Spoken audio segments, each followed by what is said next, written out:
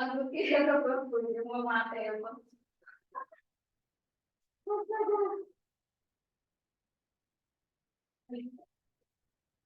Iya, iya.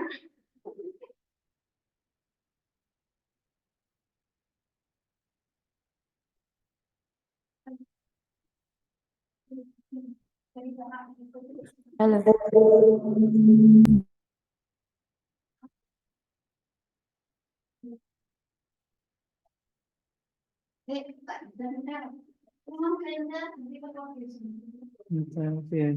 YouTube.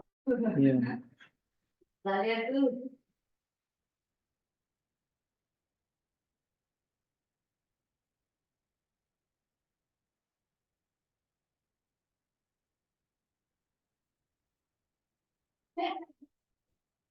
Sejak 1973, Aqua menghadirkan air minum yang berkualitas Basic juga tuh, Mas. Langsung pelatih gitu. Kan kadang iso enak iklannya loh di YouTube.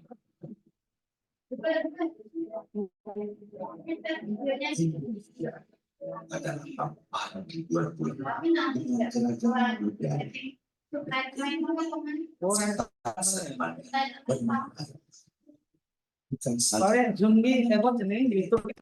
namun karena kemampuan rekayasa pengetahuan,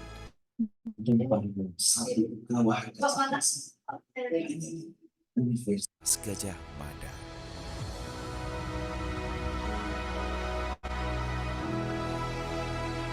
Program studi Doktor Arsitektur ini selain bervariasi juga termasuk di dalamnya adalah mengembangkan ide-ide paradigma-paradigma baru, dan untuk itu tentu saja para promotor yang memiliki background keilmuan sangat kaya di bidangnya masing-masing akan terus membimbing, membina sebagai satu kolega yang akrab, yang juga satu sama lain menjadi satu tim kerja yang tidak bisa dipisahkan dari kerangka konsep penelitian yang sangat komprehensif di lingkungan Departemen Arsitektur dan Perencanaan ini. Universitas Gajah Mada telah terbukti melintasi masa dan memungkiri pemajuan serta pembangunan bangsa. Tidak terkecuali program studi Doktor Arsitektur, Departemen Arsitektur dan Perencanaan, Fakultas Teknik, Universitas Gajah Mada.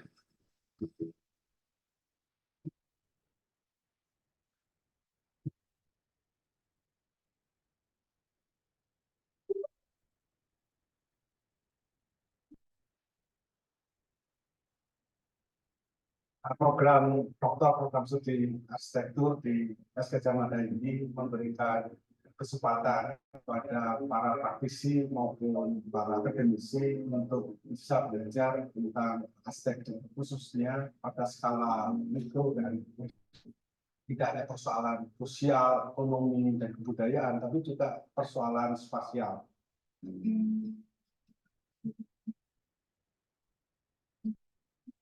Dalam mengawal pembangunan pemajuan bangsa, Prodi Doktor Arsitektur telah melahirkan hampir 100 alumni Doktor Arsitektur dengan prestasi dan peran kerja yang gemilang di berbagai bidang. Mari kita sama-sama untuk bisa mengembangkan pisau dengan segala ilmu, ya, material, karena teknologi yang sebetulnya banyak sekali yang kita punya di Indonesia. Kurikulum Prodi Doktor Arsitektur didasarkan atas konsep yang unik untuk mencetak para ilmuwan, peneliti, dan profesional yang menjunjung tinggi kesetaraan.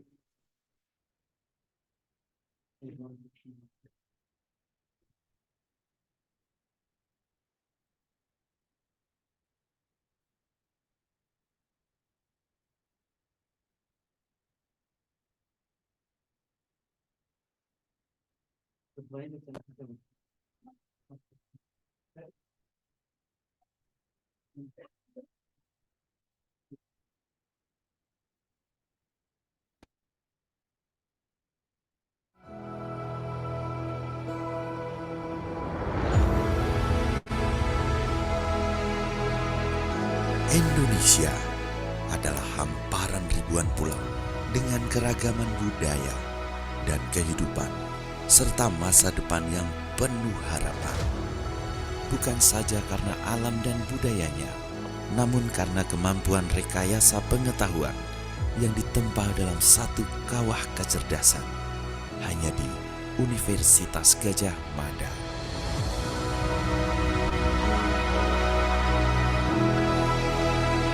Program studi Doktor Arsitektur ini selain bervariasi juga termasuk di dalamnya adalah mengembangkan ide-ide paradigma-paradigma baru, dan untuk itu tentu saja para promotor yang memiliki background keilmuan sangat kaya di bidangnya masing-masing akan terus membimbing, membina sebagai satu kolega yang akrab, yang juga satu sama lain menjadi satu tim kerja yang tidak bisa dipisahkan dari kerangka konsep penelitian yang sangat komprehensif di lingkungan Departemen Arsitektur dan Perencanaan ini.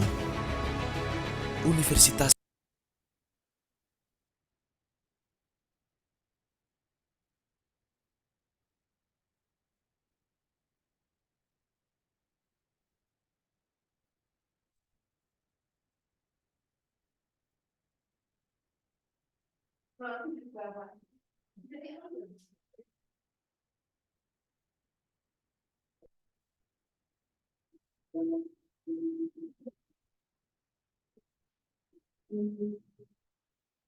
Indonesia adalah hamparan ribuan pulau dengan keragaman budaya dan kehidupan, serta masa depan yang penuh harapan. Bukan saja karena alam dan budayanya, namun karena kemampuan rekayasa pengetahuan yang ditempa dalam satu kawah kecerdasan, hanya di Universitas Gadjah Mada.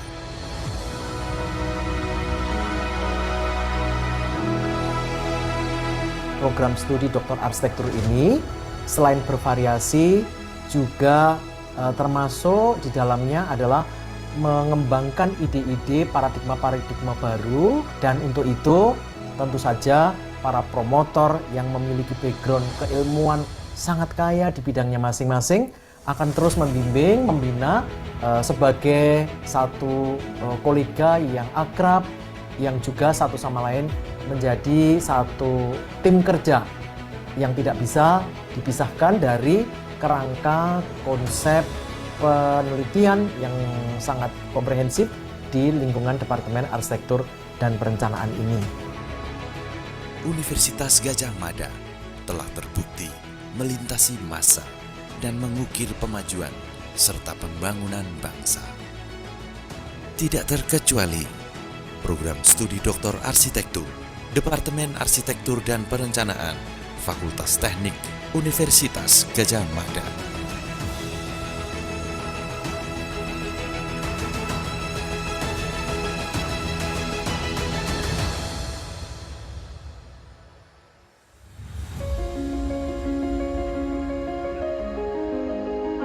Program Doktor Program Studi Arsitektur di Universitas Gadjah Mada ini memberikan kesempatan kepada para praktisi maupun para akademisi untuk bisa belajar tentang arsitektur, khususnya pada skala mikro dan meso.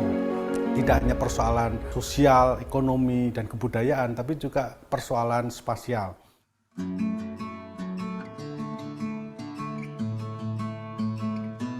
Dalam mengawal pembangunan pemajuan bangsa, Prodi Doktor Arsitektur telah melahirkan hampir 100 alumni Doktor Arsitektur dengan prestasi dan peran kerja yang gemilang di berbagai bidang. Mari kita dengan segala ilmu, ya, material karena teknologi yang sebetulnya banyak sekali dan kita punyai di Indonesia. Kurikulum Prodi Doktor Arsitektur didasarkan atas konsep yang unik untuk mencetak para ilmuwan, peneliti, dan profesional yang menjunjung tinggi kesetaraan dalam menciptakan serta mengelola lingkungan binaan. And for the purpose of this workshop is to generate the inclusiveness of the student towards what actually is a PhD journey matters. Universitas Gajah Mada selalu mendorong segenap sivitas akademika untuk menghasilkan karya yang bermanfaat bagi masyarakat luas.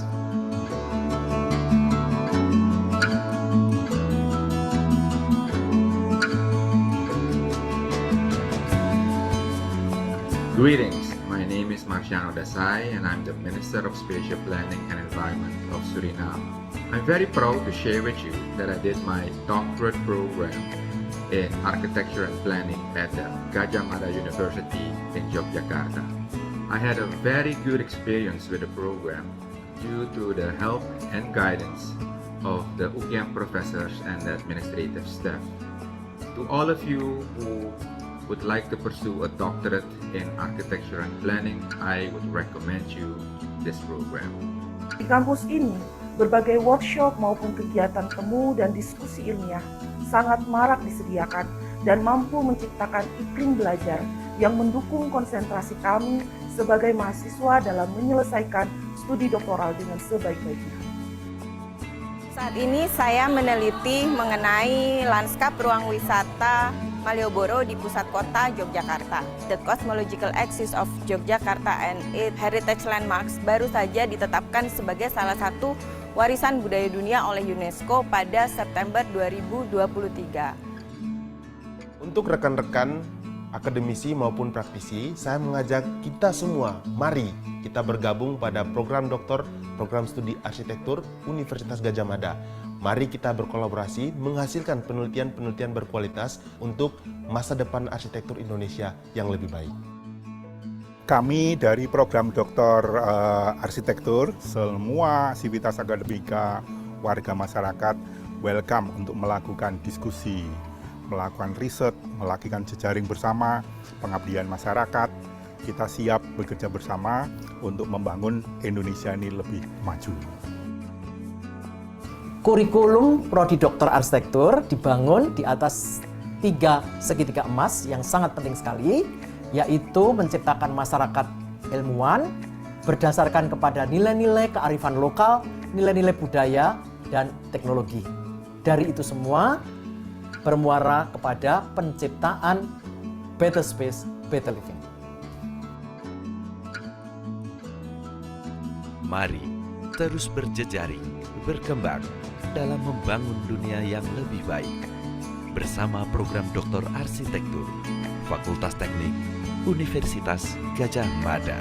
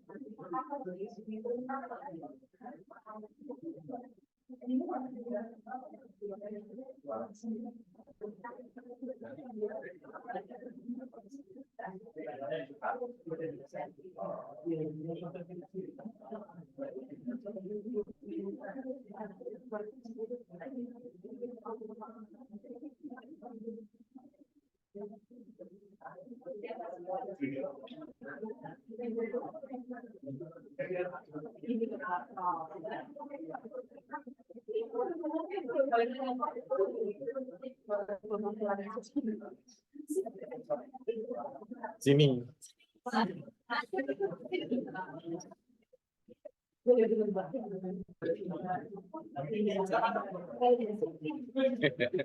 Aku tahu Pak.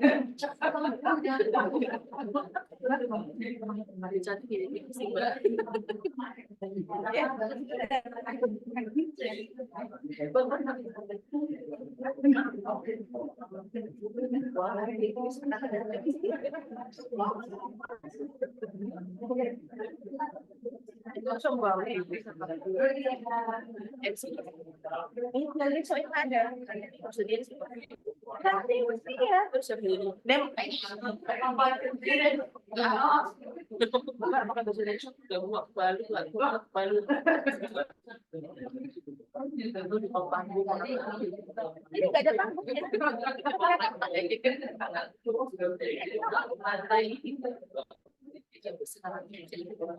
Iya, nah.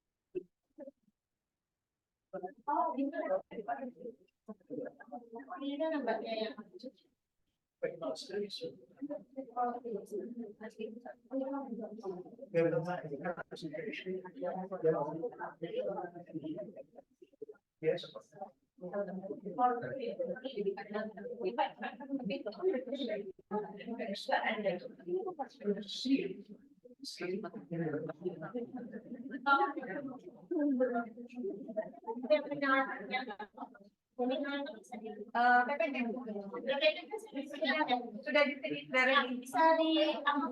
Oh iya. Yang siapa yang saja?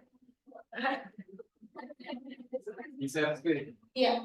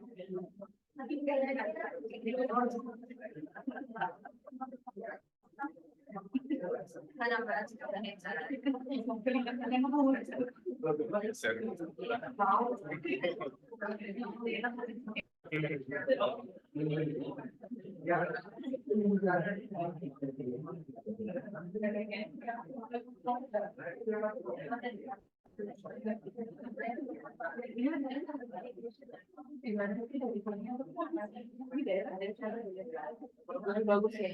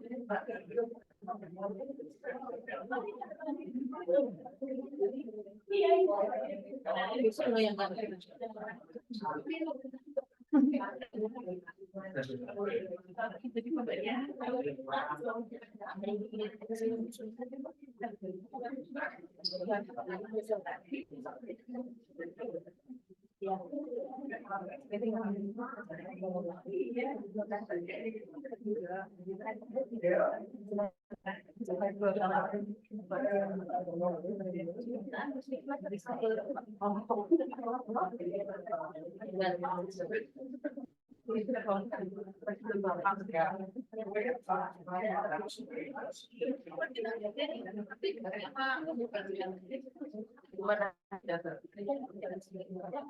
Apa ya? Jam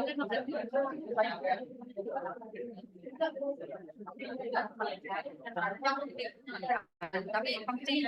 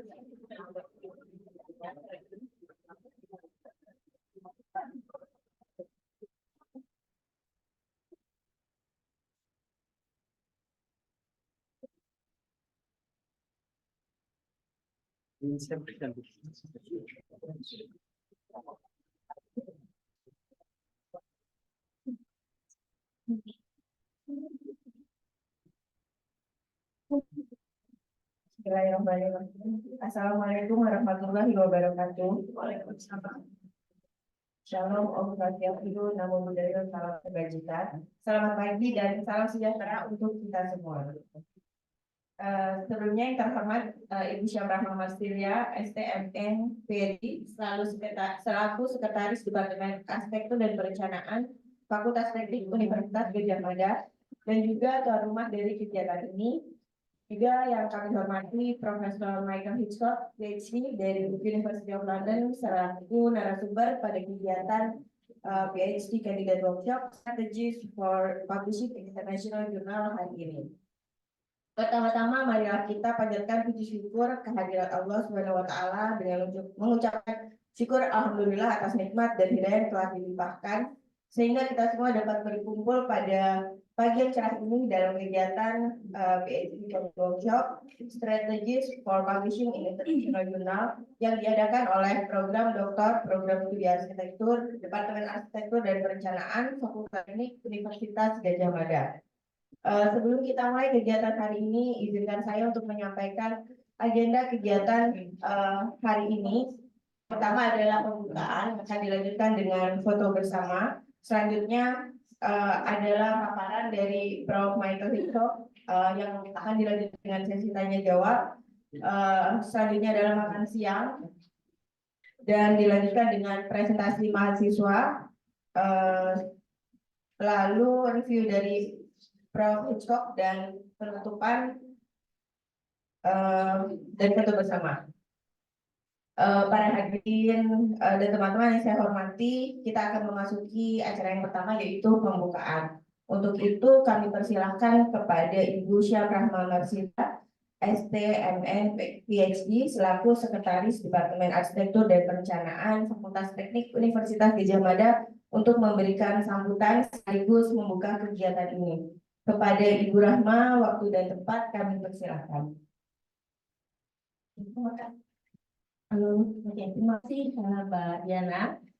Selamat pagi teman-teman semuanya. Sehat dan ya, terima kasih atas kehadirannya di pagi hari ini. Tadinya saya mau ajak ngobrol dalam bahasa Inggris karena International Journal saya sudah dibuka dalam bahasa Indonesia. Jadi ya udah lanjutin aja. Kebetulan Profesor Hitchcock juga sangat canggih bahasa Indonesia. Katanya sudah mengenal Indonesia sebelum saya lahir. Jadi sudah jauh lebih lama mengetahui Indonesia sebelum saya.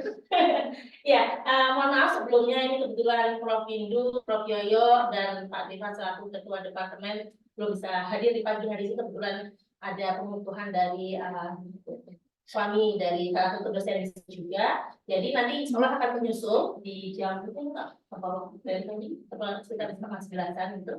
Jadi mungkin terima kasih sudah hadir di sini. Hari ini yang hadir sepertinya tidak hanya dari teman-teman doktoral di arsitektur, tapi juga dari beberapa fakultas lain ya sepertinya.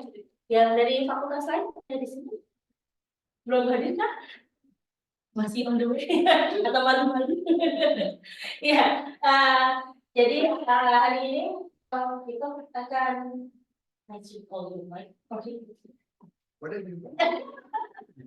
ada yang saya Pak Mike itu di Jogja, tapi di China mereka panggil saya Maishiko. Di Bali saya ada nama Wayan. They call you Wayan because that's your standing over something. Yes. Okay. Okay, so you can choose whatever you want to call the sendiri. Ya, cukup menyenangkan ya. Dan saya juga baru kenal kali ini langsung sangat akrab. Jadi silakan nanti jangan takut-takut teman-teman, mau kalau mau ada pertanyaan langsung juga bisa ya. Ya bisa. Jadi karena teman-teman hari ini saya manggil teman-teman karena saya di sini mungkin saya juga masih ada di jauh. Senior dari saya, jadi saya manggil teman-teman selamat bersama-sama 2 hari ini ya, 2 hari ke depan. Semoga nanti dalam proses belajar bersamanya dan juga mungkin nanti kalau dengan kebutuhan apa-apa nanti bisa dibantu dengan teman-teman dari S3 di sini maupun ada Bu Sugianti di belakang sana yang selalu standby. Jadi silahkan nanti kalau ada apa-apa yang perlu disampaikan untuk proses ini berjalan dengan lancar bisa disampaikan. Mungkin kalau dari saya tidak terlalu banyak, itu saja. Selamat menikmati belajar bersamanya. Semoga semuanya nanti lancar untuk semua proses doktoralnya, bisa mempublikasikan banyak paper-paper yang bermanfaat di international journal biar mencakup lebih luas lagi. Terima kasih.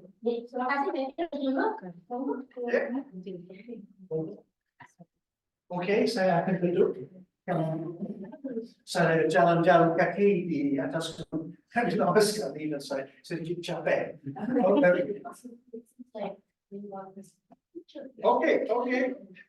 Alright. First.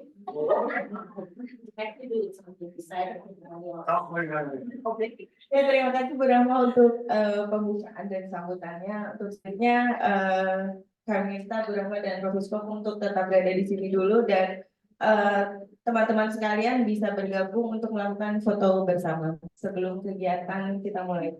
Oke. Ya silakan.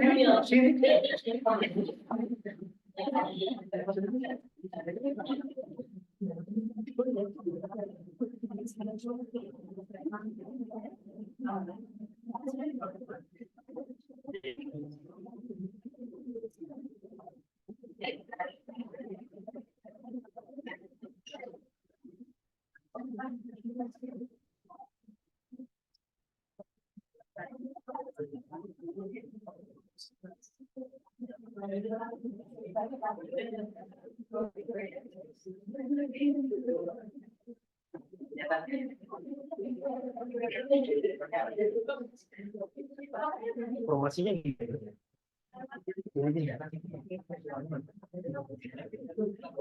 Informasinya Dicukupkan ya.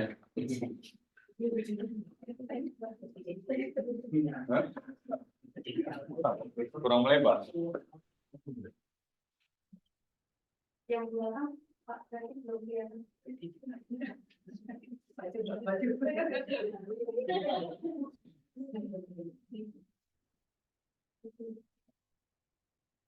foto normal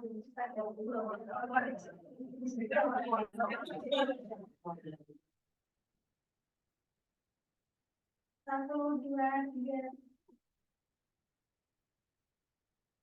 1, 2, 3. Ya, bebas.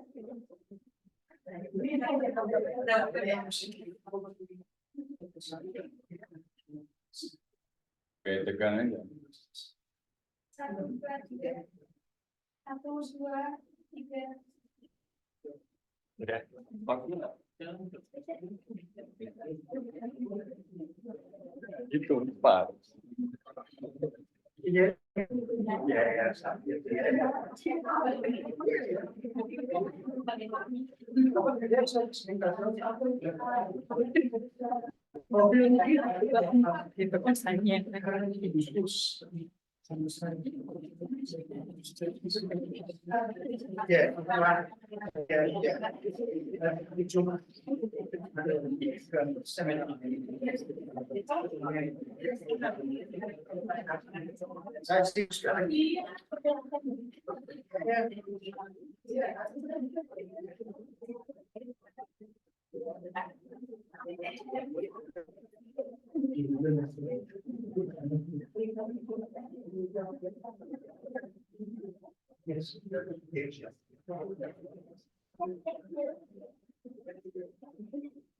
Baik teman-teman, selanjutnya adalah acara inti kegiatan kita hari ini, yaitu paparan oleh Prof. Hitchcock mengenai strategi for publishing international journal yang nanti akan dilanjutkan dengan sesi tanya jawab pada pukul 11.30 ya. Untuk itu kita akan mulai. Please teruskan. Terima kasih banyak. Saya mau kasih cerita. Saya ada di Indonesia. Saya ada di Jogja. Oke, ini cerita. Saya lahir di Inggris. Tapi waktu saya kecil sekali, ibu bapak saya pindah ke Jerman. Jadi guru, dan mereka mengajar di Jerman selama 6 tahun setengah. Lama sekali. Tapi di Jerman, di pusat Jerman, di pantai yang paling dekat ada di Belanda. Kalau saya masih kecil, saya ada libur di pantai di Belanda. Dan di sana, di pantai, ada seperti, sekarang kami bilang pop-up. Kalau rumah makan pop-up, rumah makan kecil dipunya orang Indonesia. Dan saya, di sini, baby. Saya sudah makan masakan Indonesia. Dan saya senang sekali. Dan saya sudah ada motivasi. Kalau saya sudah tua, dan saya mau ke semua masakan yang ini. Dan saya baru, kira-kira 10 tahun yang lalu, saya menulis artikel tentang experience itu. Dan itu artikel tentang sejarah nasi goreng. Dan saya makan nasi goreng waktu saya kecil. Dan saya kembali ke Inggris dan universitas yang pertama. Saya ada di Queen's University Belfast di Irland Utara. Dan terus saya ke Universitas Oxford. Dan saya menerima izin dari Lembaga Ilmu Pengetahuan Indonesia untuk menyelidiki kesenian dan kerajinan tangan di Pulau Sumbawa di Nusa Tenggara Barat. Dan saya tinggal di sana hampir 2 tahun. Dan saya tinggal di daerah Bima. Yang menarik sekali, karena di kerajaan dulu, kerajaan di bawah Majapahit. Jauh dari sini, tapi saya kasih cerita pagi ini. Di Jawa Tengah, semua tahu namanya Diponegoro. Tapi Diponegoro di sini, orang pikir dia 100% orang Jawa. Bukan. Dia campur. Dari ibunya, dia dari Bima. Ya, Bima dan Makassar. Dia setengah Jawa. Dan di dalam perang Makassar, di perang Jawa, orang Bima kirim kuda untuk membantu dia. Ini cerita dari Nusa Tenggara Barat. Oke. Saya bicara tentang strategies for publishing in international journals. Karena biasa saya tidak guna bahasa Indonesia untuk falsafah akademis, saya guna bahasa Inggris. Tapi kalau mau bicara dan mau guna bahasa Indonesia, tidak apa-apa, saya bisa mengerti. Kadang-kadang saya tidak bisa jawab cepat, karena lidah di Jawa sedikit lain dari Jakarta dan Bali. So ada banyak macam bahasa Indonesia di sini. Bahkan saya pelan-pelan paham. Tapi jangan malu. Kalau mau campur juga itu juga baik. Campur Indonesia sama Inggris. Gado-gado. Okay. Okay, I'm going to be talking about strategies for publishing in international journals. I began publishing early in my career. Basically, I was very lucky because I was doing research in Indonesia, and the area in Indonesia where I was living, there was not much published. So people wanted to publish what I wrote. So I had a very lucky start. So I've been publishing in international journals for about 30 years. And then I've been publishing in other journals, and also I've been publishing books. So I've published about 14 books, maybe 55, 60 international journal papers, maybe about 100 or 150 other articles as well. It may be interesting to know that I publish as part of a team. I work not just on my own. I work with authors from many countries, but particularly Indonesia. The most I've published with co-authors has been here in Indonesia, with people from Kegiatan, with UD, and other universities too. I've also published with people from Macau in China, because I was for many years a decan in tourism in Macau University of Science and Technology. So I published with South Chinese authors, also Vietnamese, Thai, Malaysian, tapi yang paling banyak Indonesia. By background, I'm an anthropologist, jurusan anthropology. You may know that there is been an interest in tourism and also in hospitality in anthropology. So I had no problem becoming a dean of a very big Chinese faculty, because everybody thinks you have to have a business and management background. Well, I said I'm an anthropologist. I just have something different to say. The Chinese were very pleased because the faculty was so big. They had little streams, you know. They had people doing marketing, business and management, human resources, history of art, geography, anthropology, because the study of tourism is very interdisciplinary. And that has some impact for strategies for publishing in international journals. And we'll go into detail. I don't want to just speak. I want to really engage with you, because journals will understand if you pick the right journal. You do not have to write everything it has to do with management. Is very important. Don't get me wrong, I've published in management style journals too. The Journal of Tourism Management, which is a high impact journal, I've had quite a few papers in there. So I'm able to write about management, but I still have my perspective, which is anthropology. And of course, anthropology in Indonesia has a very long history, and I'm very pleased to have met some of the most famous founders of anthropology in Indonesia. I'm sure you know the name Javaningrat. He was the founder. He was one of the generation of the dosen Terbang. Yeah. So I've met these people, and it's very interesting because anthropology has a very good record, and also a very good record in engaging with other subjects. And I think that's the important point, is that tourism and hospitality are by nature interdisciplinary. And I've just finished writing a paper I've written on nasi goreng, I've now finished a paper on the cuisine of the casa of Macau.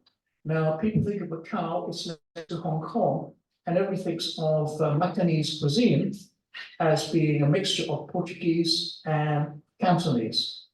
But I discovered that in that cuisine, there are many, many words from Indonesian. So I'm about to publish a paper, which something I find interesting is how you can look in hospitality at some of the etymology of terms. So that's a little bit of an introduction.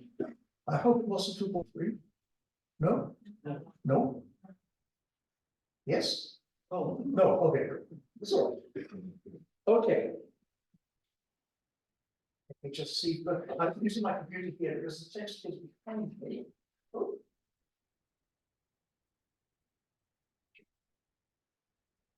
So there we have the background. I'm going to be talking about the international referee journals and origins, languages and locations of journals. This is important. University rankings and international and national. Selecting targeting journals. I'm going to talk to you about Scopus, various kinds of acceptance and rejection, and the importance above all of stamina.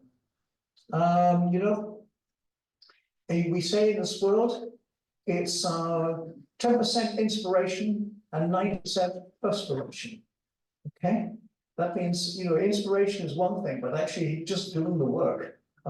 Unfortunately, the reality is you may have a brilliant idea, but you have to put in a lot of work to convince. Because we live in a knowledge-based world, and so to convince people that you have something important to say, then you have to really back it up with a lot of very, very original work. But that shouldn't make you give up. After a while, you get kind of better at being disciplined. You know, you're able to work quite hard, and it gets actually the more you do it, the faster you get. So I'm optimistic.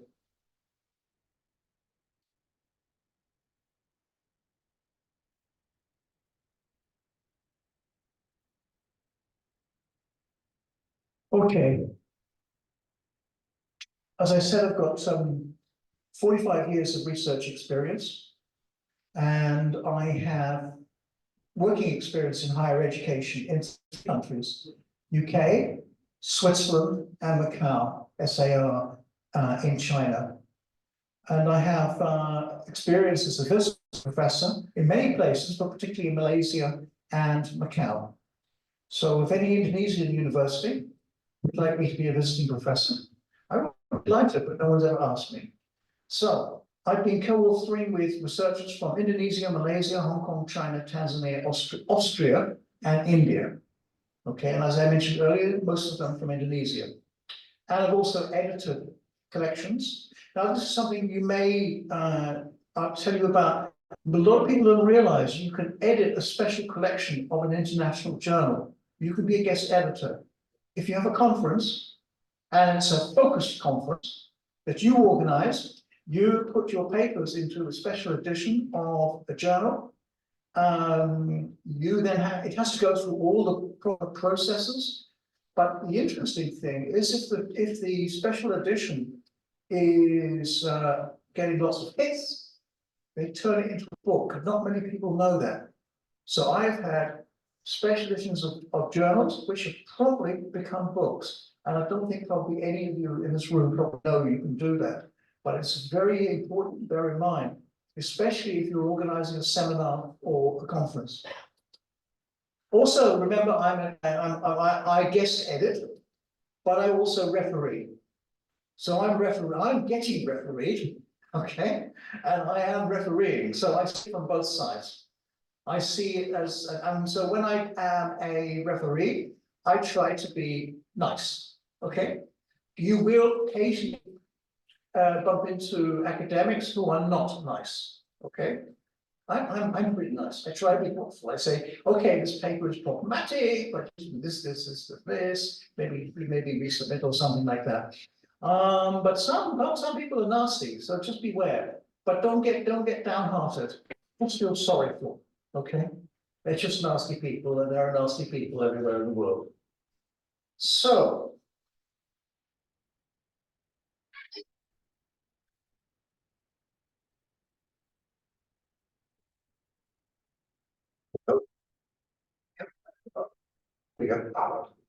right, let's have a look at the origins of international and refereed journals.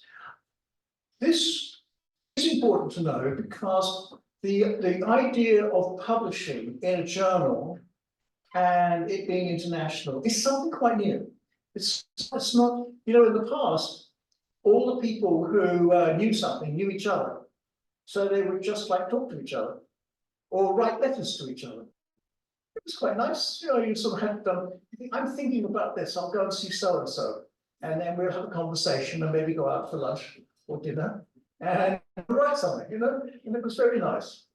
But in 1665 in London, this began to change.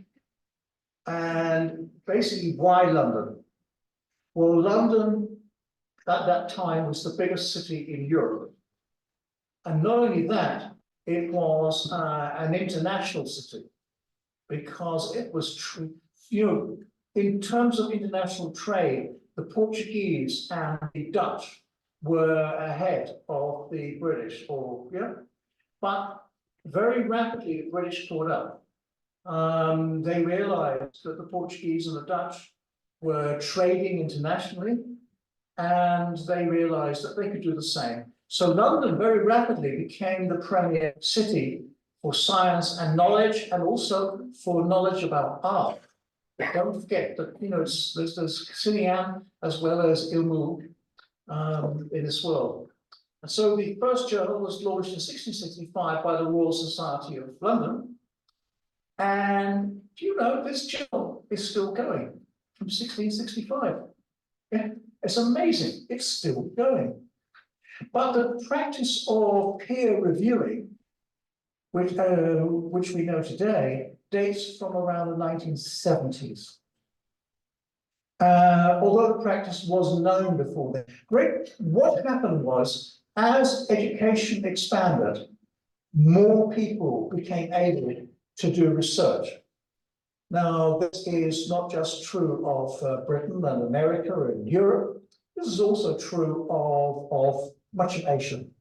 You know, already have established here in Yogyakarta, if you think about it, in the 1970s, UGM is already well established. It's, you know, it comes into being with the Indonesian Revolution, and Gajah Mada University is the first university in Indonesia. So you remember in the 1970s, you've got staff here who've been at UGM for maybe 20 years.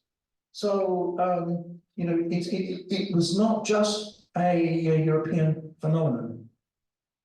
Basically speaking, in the 17th, 18th, and 19th century, the scientific and academic community was very small. And people would be in touch with each other by public presentations, by letter, by articles, and full-length books. But this is a wonderful book. If you want to understand the world of how knowledge came into being, you should read this book. It's by Jenny Uglow, and it's called The Lunar Men. Although, in fact, it's called The Lunar Men, there were some lunar women too, okay? Let's remember that. And you can see there the wonderful picture of the balloon with them all going up and waving. Well, this is a very important society because it starts to bring in the modern age of science and knowledge. And it was led by Erasmus Darwin, who was the ancestor of Charles Darwin, okay? And it was the Lunar Society of Birmingham. So not in London, it was in Birmingham. Why Birmingham?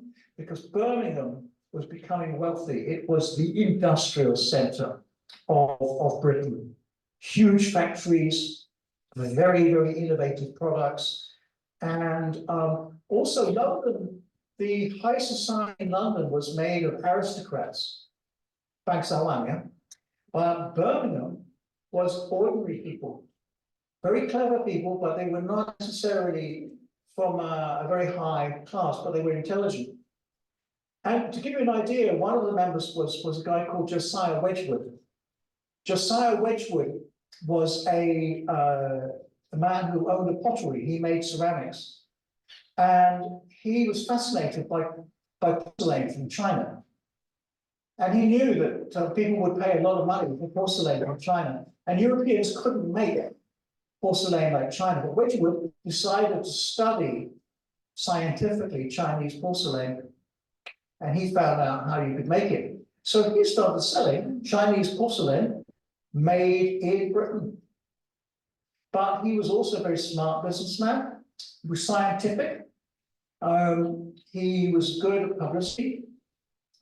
He made, for example, the very famous Empress of Russia, Catherine the Great.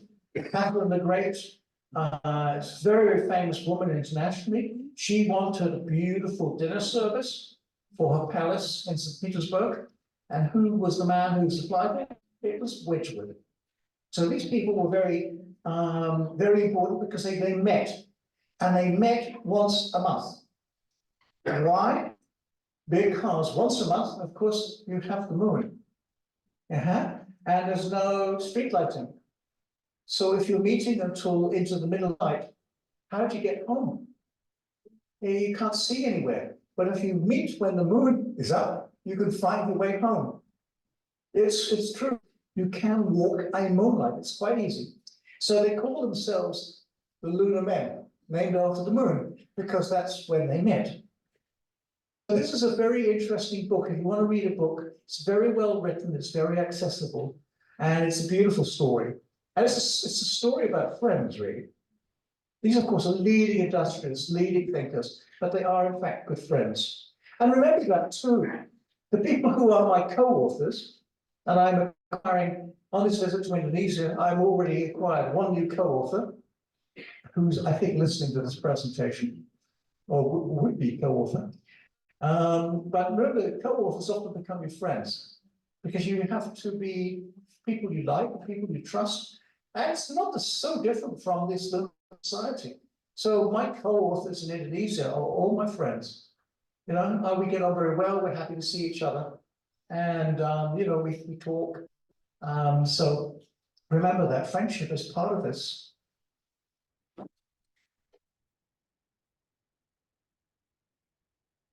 Let me talk about languages and locations of journals. You notice that I'm speaking in English because it would be very difficult for me to handle an academic topic in Bahasa Indonesia. I can read a newspaper, I can watch TV, I can talk to people, and I can manage conversations of 2 to 3 hours, you know. But actually talking about the area in which I work is very difficult because I would have to spend a lot of time on translation, and it would take a very long time to do because Indonesian, I think, is an amazing language, but getting it right is actually very difficult. Indonesian is very precise. There's this mythology that Indonesian is this easy language, but in fact, yes, there's the simple contact language, the Bahasa Melayu language. But the actual, if you read an academic journal in Indonesia and people read papers in Indonesia, I have to sit and think because it is a sophisticated language. So the locations of the first journals were largely European, and they included the UK, France, and the Netherlands. And the languages used in the early days: English, French, German, Dutch, and Spanish. So they're all European languages. But languages also began to be used. In Scandinavia, for example, places like Norway and Sweden, particularly Sweden, they began publishing in their own language.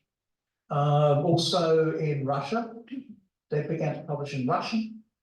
But the USA rapidly became the leading scientific center of the world and is responsible for the journal styles which exist today. So the story begins in London, England, and then goes to the United States of America.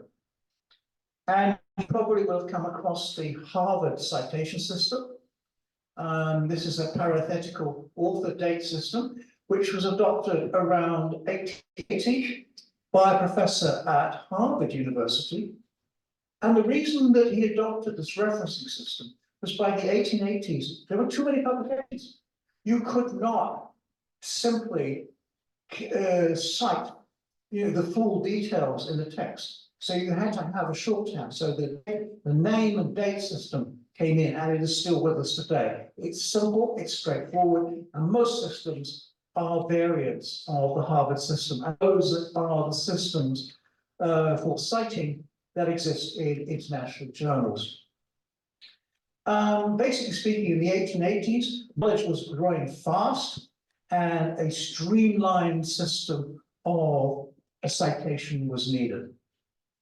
Now, citations are very important because I mentioned this history, but also it's very, very relevant to that today. You can now go online when you publish a paper, and you can see how many hits you're getting. Who's reading you? Today, it's very easy. And let me tell you that it's a good measure of you doing a good job if you start to get lots of hits and citations. I was talking to a Canadian scholar that I know. We were talking on Facebook.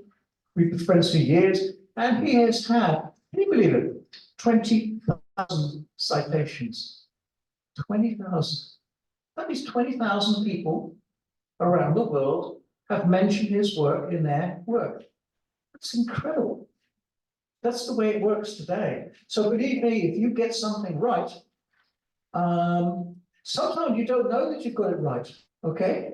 Because different countries see different things in your papers. So I wrote a paper one weekend because it was a journal about to come out, and the journal didn't have enough papers. Now, this sometimes happens. So the journal editor said, "Can you write a paper?" So I wrote it one weekend, and I forgot about it. Then when I went to work in China, I discovered I was famous in China for this one paper. Everybody in China had read it. And I was thinking, my goodness, nobody read it anywhere else, not even in friendly Indonesia. Then I'm known. Nobody here read it. China, I'm famous. My goodness, how did that happen?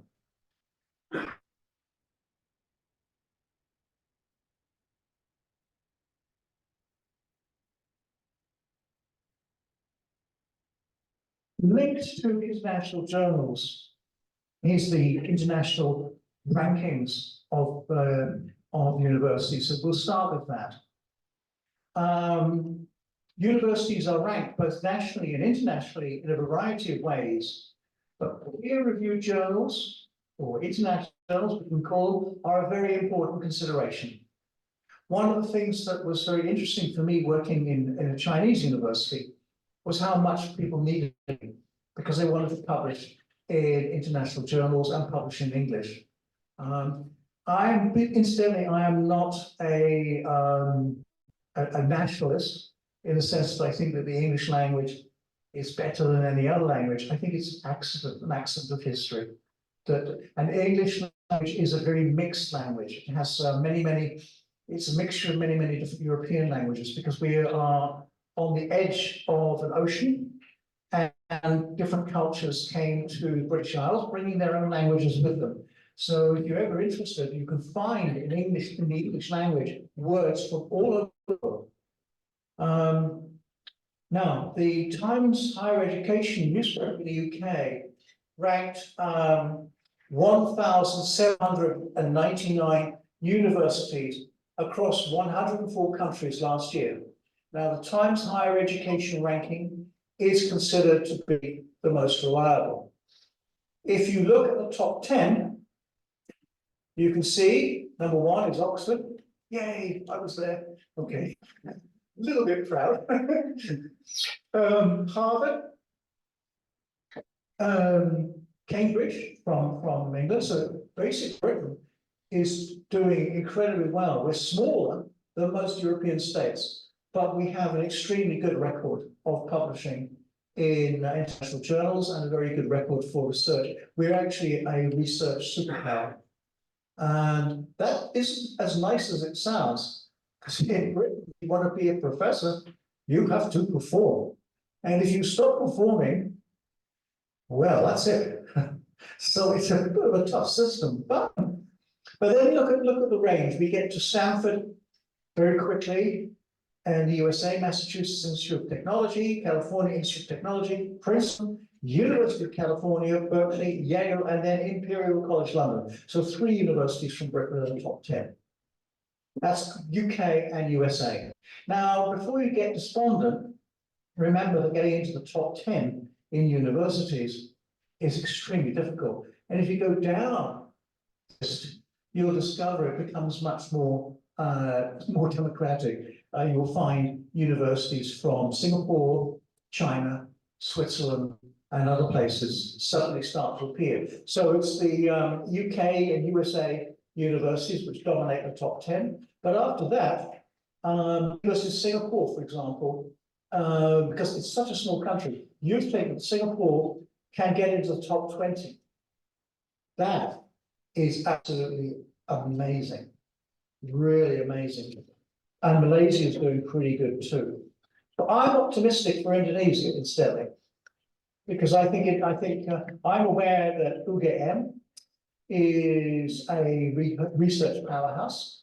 I have met lots of people from the university, students, members of staff, researchers, graduates. So I think we're sitting here in Jogja in a research hotspot. And I think the real challenge is to change that hotspot into one that has a worldwide reach through publishing in international journals. So I'm very happy to be invited here today to share my knowledge with you.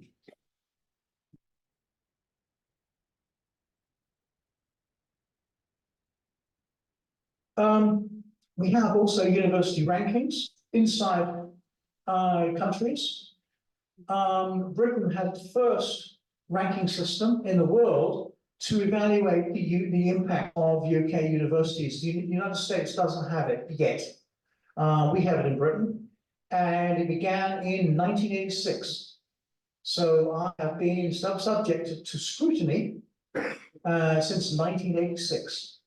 And the reason I am an emeritus professor at Goldsmiths, which is part of the University of London, I did what's called the return for the last Research Excellence Framework. I led it. Now that's really difficult to do, because you actually have to talk to an audience to explain why you're good at research. And you cannot mess around. You have to be absolutely precise, but we did well. And so the Teaching Excellence Framework appeared in 2017, that's the last one.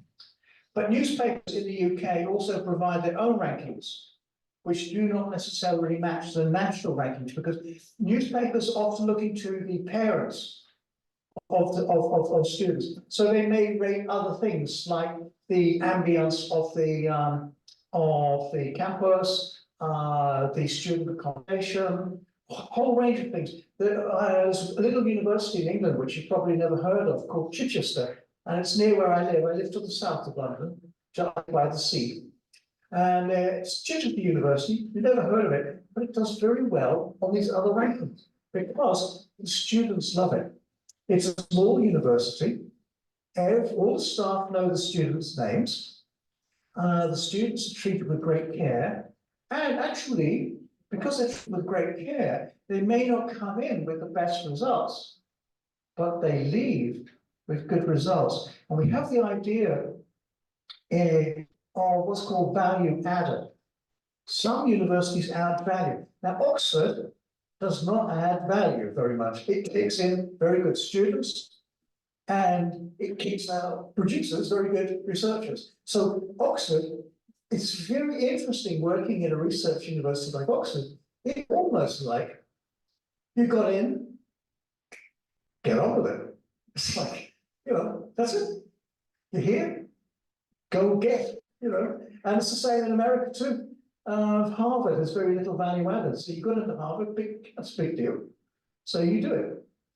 So you can't go around complaining that your supervisor is not reading your work as thoroughly as you might like, because they'll just say, so what?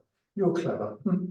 So, but little Chichester, the staff there are very dedicated, so the students come out with very, very good grades. That's just one example. There are lots of examples of this. America also has a system of colleges, which again are very small, but turn out very good students. So it's not all about necessarily students with very good grades coming in, leaving with good grades. It can be the value added that you give. We now have in UK the TEF ranking, Teaching Excellence Framework. Many other countries have variations of the UK model. Hong Kong, for example, has copied the UK and having a model. But in 2003, a league table was compiled in China, the Shanghai Jiao Tong University table. You should check whether UPM is on the Shanghai Jiao Tong Index. So if you're getting bored with me talking, just go online and see if you can find UGM, Shanghai Jiao Tong University. Just to give you an example, there are thousands of universities in China. So this ranking system is one of the biggest in the world, and it is just with China. And I'm very pleased to say that my former university, Macau University of Science and Technology, we were at position number 33. Now, I consider that to be absolutely fantastic, because everybody thinks Macau is a small little city of no consequence, but actually Macau is, everybody knows that Hong Kong is a research hotspot, but so is Macau. It's got lots of universities. Now, the most important thing you need to do, and we're going to now get you to do something, okay? I'm going to shut up. I'm going to be DM. Before submitting a paper, oops, let me just get this up. Oops.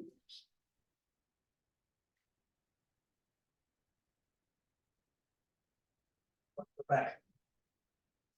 There we go. Okay, sorry. Before submitting a paper, what you need to do is look at the journal details online to see if your research matches the aims and scope of what you've written, okay? You need to have a look at past papers. Look at who's been publishing in that journal before. It might be useful to look at who's on the editorial board. That might be quite important. Being aware of who is in the decision-making capacity is useful. It's also useful to look at the number of acceptances and rejections.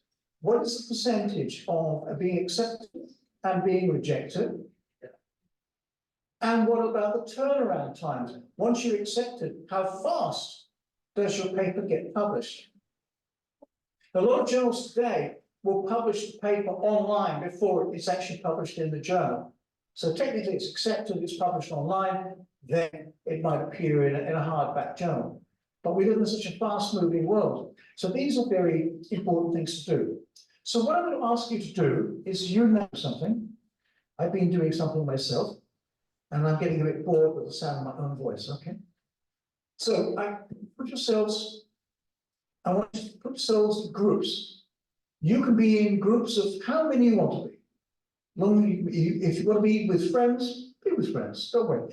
What I want you to do is to target a journal where you think, one of you or some of you think you might want to publish a paper. What I want you to do is to systematically look at a journal. I'm not going to give you the names of the journals. You find out the names of the journals for yourself. I want you to look at key indicators. I want you to tell me when we finish. We've got about, let's say about 20 minutes, 15, 20 minutes. What I want you to do is you tell me which journal it is. Tell me about what its aims and objectives are, and do they match what you're working on? Is there anything you've noticed about the editorial board? Who's on it? Have a look at the number of rejections. and also look at something else. Now, I haven't told you about one key thing, impact factor. Impact factor. This is because I want you to discover impact factor for yourself. I can tell you how impact factor works, but I want you to tell me what the impact factor of the journal is, and how is that impact factor assessed? What does it mean? Is that clear? If it's not clear, don't worry. I can come and help you. So what I'm going to suggest you do is get into groups, move around the room. You don't have to be in here, go somewhere else, and select a journal, and then go through the process. Be systematic. I'll tell you why, because that's exactly what I do. It's exactly what I do. I don't just walk in and say, oh, this journal looks good, send off a paper. I look at the journal and I think, will they be interested or not? Now, sometimes, very rarely, and I'm not sure, I might write to one of the editors if they are friendly and say, look, I've got a paper in this area, but I'm not quite sure whether it's with your journal. Never say, would you publish it? Just say, would you consider it? You might get a response. You might not. Okay? But in my case, it's a bit cheeky because I'm a well-known academic. So, and the editorial boards know me. So it might, if I wrote something like that, they say, you're being a bit cheeky, you know all of this. So that's what I want you to do. Target a journal, look at the aims of the journal, look at the editorial board, look at the turnaround time, the acceptance of rejection, and where possible, look at the impact factor and tell me how the impact factor is measured. Okay? Is that clear? Are you okay, happy doing this? I think it makes it more interesting for you because you're doing what I had to do. No one ever did a workshop like this for me when I was a PhD student or young member of staff. No one told me. I had to find out for myself. So sometimes finding out for yourself is a good way of doing things. So let's say if we come back here at about 25 past, that should give you 20. Yeah, let's see. You should be able to do this in about 15 minutes. So let's come back, and then one of you in the group will tell me, unless you want to report back as a team, tell me which journal, tell me and give the answer to all of those things. I think you will actually learn quite a bit by doing it yourself. Some of you may already have done this, but this is a systematic way of doing it. And I suggest that if you're going to publish a paper, I want how you begin. Okay? And you're allowed to talk. You're also being very, very quiet. You can please talk to each other. Silicon bubble. Okay?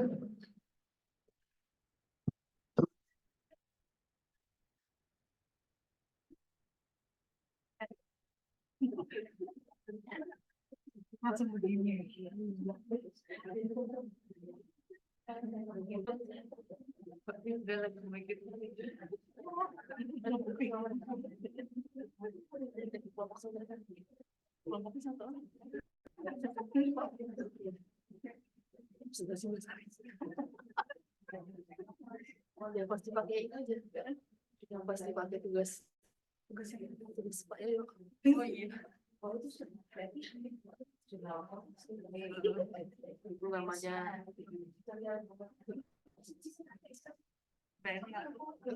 aku kan caci maki.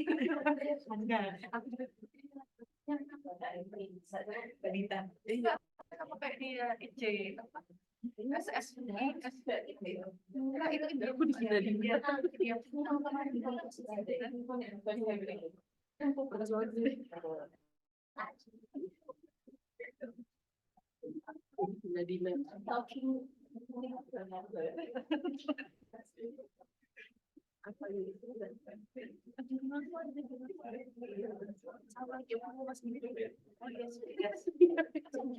gampang iya tadinya kan aku masukin dari jurnal WD kan Ada juga kan agak aku sama format dulu.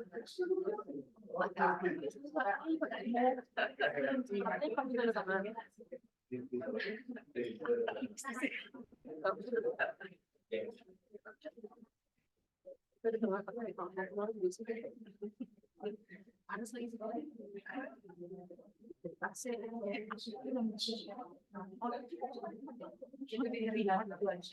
ya tadi itu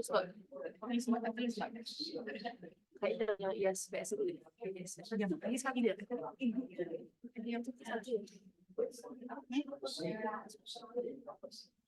pengen mau gitu apa yang bisa orang ini disuruh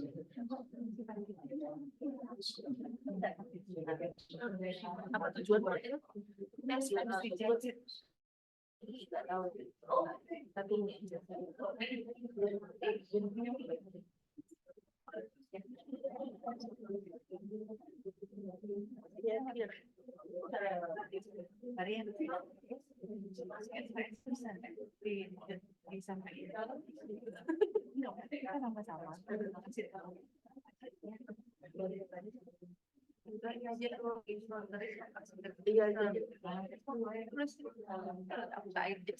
itu daya sekarang hidup pakai bisa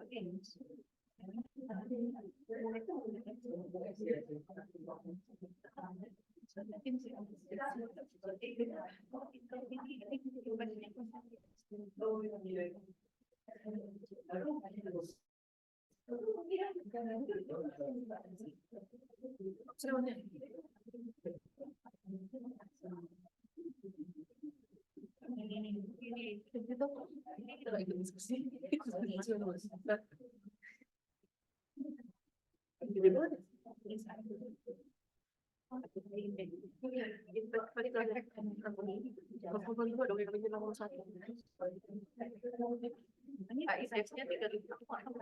jadi apa tadi nggak tahu baru itu berapa minimal orang sangat kesabaran yang simpel boleh dilanjutkan kalau kita kedua kita contohnya minimal kita kan kayak prosedurnya gini tapi nggak boleh prosedurnya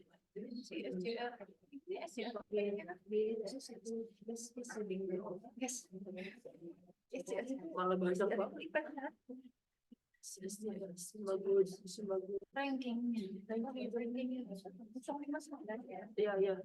itu kata pegawai minimal kosong jangan mendekati nol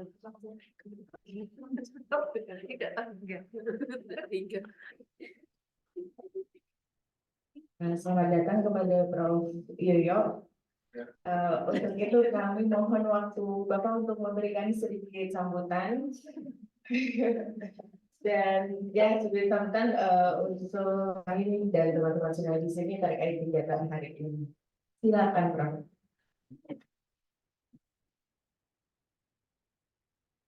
Oke, terima kasih atas kesempatan yang diberikan kepada saya. Welcome, Professor in our campus here. Kegiatan ini saya rasa akan menjadi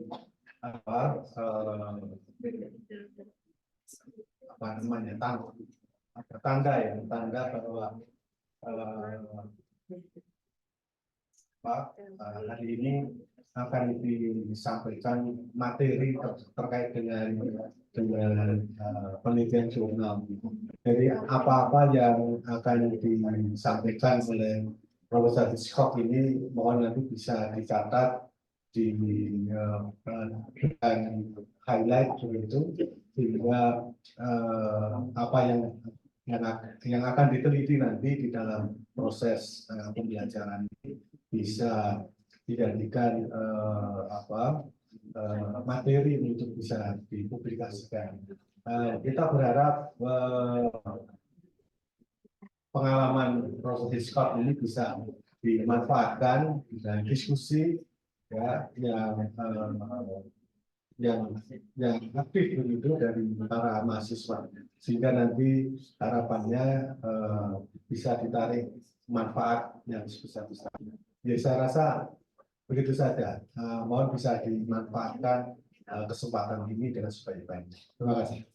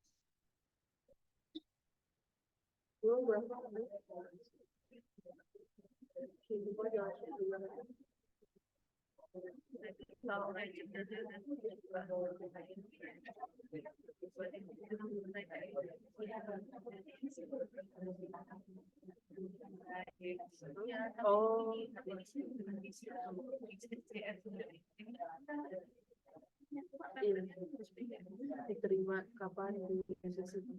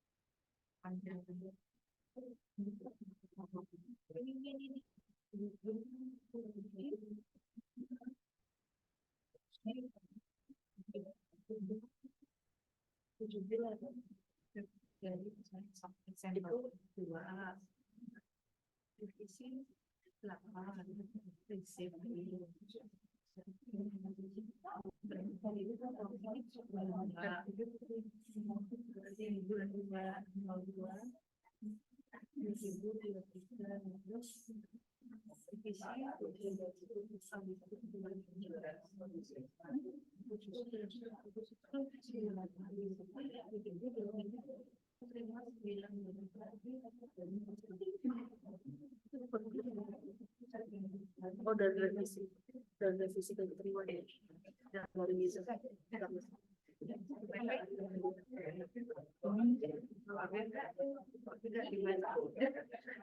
Indonesia aja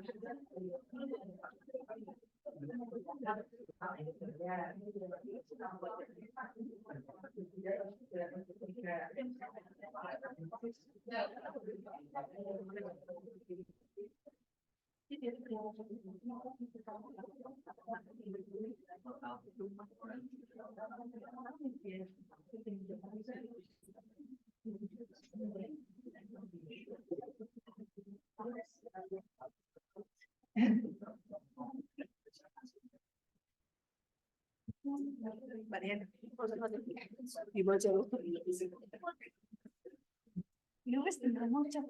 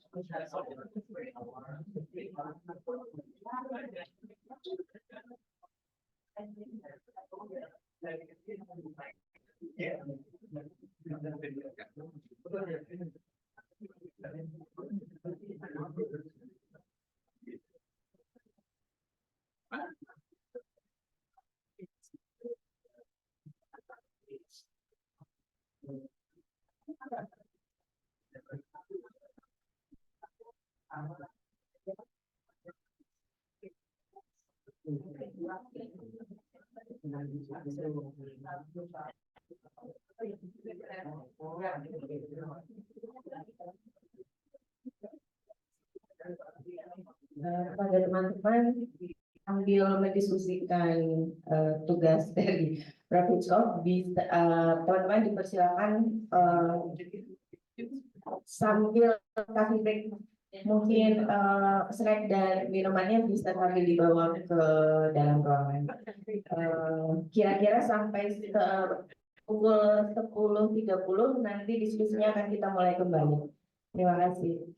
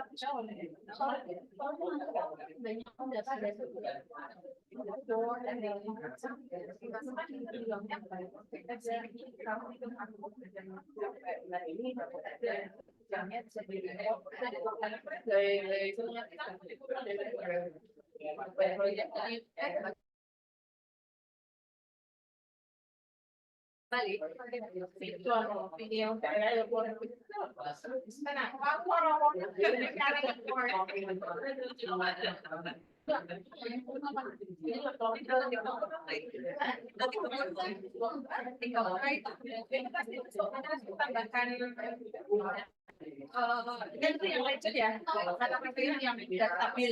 Nah ini yang baru-baru ini. Nanti awal-awal kita cek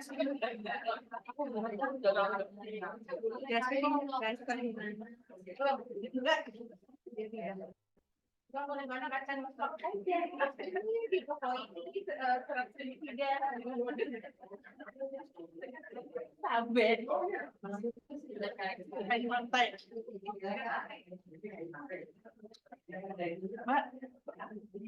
saya larang ya.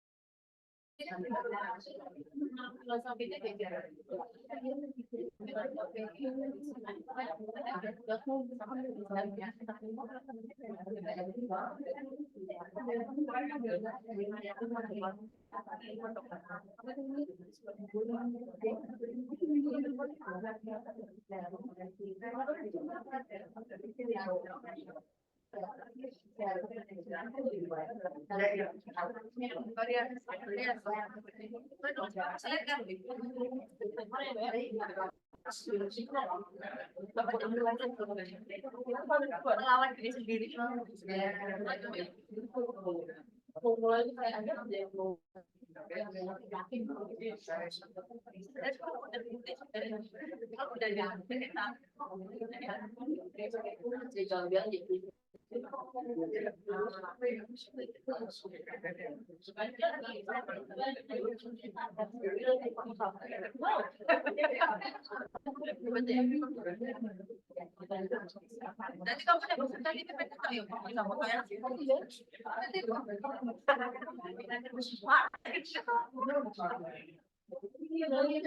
ada presentasi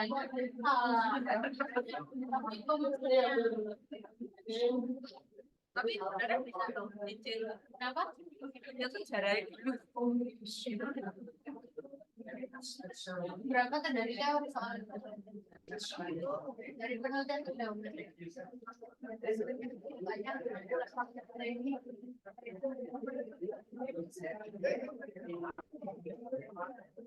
Oh iya, kemarin aku baca orang di Instagram ada cerita kalau apa Jawa Timur ternyata orang Islam itu apa? Kan mereka dari sini yang mau berangkat gaji atau apa baca orang di kebudayaan Jawa itu ada itu.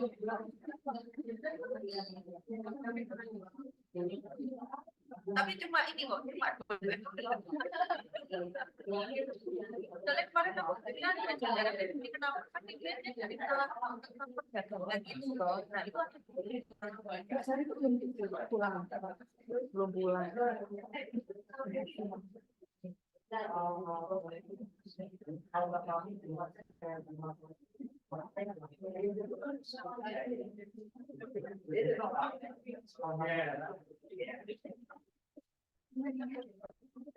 Ini ya, tadi sudah pakalnya sudah.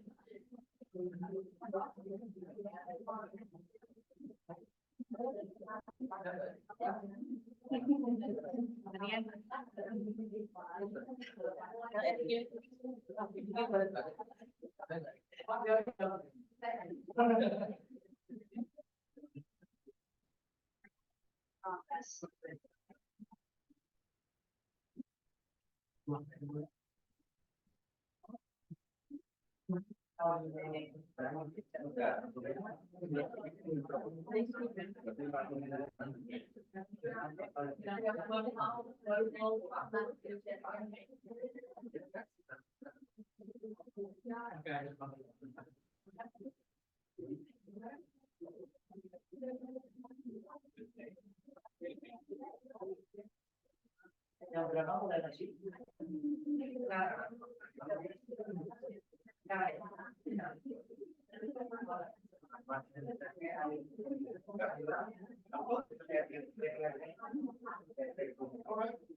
As you get,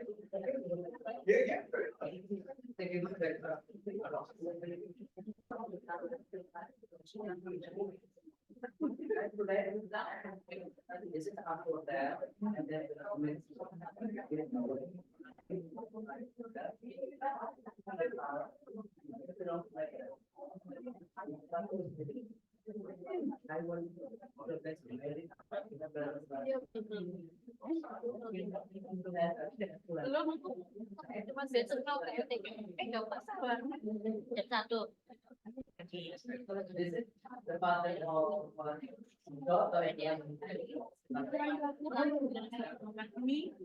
1.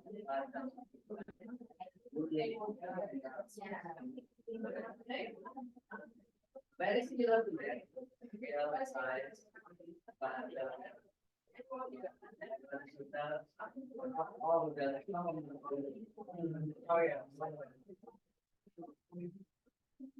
Oke, semuanya akan jumpa lagi besok.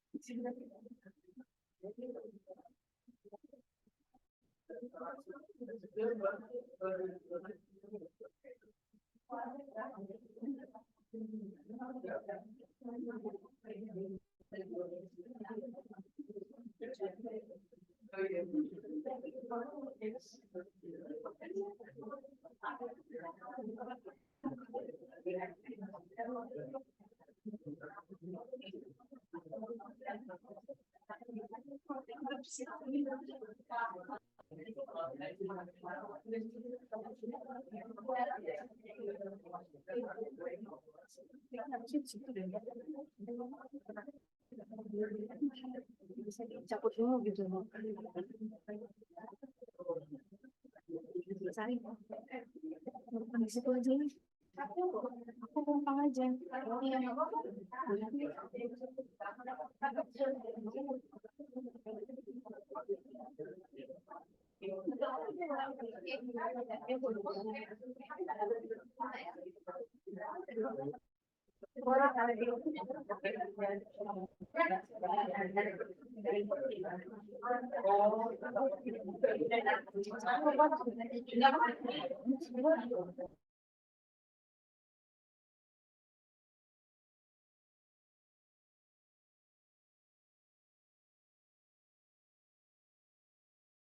Oh,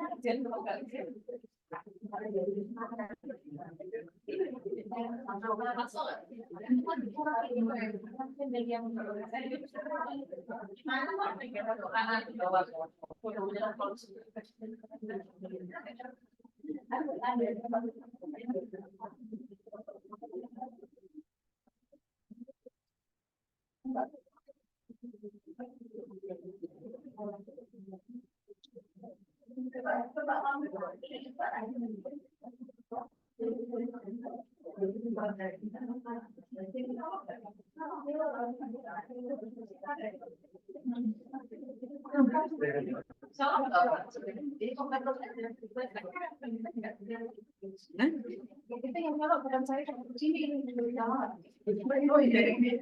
Hey everybody, welcome back. Yes. Let's finish the coffee break. And I am very grateful for the coffee and the snacks. Okay, let's see what you have found. So can each group, one person, just tell me what they have found, the journal and the editorial board, all those things. So shall we begin? Who would like to start? Always people are very malu, okay? And this is cross-cultural. The only country in the world where they are not malu is America. Then they will jump up and say, me first. But even in England, we sit there like, just like in Jakarta, we're a bit shy, okay? But okay, let's make it fun. So, who would like to start? Pete Browning. Okay, somebody. Otherwise, I have to talk. And I'm tired of talking. Okay, I will pick somebody. Okay. All right. Who can I see? I think this little group here. I heard them talking.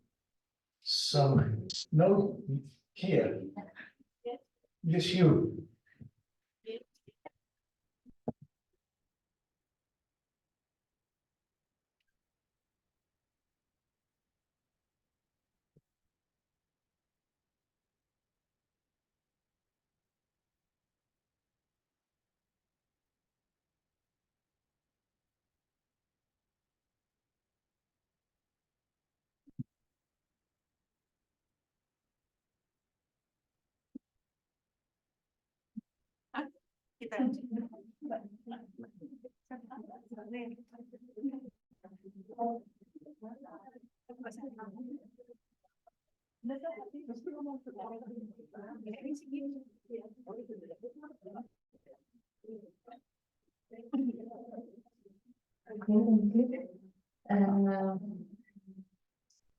Saya itu akan mensubmit my paper into international International Review for Spatial Planning and Sustainable Development. Itu dari universities and institution in Japan. Q2, high index 11, and then SCR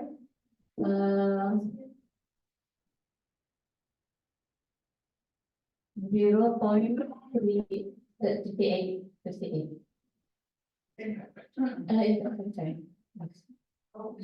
What does that mean? What is What does it mean? it? Doesn't mean. Yes. Oh, okay, that's done. I don't know.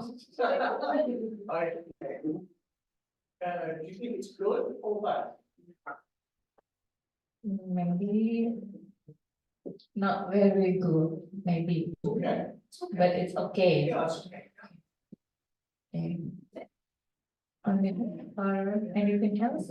Yeah, where are the editors from? Editor. Yeah, where is the editorial board? Which countries do they come from? You said it's a Japanese-based journal.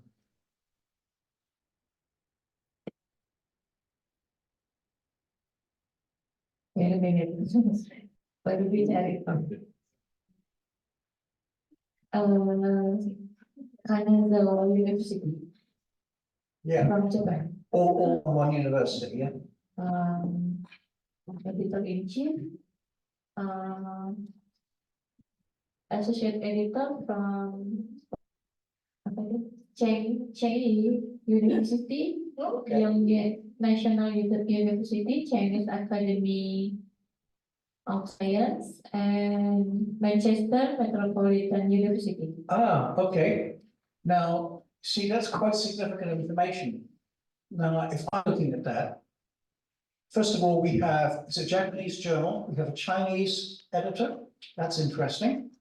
And then we have an editor from Manchester Metropolitan University.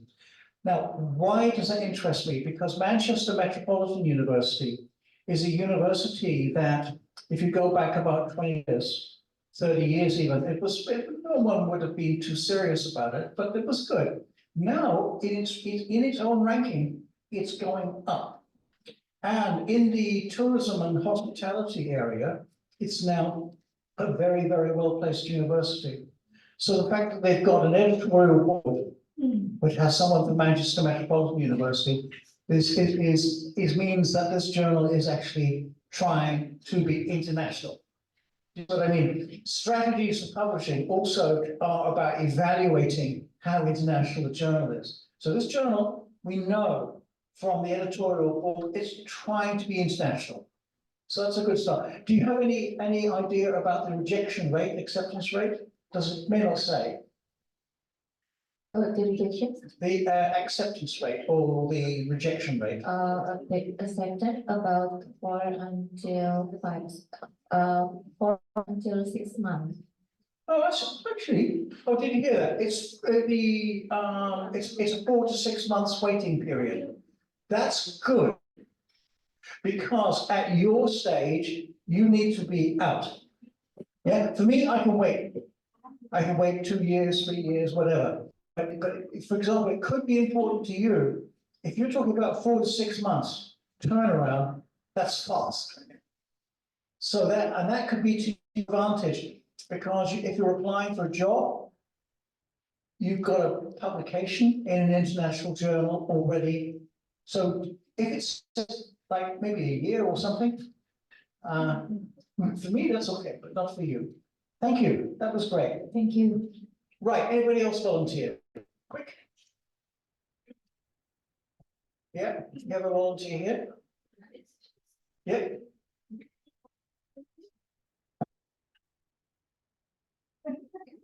Yes, thank you, Prof. I'm now, my article now has been reviewed in International Journal of Tourism Studies. Sorry? International Journal of Tourism Studies. Okay. Yeah, from the Emerald publishing. The H index is 22,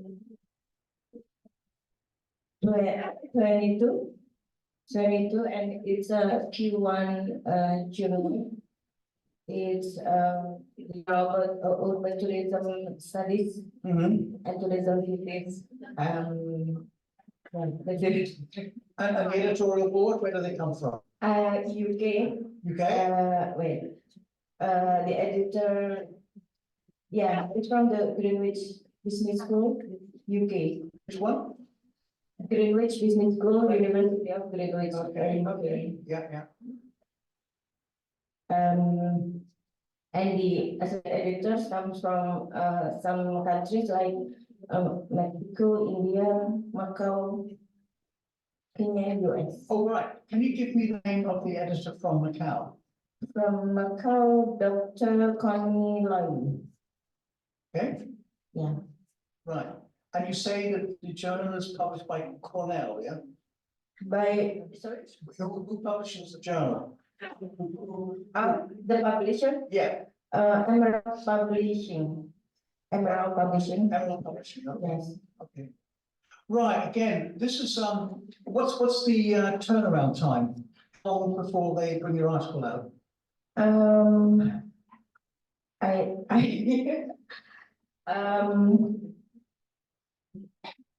don't know, maybe about. It should be on the Yeah. It should give that information on the website. Okay. Yeah. I will take it.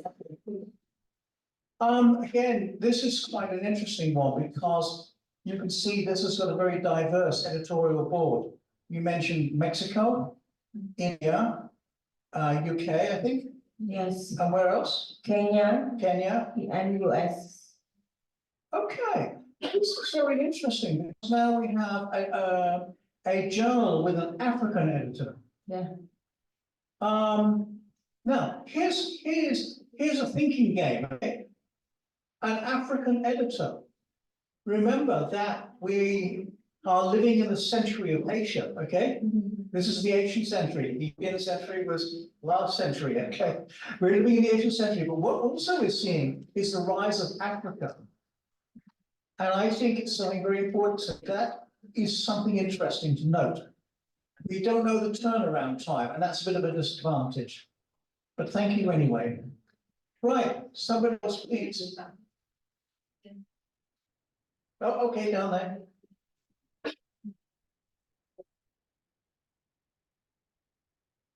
Hello. Thank you.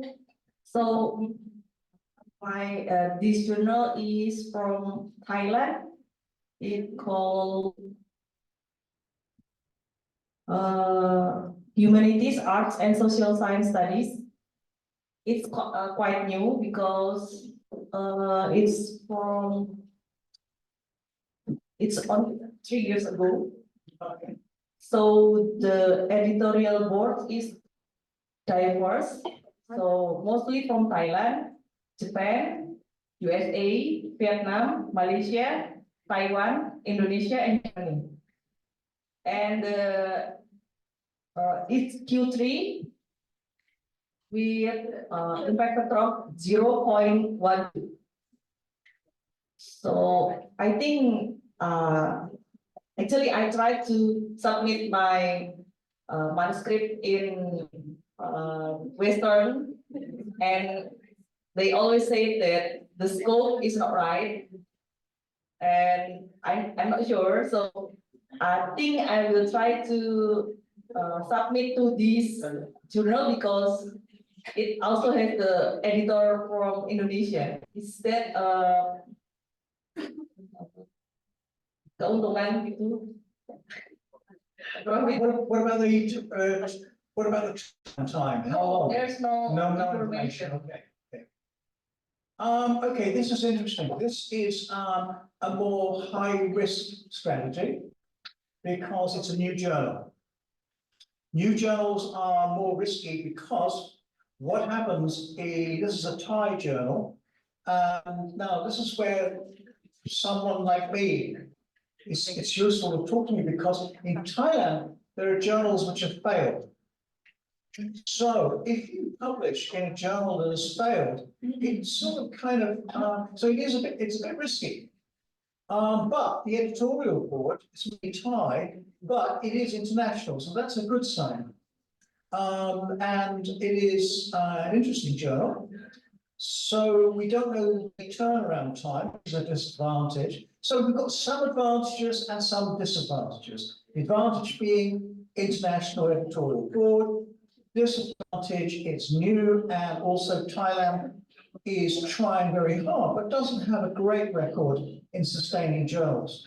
However, put it this way, you can sometimes find that a journal which you think is only of local reference suddenly becomes QS ranked, okay?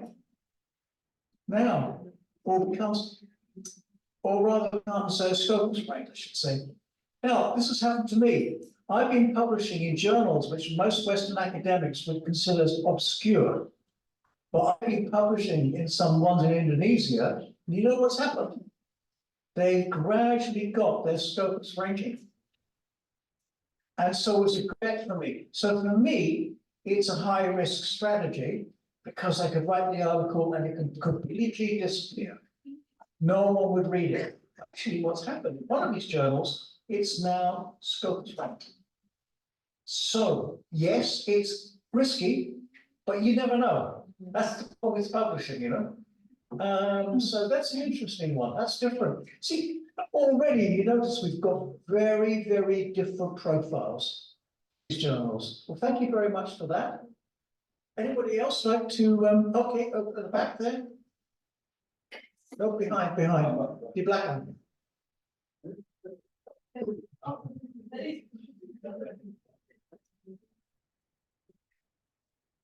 Thank you, Prof. Michael. Our team has discussed and about our research on sustainable tourism, and we found journal about it, and the journal is about Journal of Sustainable Tourism. The publisher is Taylor and Francis. The editorial board from the University of Surrey, UK, and then Griffith University of Raleigh, Sejong University, Korea, Pennsylvania State University, USA, University of Georgia, USA, and then University of Huddersfield, UK. The citation matrix about this journal, Q1, and then impact factor 9. Acceptance rate 8%. We want to ask to Prof. Michael about this probability journal. It's too difficult to submit or not. Thank you. Thank you very much. Okay, this is a completely different kind of journal again. This is a very good journal, Journal of Sustainable Tourism. The editorial board has got people from very top universities. So the University of Surrey is one of the top universities in the world in the area of tourism. You could maybe argue that Hong Kong Polytechnic University is #1, but Surrey will say it is #1. Personally, because I'm in neither of them, I try and be friends with both. But so it's a well-established journal. It's a very interesting journal. It's got a high impact, but the acceptance rate is very low. Now, what do? I'll tell you what you do. You submit your paper, right? Then assume it's quite reasonable with 8% you're going to get rejected, right? Now, what you hope when you get rejected, which is, think about it, the odds, 8% acceptance, that's a 90% chance of being rejected. What you hope is that because they've got such a good editorial board, what you hope is that you get some feedback. This is where you have to be a little cunning. Your chances of publishing are very minimal. But if you're lucky, you're going to get top level feedback. What do? You say, thank you very much. I'll try again another time. But you look at the feedback very carefully, and you might even change your whole approach to research because of that feedback. Then change it completely, change the title, submit to another journal. That is the strategy. That's the strategy. I do it all the time. Last year, with an Austrian and an Indian author, we submitted to the very top journal because we thought the paper was very top. We got rejected. But we got feedback quickly. We changed the paper around, published in a Scopus ranked publication. So that's what you do. Now, you could get no feedback. So be prepared for that. But if you get feedback, then you're lucky. Because then you're getting some really good people. Remember, there's some very good universities there. Pennsylvania University, for example, Surrey, you mentioned a few others. I know this journal myself, I published in it. And I didn't realize the acceptance rate was, I think what's happened, since I've published in this journal, the acceptance rate has declined. So I must have got into the journal when it was younger, so the acceptance rate was higher. So thanks to that, that's again a totally different kind of journal. Okay, who can we volunteer now? Over there. Maybe you better stand up so we can see you, okay? I need a telescope. It's so big. Okay, thank you. My research about resilience of public green space, Prof. And my journal target is geography and sustainability with H index 20 from China, universities and research institutions in China with subject areas geography, planning and development, management, monitoring, policy, and ecology.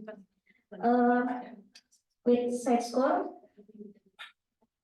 12.3, impact factor 9.7, with time to first decision 6 days, review time 81 days, submission to acceptance 98 days or 3 months, acceptance to publication 5 days.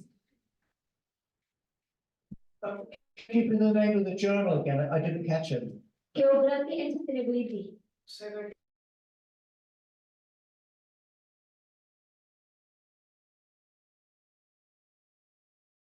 Now, what's interesting here is this journal is giving out a lot of information. We've had some where they haven't given. Do you have any idea of how old the journal is?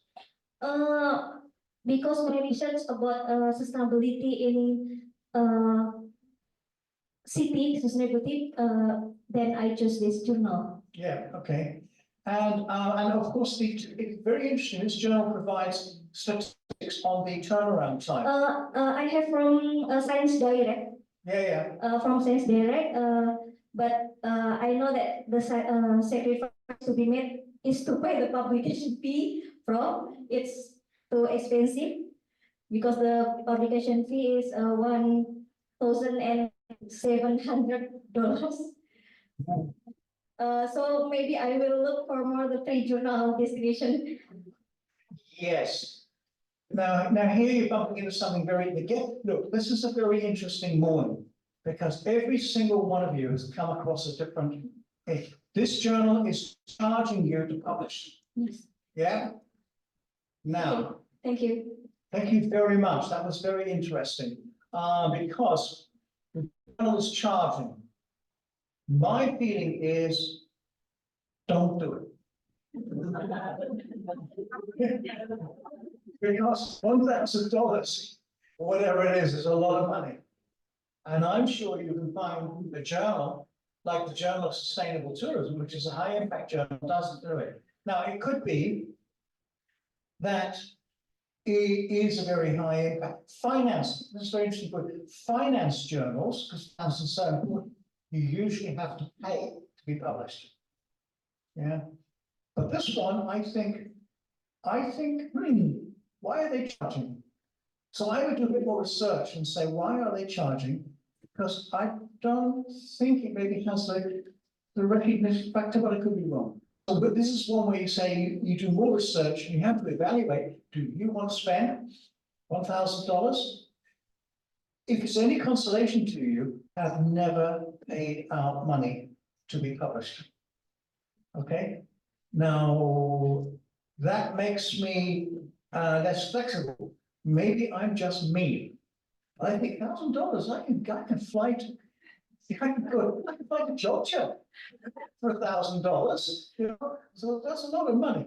So thank you very much for that. That was a very good one to pick because it raises very different possibilities. Okay, can we have another group?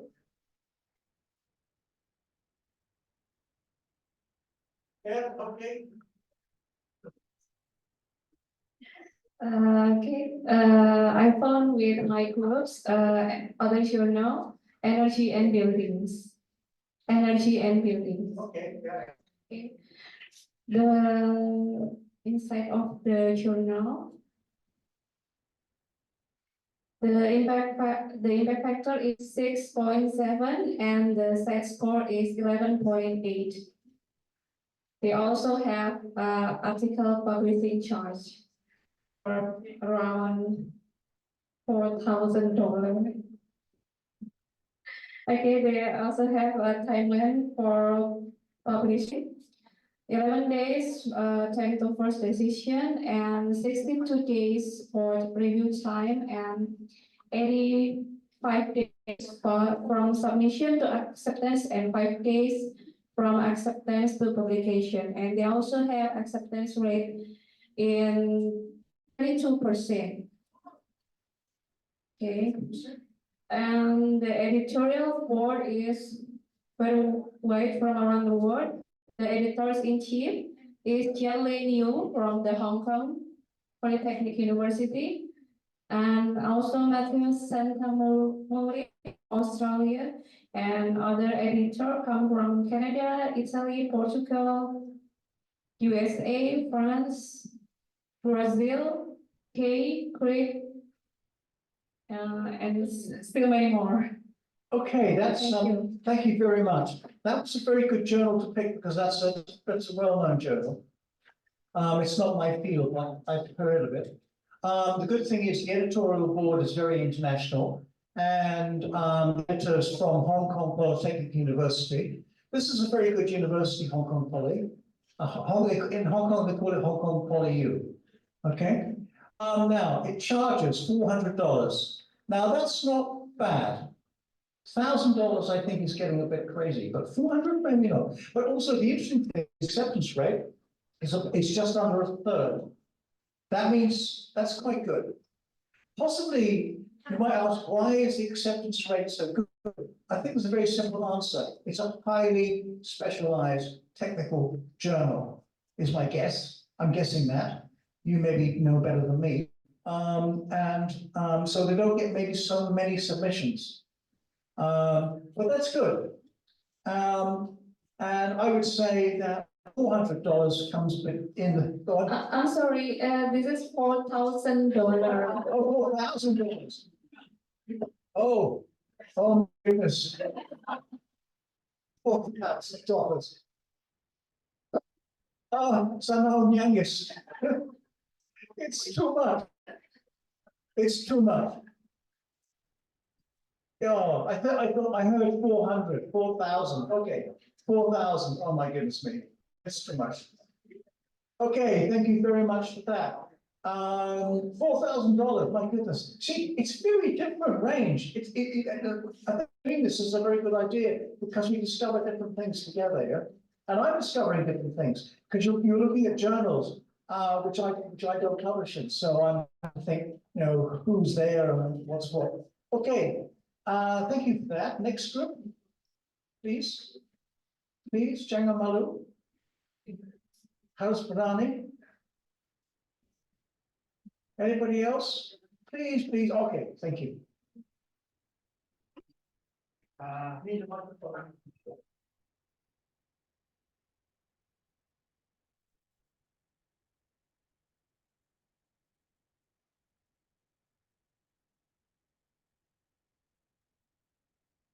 My targeted journal is Journal of Urbanism. Journal. Urbanism. Oh, yeah, okay. Yeah, the journal is come from UK. The publisher is Taylor and Francis. Scopus quartile 2, and the factor 0.43. The editorial board came from various universities around the world. It came from MIT, USA, University College London, University of British Columbia, Canada, and University of Texas of Arlington. They publish 4 times a year. That's information. Okay. Thank you very much. Okay. They don't touch APC author processing charge. They don't touch free. Oh, it's great. Okay, again, I don't know this journal, but the editorial board is very high powered. You've got University College London and MIT. Remember that list. MIT and University College London are in the top 20 in the world. This means this is pretty serious, because those people at MIT and UCL, they cannot, because of their jobs, they cannot afford to be involved in something that is really good. Now, for me, it's a little bit different, because I can be involved. My university is okay, yeah, but I'm part of the University of London. University College London is part of the University University College London is also part. So we're the same university, but I'm in a different bit. I can afford to do things with other journals. They can't. So that's good. It's free. So this is good journal. It's free. It's publishing 4 times a year. So if it publishes 4 times a year, then the calculation is the paper comes out in 3 months. If that's a good bet. Might not, might be 6 months. 3 months, 6 months, that's okay. So it's free. So I would say we don't know the acceptance rate, do we? The acceptance rate? No. My feeling is the acceptance rate would not be very high, but it could be one of those, because it's a high-powered editorial board. If you didn't get accepted, again, you take the feedback and run. Yeah, you can go somewhere else. So that again is, it looks to me pretty, I don't know the journal, but it looks pretty good. Okay. So yeah, worth trying, but be prepared for a shock. Okay. Instead, none of us like rejection, because we're all, academics be like children, we're making things we like, And so someone says that's not very good. It's a bit like your mum telling you that you're, the joke, one of the jokes about professors is that only 2 people read the professor's publication. One is the journal editor, and the other is the professor's mum. A joke. Anybody else? Okay.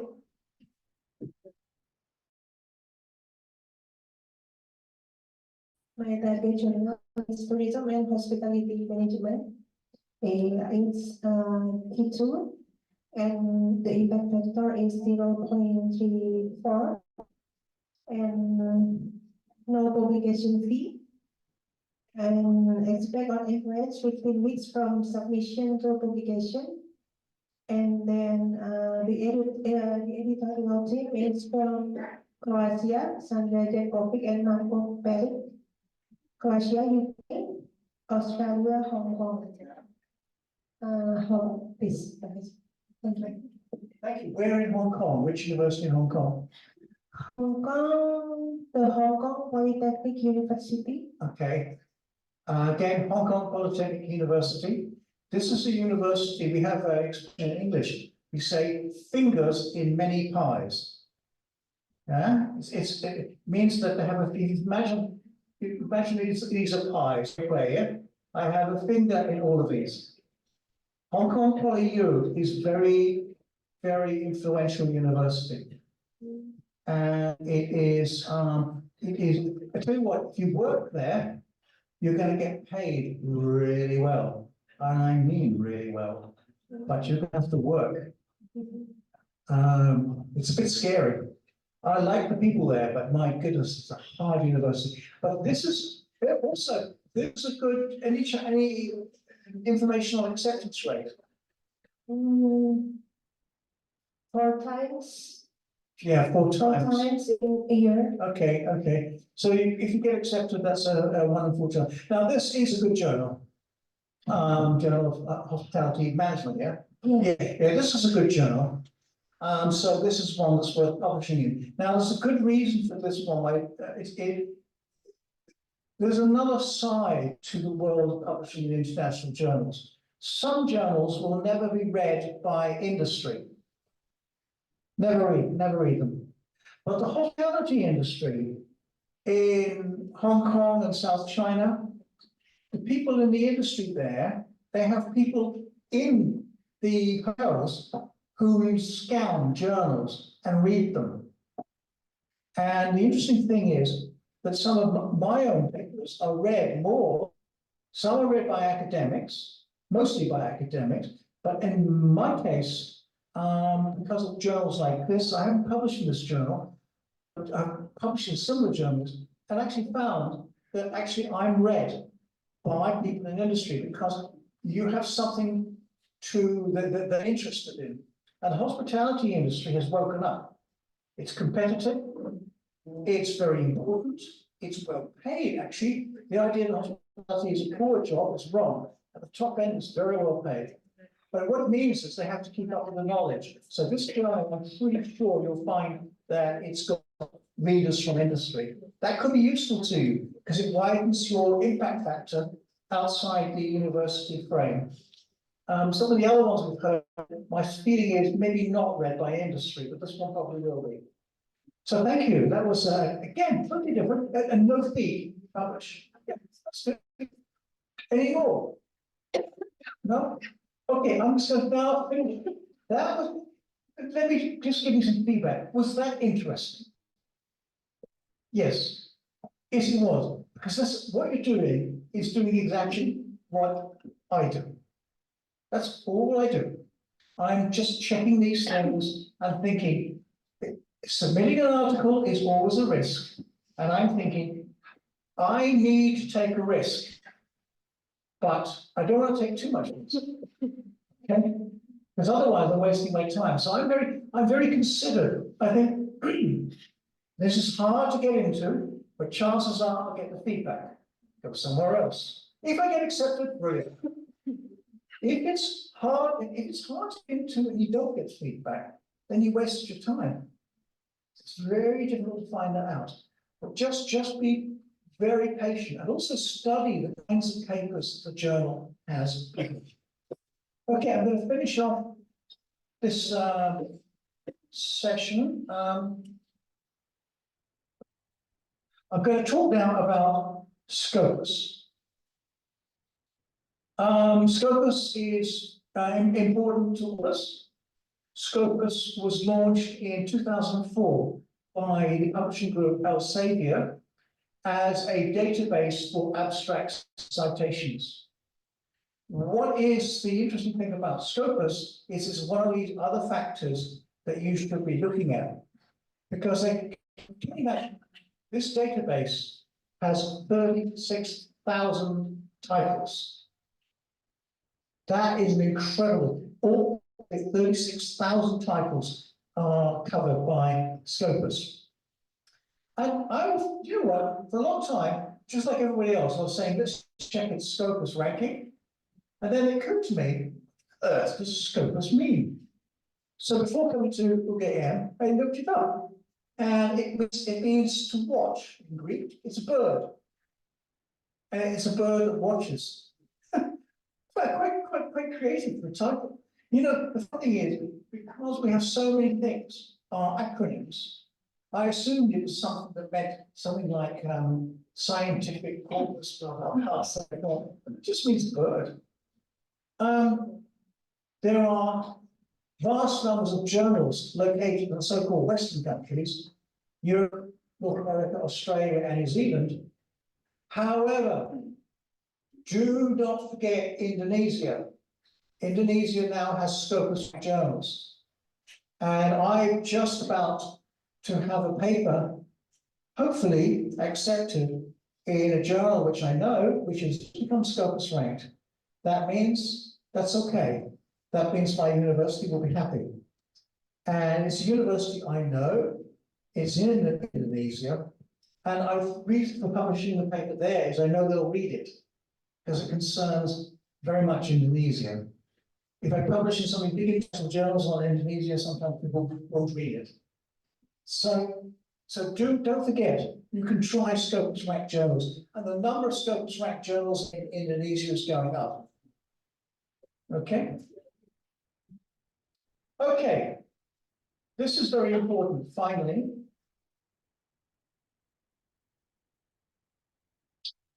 there are various kinds of acceptance and rejection. Processes vary, but in my experience, the common pattern is as follows. Outright acceptance. Hardly ever happened to me. Happened to me a few times. I feel like we ought to go on a long cruise holiday to celebrate, you know? Outright acceptance. Outright rejection. Oh my goodness. Not sent to referees. Sometimes journals are so busy that they have someone read it quickly to decide whether to proceed. If it's an outright rejection and not sent to referees, oh dear, because you're not getting any feedback.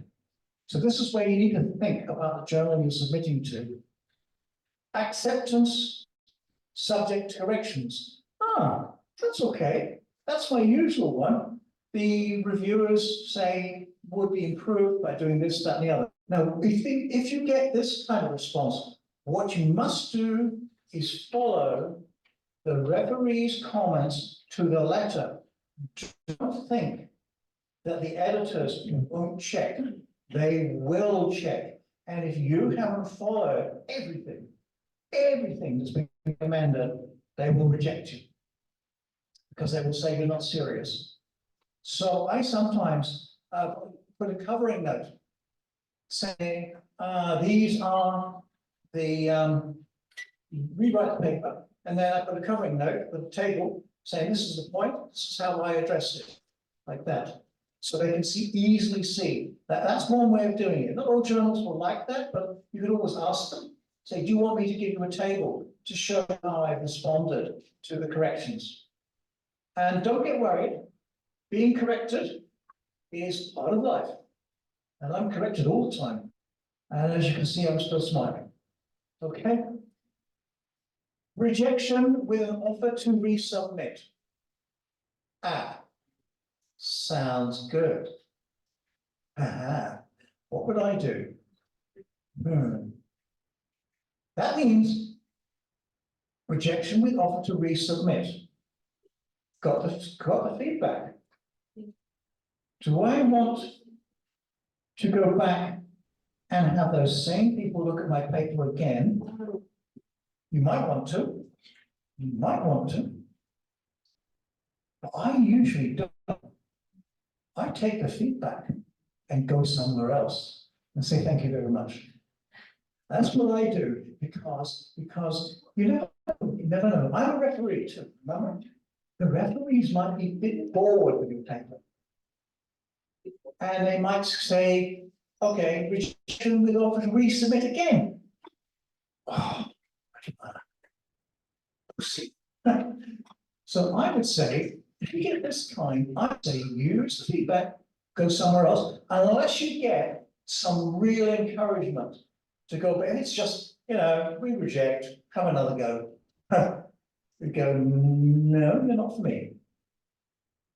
So remember that. So remember, it's those referees' reports that are your lifeline.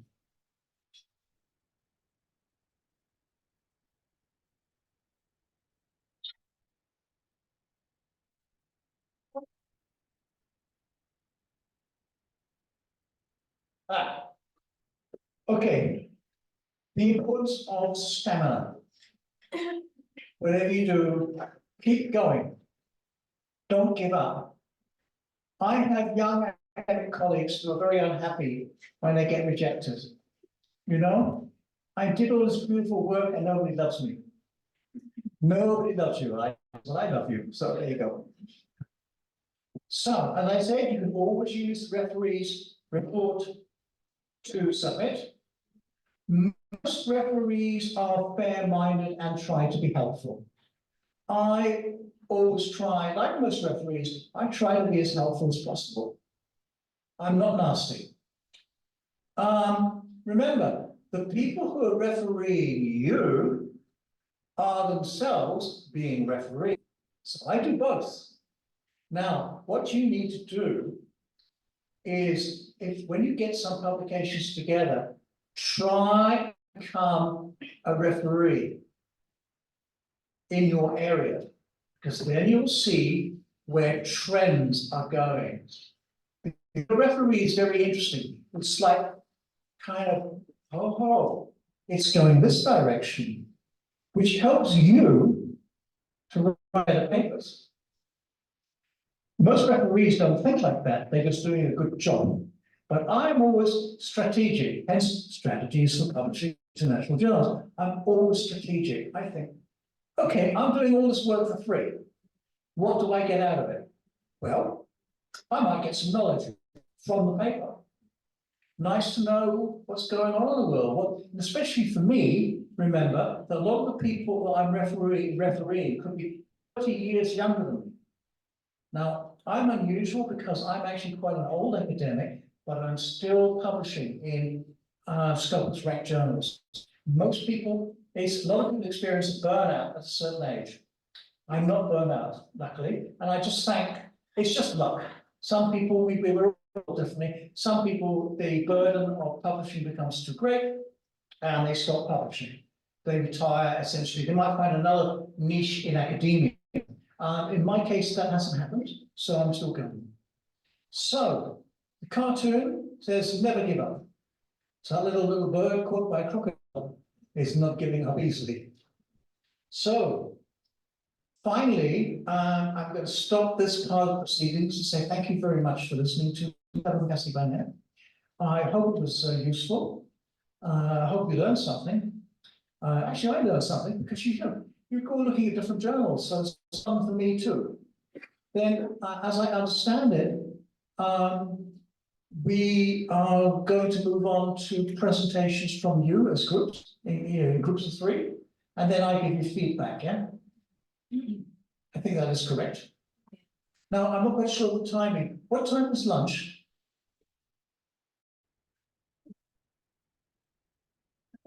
Right now? Yeah, I mean, we could, if you want, we can have lunch now, and then we go back and I listen to you, okay? You've been listening to me, but I get to listen to you. Incidentally, this process we're doing, this is not the first time I've done it. I do this a lot. So I will try and give you as useful feedback as I possibly can. And then in the end, I'll try and sum up some things I've learned generally. And then tomorrow we do the same thing again. Just depends how long it takes. If we're finished, then we just stop. But we've got this afternoon and tomorrow. But I suspect, I think you're all pretty efficient actually, because you looked at the journals quite quickly and you got the information out quite quickly. So who knows, we might be finished even earlier. Okay, so let's have some lunch. How long do we have for lunch? How long for lunch? 1 hour, okay. That's nice. So we come back here at 12:30. Okay, so enjoy your lunch. And I will see you at 12:30. And then I think you do it in 3 groups of 3, and each one of you tells me about your research project. And I try and give you as much feedback as I can.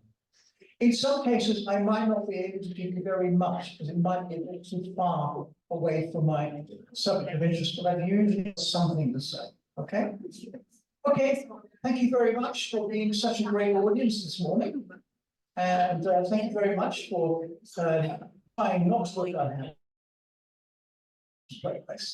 Okay, And so I'll see you at 12:30. Jam satu, setengah satu. Yeah. Okay, bye-bye.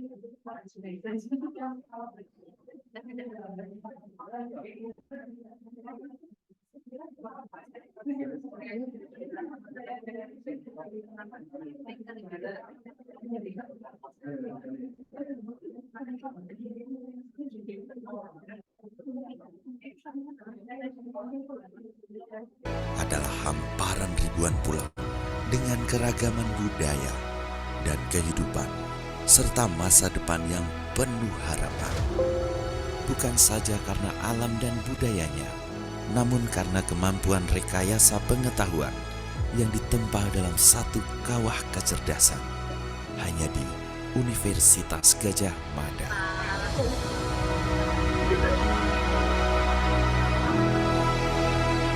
Program studi Doktor Arsitektur ini selain bervariasi juga termasuk di dalamnya adalah mengembangkan ide-ide paradigma-paradigma baru, dan untuk itu tentu saja para promotor yang memiliki background keilmuan sangat kaya di bidangnya masing-masing akan terus membimbing, membina sebagai satu kolega yang akrab, yang juga satu sama lain menjadi satu tim kerja yang tidak bisa dipisahkan dari kerangka konsep penelitian yang sangat komprehensif di lingkungan Departemen Arsitektur dan Perencanaan ini.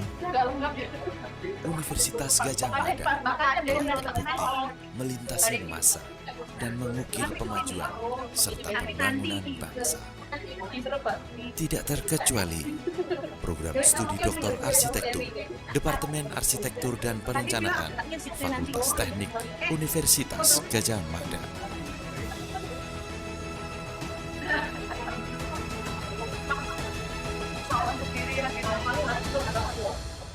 Calon ketua, bagi percakapan warga tinggal. Program Doktor Program Studi Arsitektur di Universitas Gadjah Mada ini memberikan kesempatan kepada para praktisi maupun para akademisi untuk bisa belajar tentang arsitektur, khususnya pada skala mikro dan meso. Tidak hanya persoalan sosial, ekonomi, dan kebudayaan, tapi juga persoalan spasial.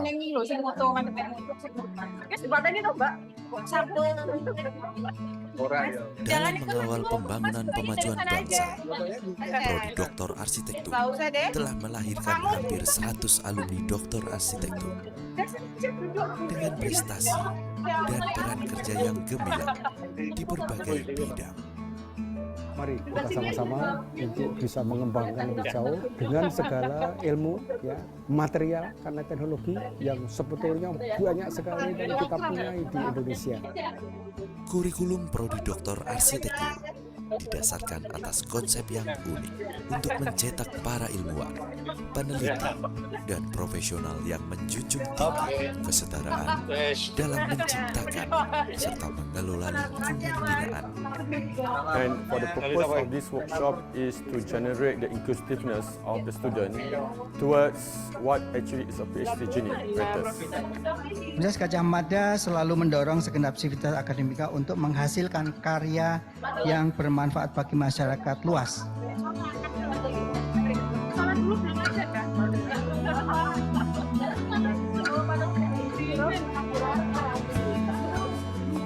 Greetings, my name is Marcillia, and I'm the Minister of Spatial Planning and Environment of Suriname. I'm very proud to share with you that I did my doctorate program in architecture and planning at the Kegiatan University in Yogyakarta.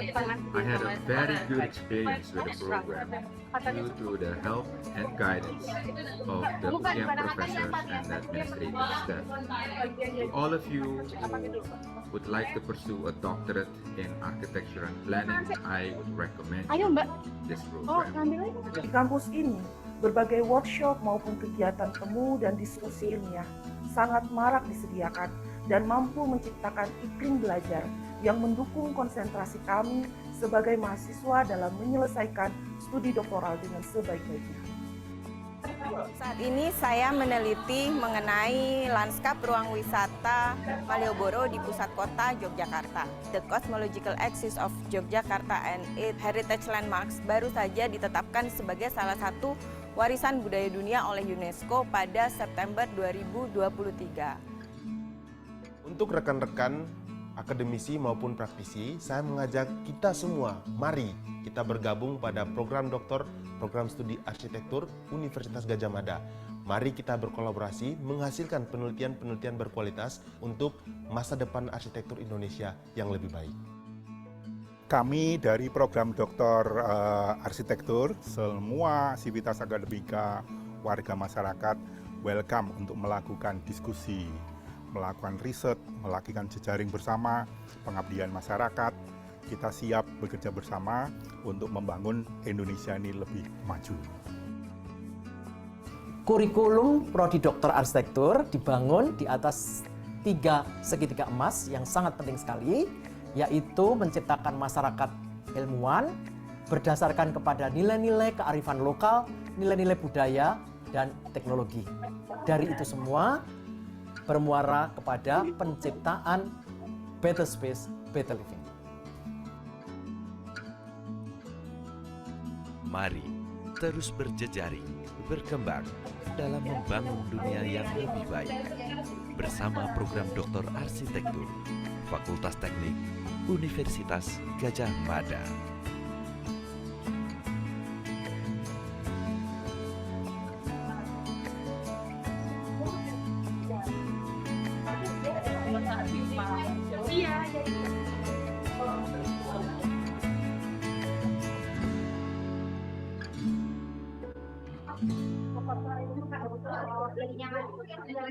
Tadi itu kan cuman masih tinggi banget.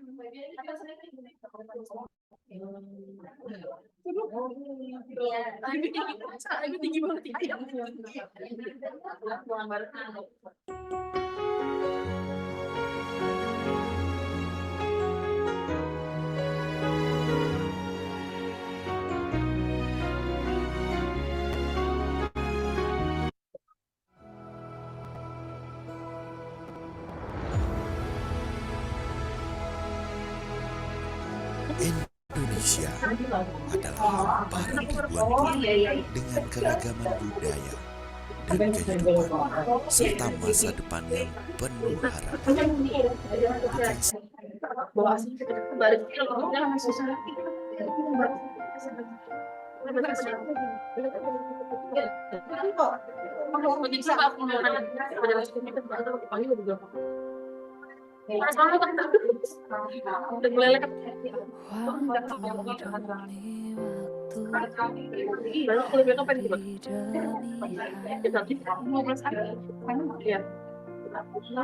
Sadarku telah sendiri, kau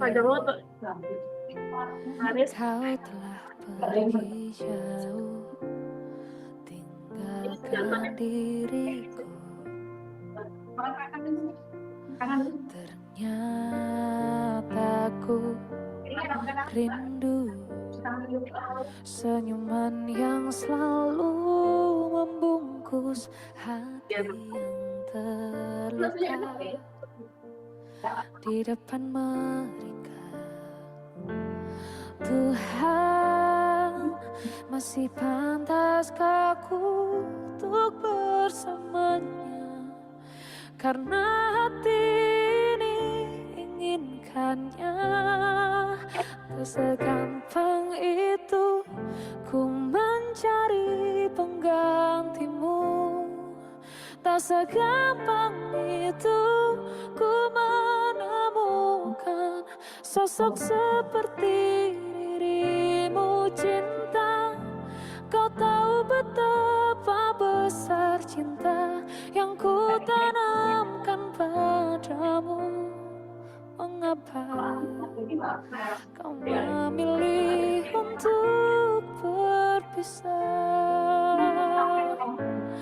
Oh, terlalu besarku taruh harapan pada dirimu. Itu alasanku lama tanpa dirimu. Mereka yang bilang ku akan dapat lebih darimu, tak mungkin. Semua itu tak mudah.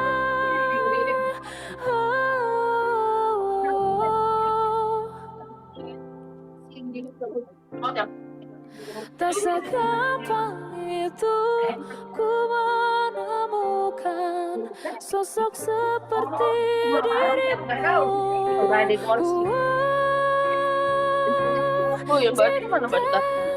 Kau tahu betapa besar cinta yang ku tanamkan padamu.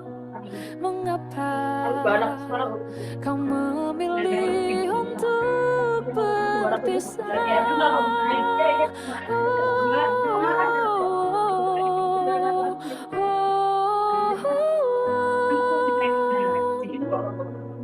Sosok seperti dirimu cinta. Kau tahu betapa besar cinta yang ku tanamkan padamu. Mengapa kau memilih untuk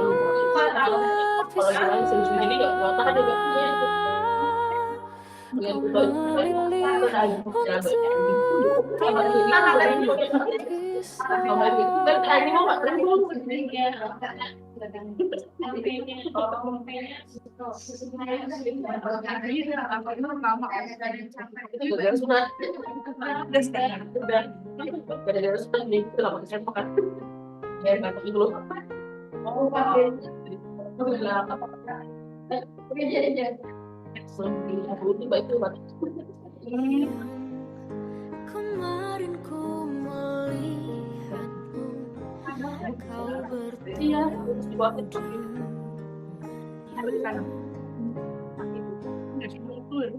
ku rasa sekarang kau masih memikirkan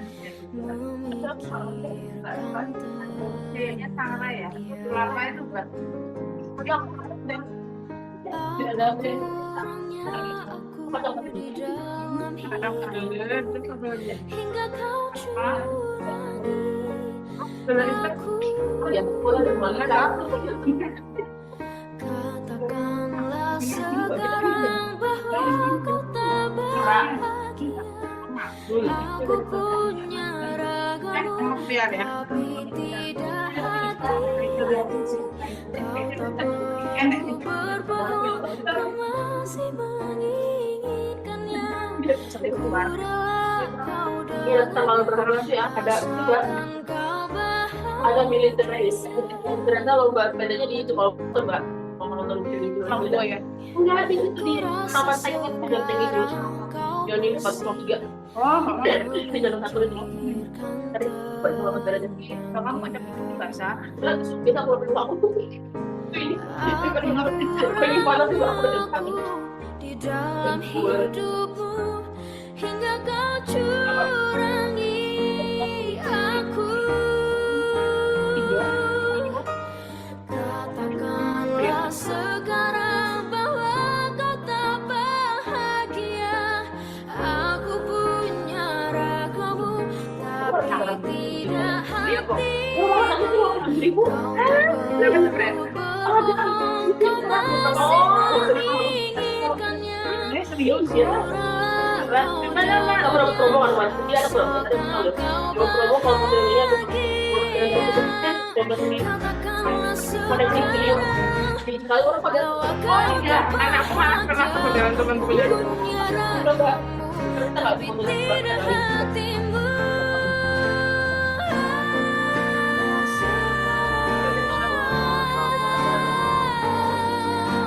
Aku punya ragamu, tapi tidak hatimu.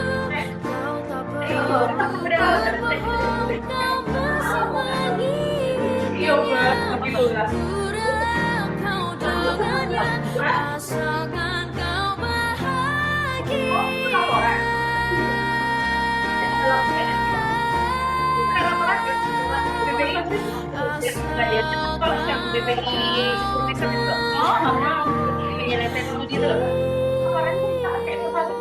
Kalau yang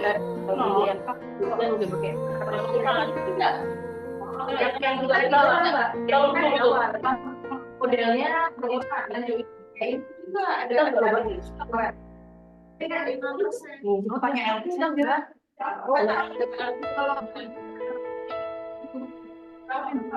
Tapi nggak tahu sih buat kan sih lihatin aja katanya. Tahu. Dari kejauhan tergambar cerita tentang kita, terpisah jarak dan waktu.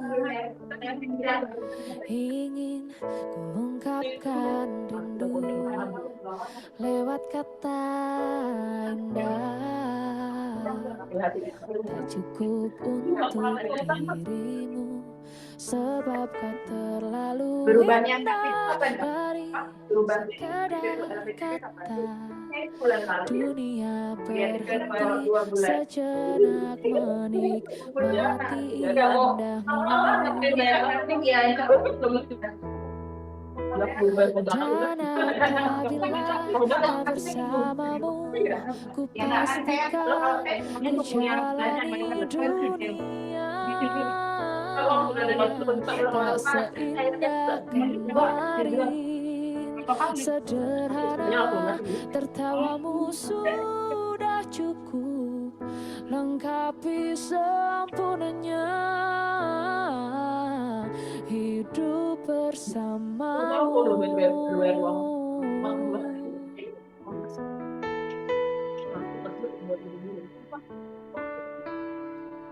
Jika hariku lalui tanpa hamu, percuma senyumku dengan dia. Yang berdarahnya tuh sama nggak berdarah sama berdarahnya katanya Mbak Nisa sama Mbak Nisa sama lah. Rumahnya sama tuh. Iya iya. Makanya kapan juga ketemu? Mau ketemu nggak? Udah besok. Dan apabila tak bersamamu, ku pastikan ku jalani dunia. Tak seindah kemarin, sederhana, tertawamu sudah cukup lengkapi sempurnanya hidup bersamamu. Apabila tak bersamamu, ku pastikan ku jalani dunia. Tak seindah kemarin, oh sederhana, tertawamu sudah cukup lengkapi sempurnanya hidup bersamamu.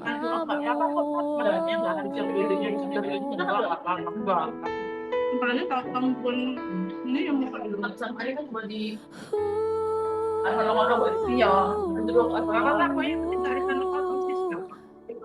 sebab kau terlalu indah dari sekedar kata.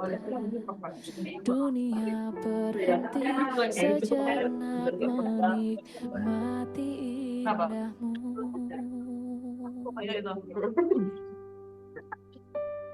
Iya, orang lebih kurang juga tahu. Kerja mah banget banget.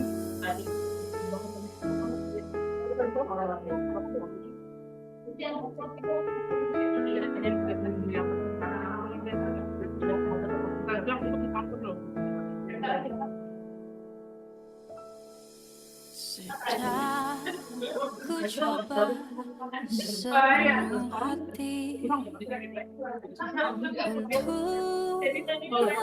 menjadi malaikat, menepikan perasaan runtuhkan egoku, namun sayapku renggut.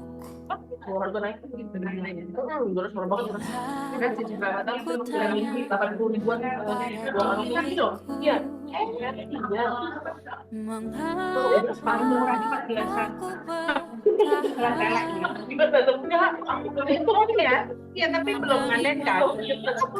Seperti itu, masih makanan cuma malam doang, orang jualnya kemana-mana ya lagi. Tak ada orang yang itu ada makan. Segalanya kalau kemana-mana itu wajib. Ini lah. sadarkah kita terlalu hilang,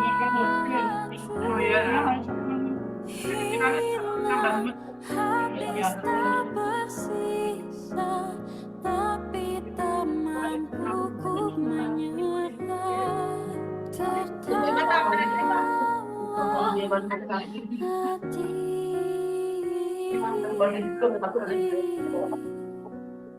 terima di situ satu. Ya yang kurang loh. Orang yang kita anak kita. Tapi walau berjuang ini satu deh, tapi banyak banget.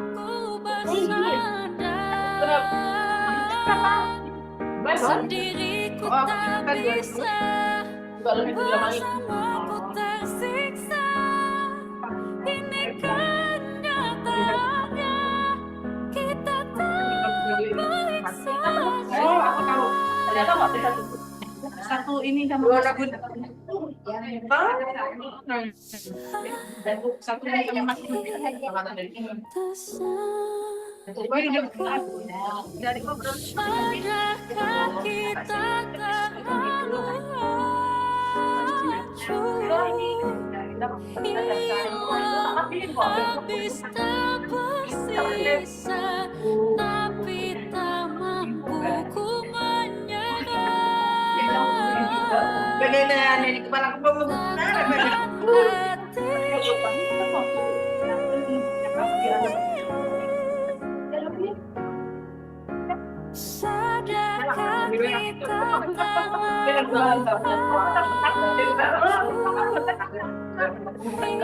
kita habis tak bersisa, tapi tak mampu ku menyerah.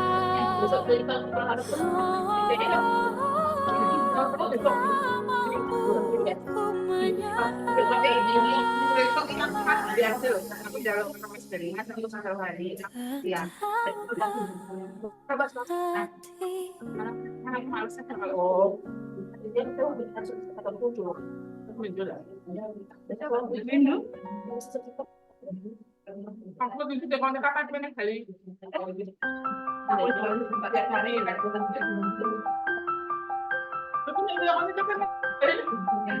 Kapan-kapan aku kapan kali aku jawab saya perlu memastikan kalau harus ku mengingatmu lagi, aku takkan sanggup dengan yang terjadi pada kita.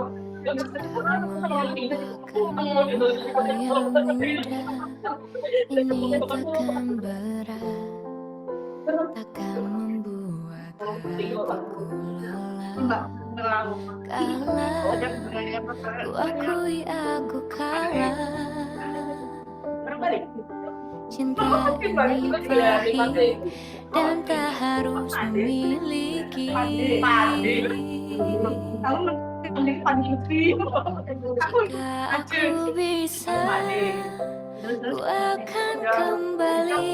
Ku akan merubah takdir cinta yang ku pilih. Meskipun tak mungkin, walaupun ku mau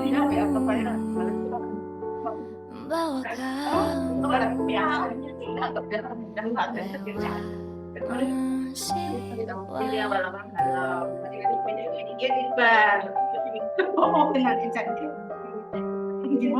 jika melupakanmu hal yang mudah takkan berat, akan membuat hatiku lelah. Panjang perjalanan yang harus ku lalui, merelakanmu. Jika aku bisa, ku akan kembali. Ku akan merubah takdir cinta yang ku pilih. Meskipun tak mungkin, walaupun ku mau membawa kamu lewat mesin waktu.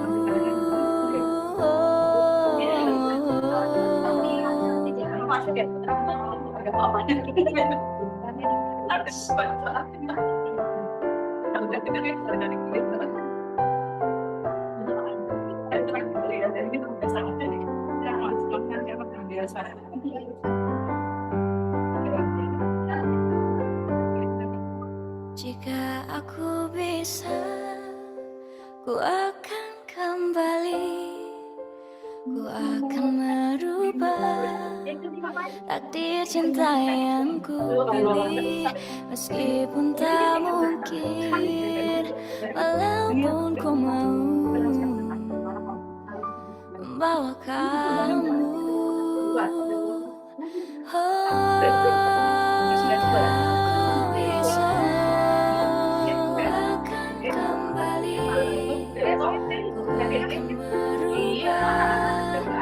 Takdir cinta yang ku pilih.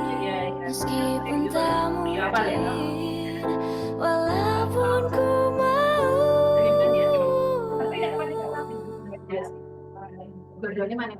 membawa kamu lewat mesin waktu.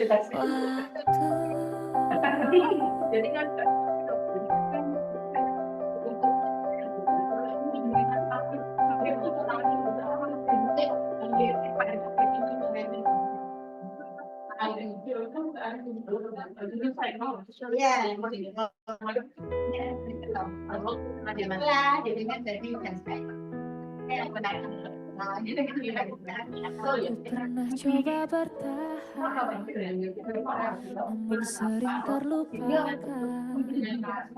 Ku pernah coba melawan, tapi aku tersingkirkan. Lebih baik berpisah daripada terus terluka. Karena aku selalu yang salah, jujur aku tidak aku tak mengejarmu saat kau pergi. Bukan karena aku tak cinta lagi, tapi ku ingin berhenti. Kita saling menyakiti aku, tak menahanmu tetap di sini. Bukan karena tak bahagia lagi, tapi kini ku sadari cinta tak harus saling miliki.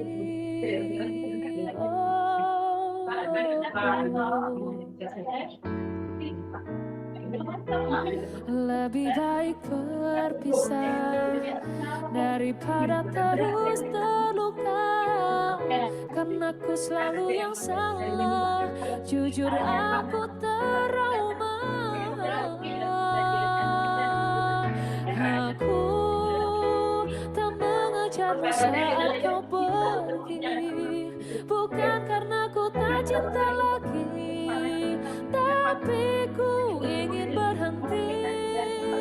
Kita saling menyakiti, aku tak menahanmu tetap di sini, bukan karena tak bahagia lagi, tapi kini ku sadari cinta tak harus saling miliki. Lebih baik berpisah daripada terus terluka. Jujur aku trauma.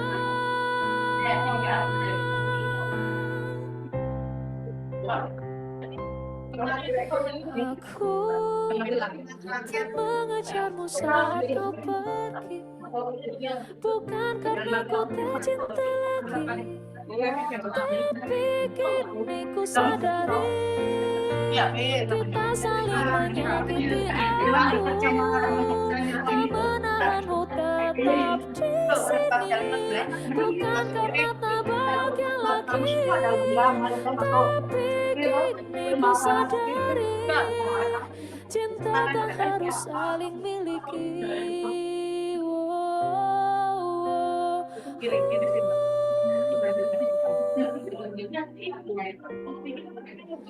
Cinta tak harus saling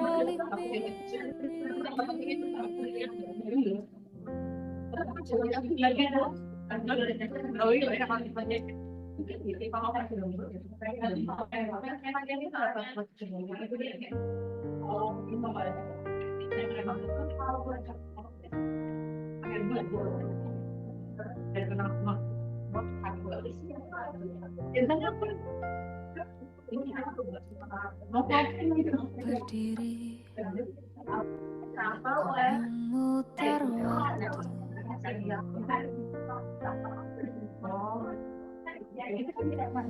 teringat kamu yang dulu ada sampingku setiap hari, jadi sandaran ternyaman saat ku lemah, saat ku lelah.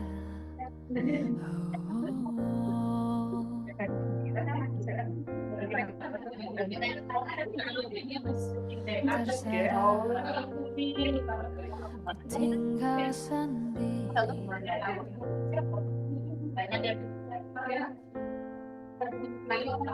merenungi semua yang tak mungkin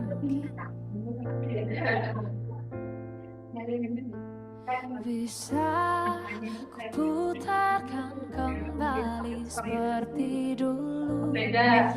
Bahagia tapi semuanya hilang tanpa sebab kau hentikan semuanya.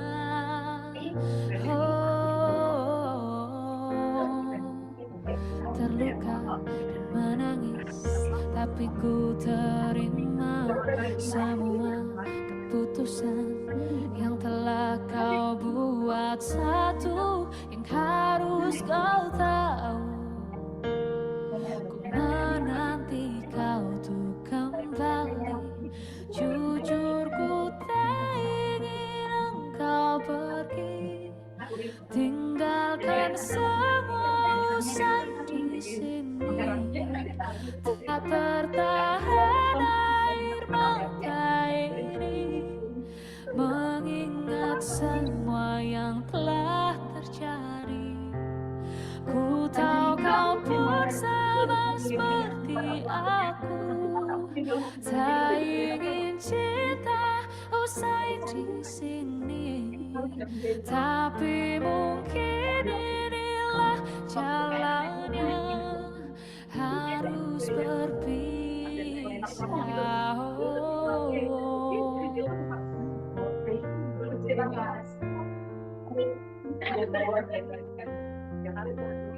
Terluka menangis, tapi ku terima semua keputusan yang telah kau buat. Satu yang harus kau tahu, ku menanti kau tuh kembali.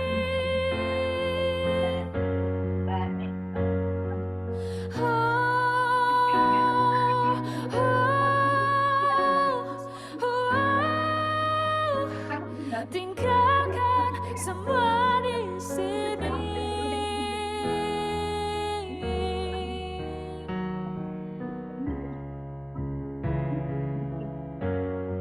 Ku tahu kau pun sama seperti aku, tak ingin cinta usai di sini.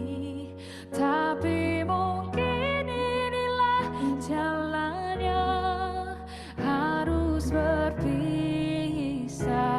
Oh, berharap suatu saat nanti kau dan aku kan bertemu lagi, seperti yang kau ucapkan sebelum kau tinggalkan aku.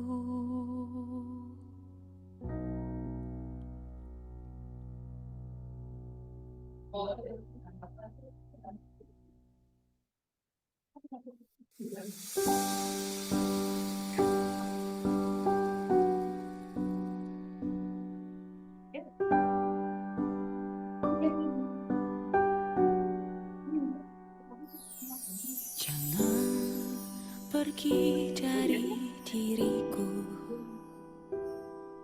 tak sanggup harus hidup tanpamu.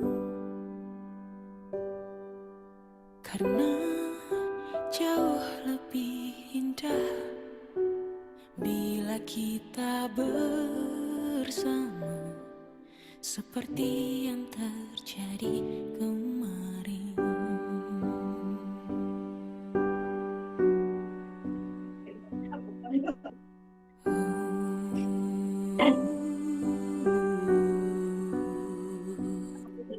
Kini harus aku lewati langkah demi langkah yang menyepi, membalut luka lagi yang ku tahan hingga kini. Habis sudah nafasku menyebut namamu.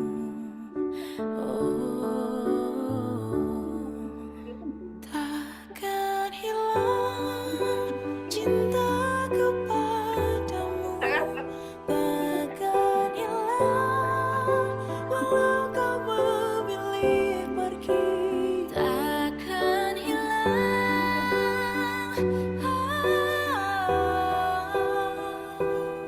sampai di ujung waktuku mencintamu.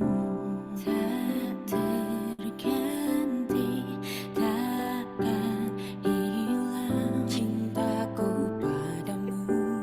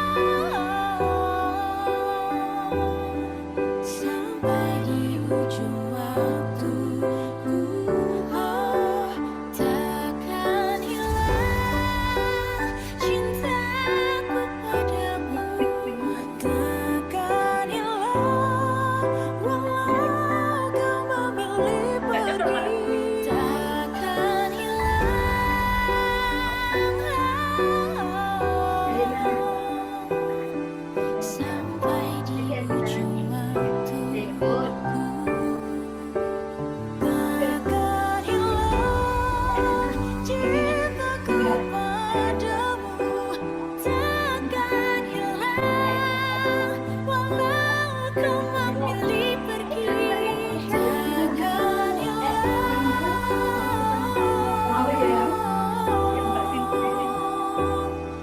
sampai di ujung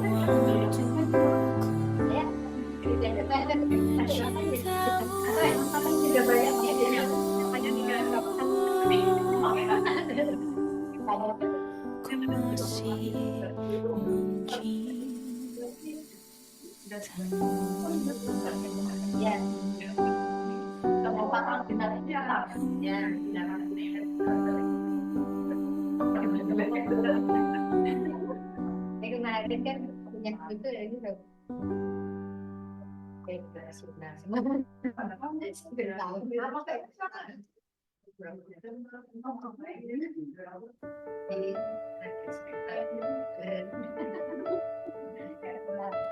Kemarilah singgah dulu sebentar,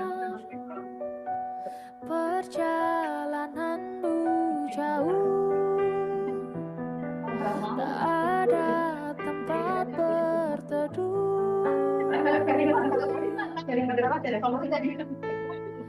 Menangislah, kan kau juga manusia.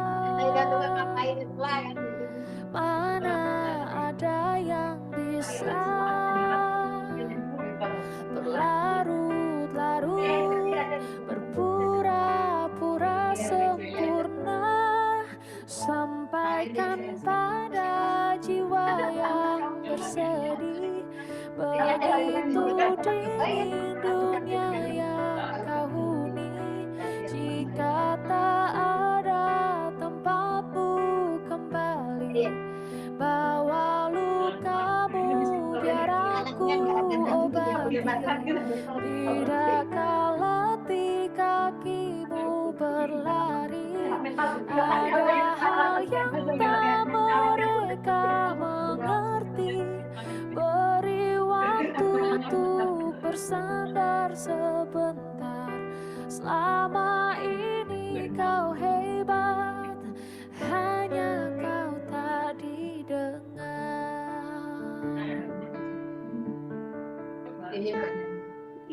Menangislah, kan kau juga manusia.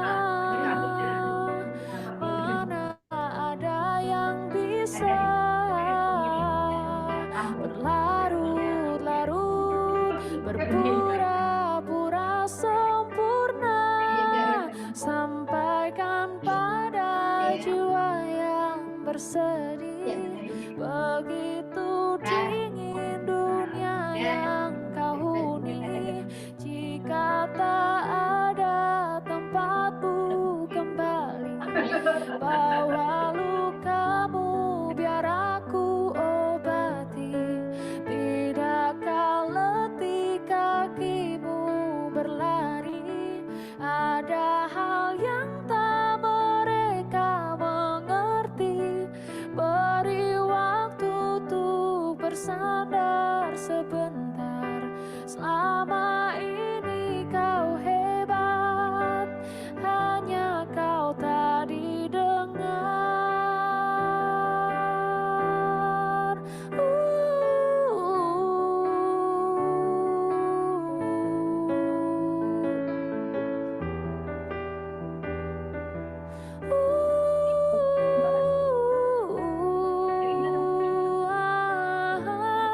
Sampaikan pada jiwa yang bersedih, begitu dingin dunia yang kau huni. Jika tak ada tempatmu kembali, bawa lukamu biar aku obati. Bidakkah letih kakimu berlari, ada hal yang tak mereka mengerti. Beri waktu untuk bersandar sebentar. Selama ini kau hebat, hanya kau tak didengar.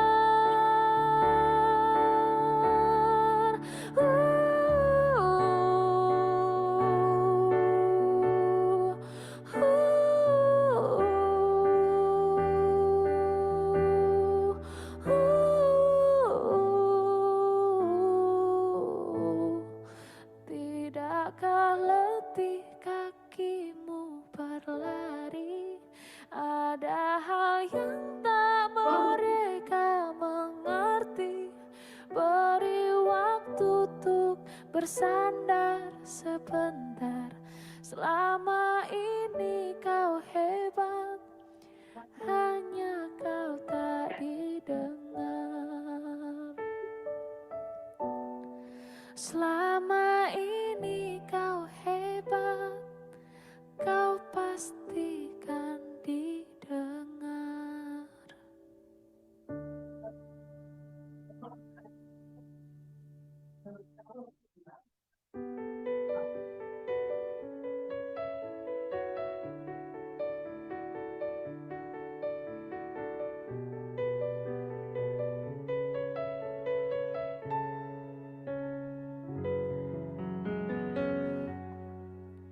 Sampai saat ini tak terfikir olehku.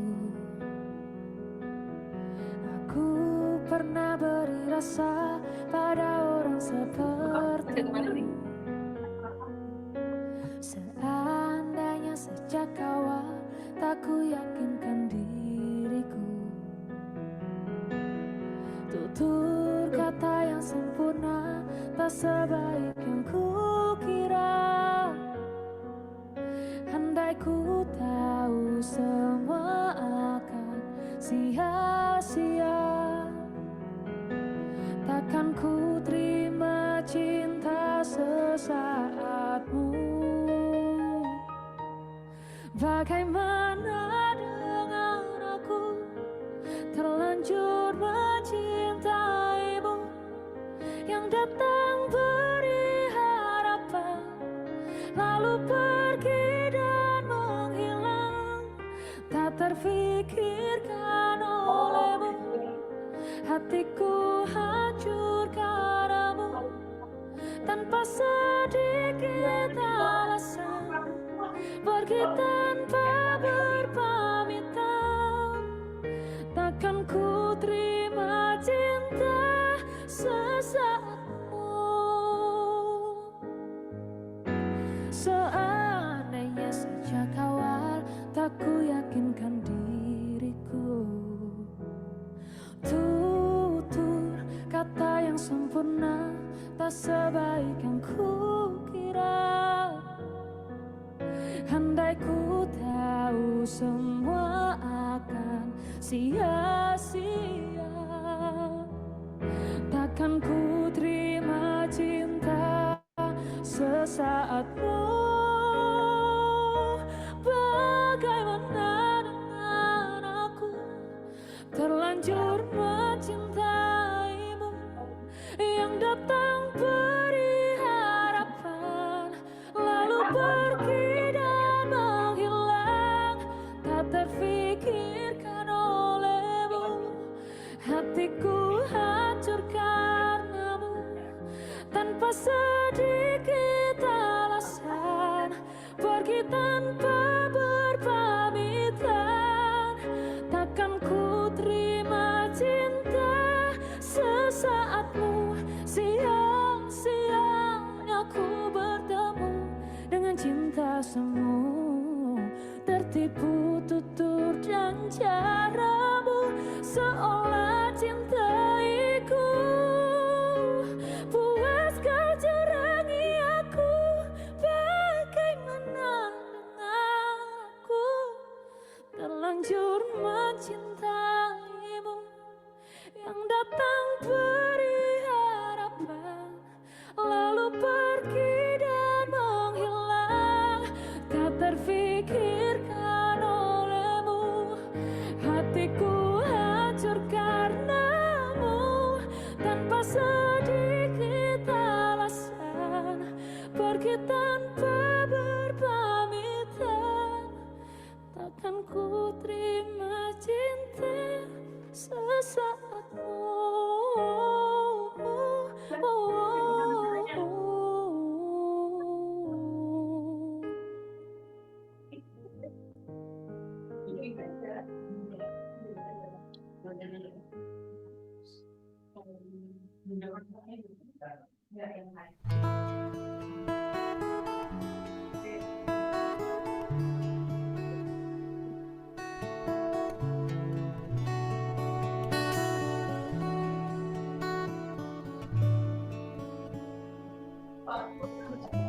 Jangan dekat atau jangan datang kepadaku lagi. Aku semakin tersiksa karena tak memilikimu. Ku coba jalani hari dengan pengganti dirimu, tapi hatiku selalu berpihak lagi padamu. Mengapa semua ini terjadi kepadaku? Tuhan, maafkan diri ini yang tak pernah bisa menjauh dari angan tentangnya. Namun apalah daya ini bila ternyata sesungguhnya aku terlalu cinta dia.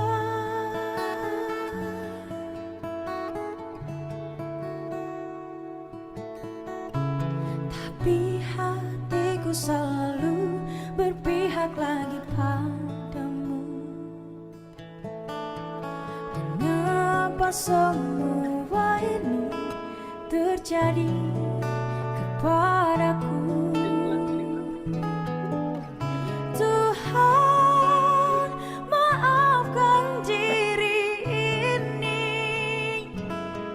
yang tak pernah bisa menjauh dari angan tentangnya. Namun apalah daya ini bila ternyata sesungguhnya aku terlalu cinta dia.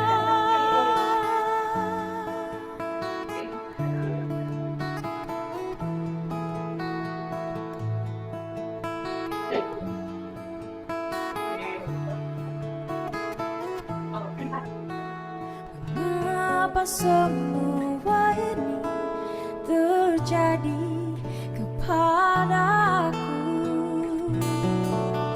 Tuhan, maafkan diri ini yang tak pernah bisa menjauh dari angan tentangnya. Namun apalah daya ini bila ternyata sesungguhnya aku terlalu cinta dia.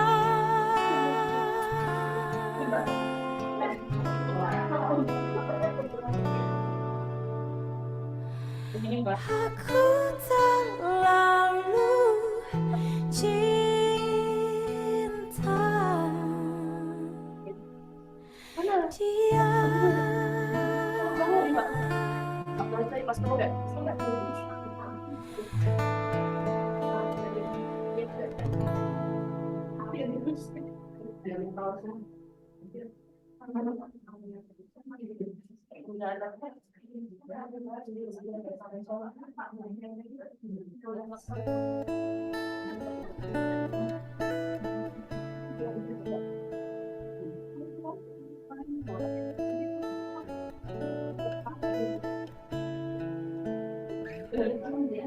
Jangan tanyakan perasaanku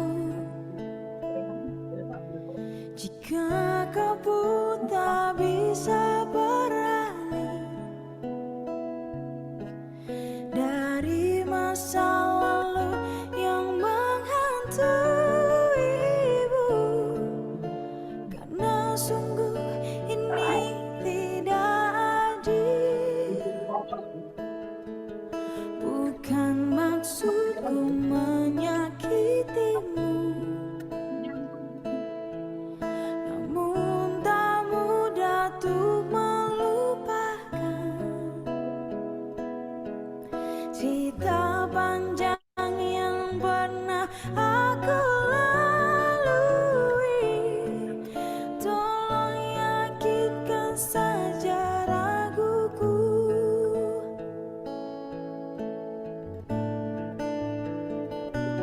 Pergi saja engkau pergi dariku, biar ku bunuh perasaan untukmu.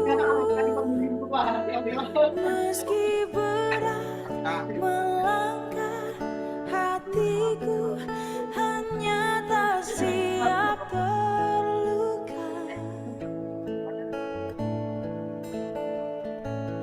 Beri kisah kita sedikit waktu, semesta mengirim dirimu untukku.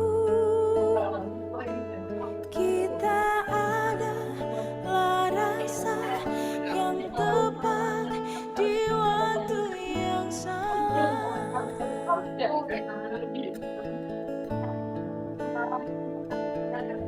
Hidup memang sebuah pilihan, tapi hati bukan untuk dipilih.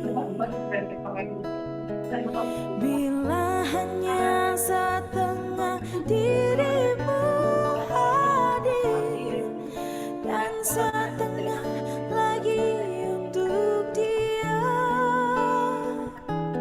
pergi saja engkau pergi dariku, biar ku bunuh perasaan untukmu. Meski berat melangkah, hatiku hanya tak siap terluka. Beri kisah kita sedikit waktu, semesta mengirim dirimu untukku. Kita adalah rasa yang tepat di waktu yang salah.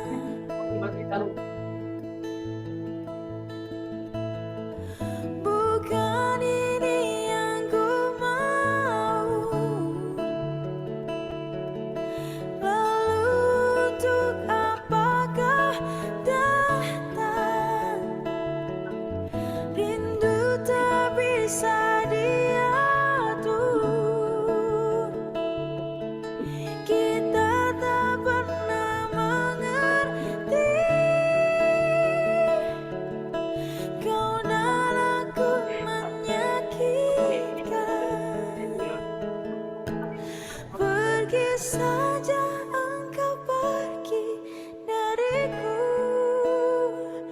biar ku bunuh perasaan untukmu. Meski berat melangkah, hatiku hanya tak siap terluka. Beri kisah kita sedikit waktu, semesta mengirim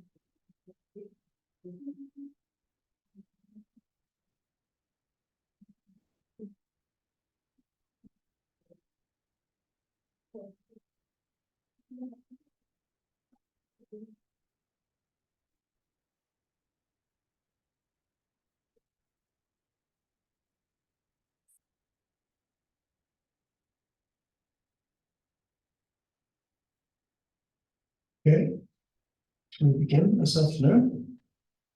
All right, so now you're going to do presentations, and I'm going to take notes, and then I will do some feedback for you. So if you could speak slowly to give me time to write the notes, because if you speak too fast, I can't keep up. Okay. So we're going to carry on this afternoon, and then we maybe finish a little bit earlier this afternoon, and then we'll continue on tomorrow morning. Okay. And maybe even finish a little bit early tomorrow too. We'll see how it goes. Okay, so can we have the first presentation? Do you know?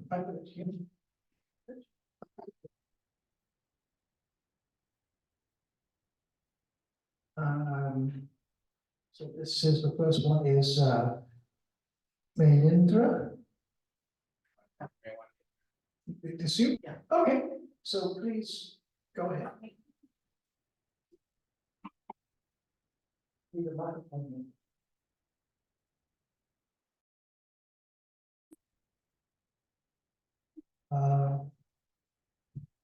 Saya akan pakai bahasa Indonesia, Prof. Ya,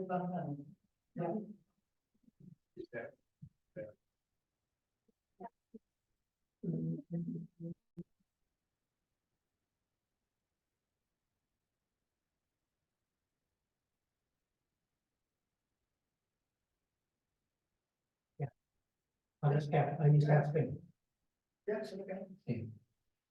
Oke, selamat siang, good afternoon, Bapak, Ibu, Prof. My name is Indra. Saya semester 3, jalan semester 4 studi di Doktor Arsitektur UGM. So this is my second year in Doctoral. Saya sudah menyelesaikan ujian komprehensif, and then saat ini saya sedang melakukan riset tahap pertama saya. Jadi disertasi saya itu terbagi menjadi 3 tahap yang mewakili 3 research question, dan saya sedang menyelesaikan research question yang pertama, dan saya tuangkan ini dalam bentuk manuskrip yang akan coba saya publish. Judul manuskrip saya adalah preferensi, residential preference.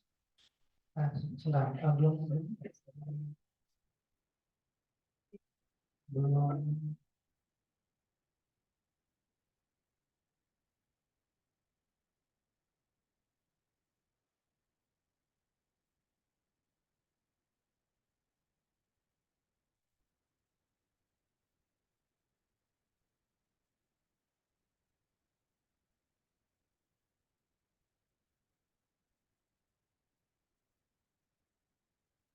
Okay, this is my manuscript title, Residential Preference of the Zillennial Generation in Jakarta. My background study is in housing, and the dissertation focus on housing sustainability. In this manuscript, I inform about the prevalence of zillennial generation in Jakarta metropolitan area. Why Jakarta? Because Jakarta adalah kota terpadat ke-17 di dunia dan terbesar di Indonesia. Jadi saya mengambil Jakarta ini sebagai objek lokasi penelitian saya. Dan di Jakarta ini populasi zillennial itu ada 9 juta orang. Itu kenapa saya ambil Jakarta. Dan untuk pemuda, Jakarta adalah tujuan utama untuk membangun karir dan hidup. Itu kenapa saya memilih Jakarta sebagai lokasi riset untuk perumahan kaum muda, generasi muda. Saya mulai dari introduction tentang Sorry, internet it's not unable.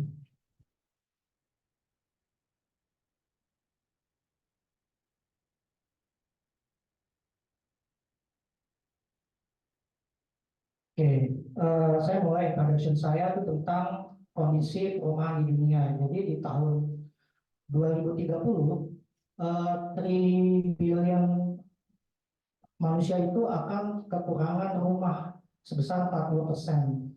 Dan sampai 2030 di negara berkembang kita akan kekurangan 268 juta unit rumah. Kemudian Indonesia sendiri saat ini populasinya 270-an juta lebih, dan populasi keseluruhan dari generasi zilenial Indonesia, saya katakan zilenial itu siapa di berikutnya. Jadi zilenial Indonesia itu jumlahnya hampir lebih dari 180 juta.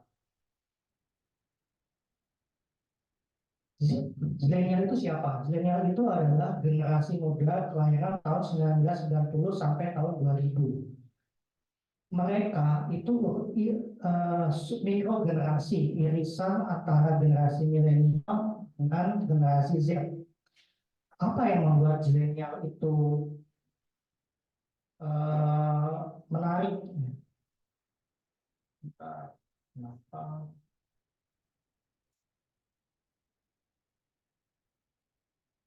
Sorry, internetnya kurang bagus.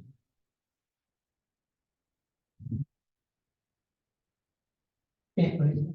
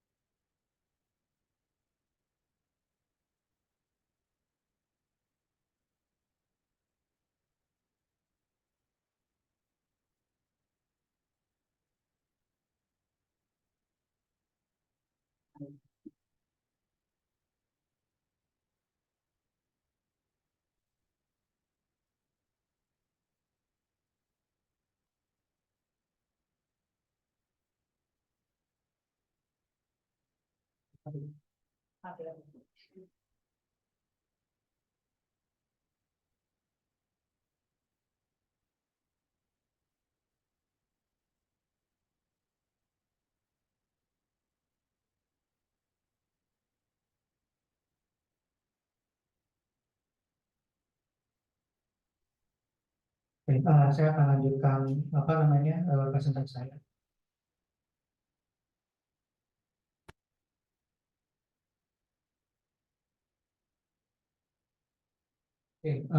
Saya mulai dari kita bisa turun lagi. Dan introduction itu tentang umum tentang perumahan dunia, kemudian tentang jumlah populasi Indonesia, populasi generasi muda Indonesia, dan tentang zilenial itu adalah mikrogenerasi antara generasi milenial dengan generasi Z. Kenapa generasi milenial itu menarik? Karena itu adalah satu-satunya generasi yang transisi antara teknologi analog ke teknologi digital. Jadi generasi milenial itu waktu kecil mereka mengalami main di luar rumah, tapi ketika remaja mereka sudah terpaku dengan gadget. Itu yang membedakan generasi zilenial dengan generasi milenial maupun generasi Z. Kalau generasi Z itu sudah natif teknologinya begitu lain, mereka sudah dengan teknologi. Ini umum production. Terus ini ada beberapa penelitian sebelumnya. Lebih banyak penelitian sebelumnya itu tentang perubahan generasi, lebih kepada generasi milenial. Ada yang membahas tentang generasi Z. Yang membedakan dengan riset saya adalah yang generasi Z itu dilakukan di Surabaya, sedangkan saya fokus ke Jakarta Metropolitan Area, Jabodetabek. Oke, paper saya terbagi di empat bagian tentang literatur review, metode, result and discussion, lalu konklusi. Oke, ini beberapa literatur tentang referensi. Saya ambil beberapa, bisa lanjut ke bawah, Mbak.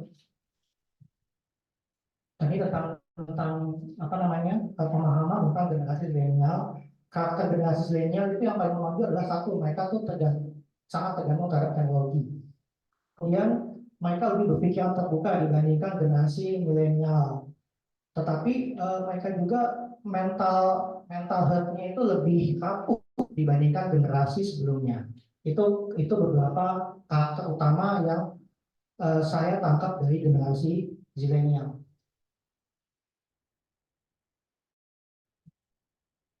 Oke, ini lokasi penelitian di Jakarta, Jabodetabek, Jakarta Metropolitan Area. Bahwa metode yang saya gunakan adalah kuantitatif dengan pengumpulan data survei. Jadi saya menggunakan skala Likert 6 pilihan. 6 pilihan saya ambil supaya responden saya itu memilih antara kecenderungan yang tidak dan kecenderungan yang ya. Bisa lanjut, Mbak, turun. Oke. Saya responden yang saya dapatkan itu 155. Tetapi 4 dari responden itu di luar kategori karena usianya terlalu ke bawah atau terlalu ke atas dari generasi zilenial. Jadi yang saya ambil adalah 151. Dari 151 itu komposisinya adalah 50-50, hampir setengah-setengah antara pria dan wanita. Lalu bisa, oke. Dan ini adalah kelompok ya. Jadi mayoritas itu masih lajang. Usia 22 sampai 34 itu 80 dari 150 itu masih lajang. Dan memiliki anak satu. Dengan secara penghasilan, mayoritas itu berpenghasilan 5 sampai 10 juta. Jadi kalau minimum upah minimum di Jakarta itu 5 jutaan. Ini antara upah minimum sampai hampir 2 kali upah minimum. Nah, mayoritas belum memiliki rumah. Generasi milenial setelah data-data tadi itu masuk, kemudian saya uji statistik dengan SPSS. Saya cek validasinya dulu dan semua pertanyaan saya valid. Jadi ada 29 pertanyaan yang saya ajukan ke mereka untuk mengukur 4 variabel. Yang pertama teknologi, hunian yang multifungsi, praktis, dan hunian yang ramah lingkungan. Dan dicek realitasnya, variabel, artinya pertanyaan saya ini bisa diulang-ulang digunakan untuk objek yang lain. Oke, ini adalah hasil dari uji statistiknya. Saya sebenarnya menggunakan yang utama itu adalah multi regresi. Tadi validitas itu adalah uji aja untuk mengecek kuesioner saya.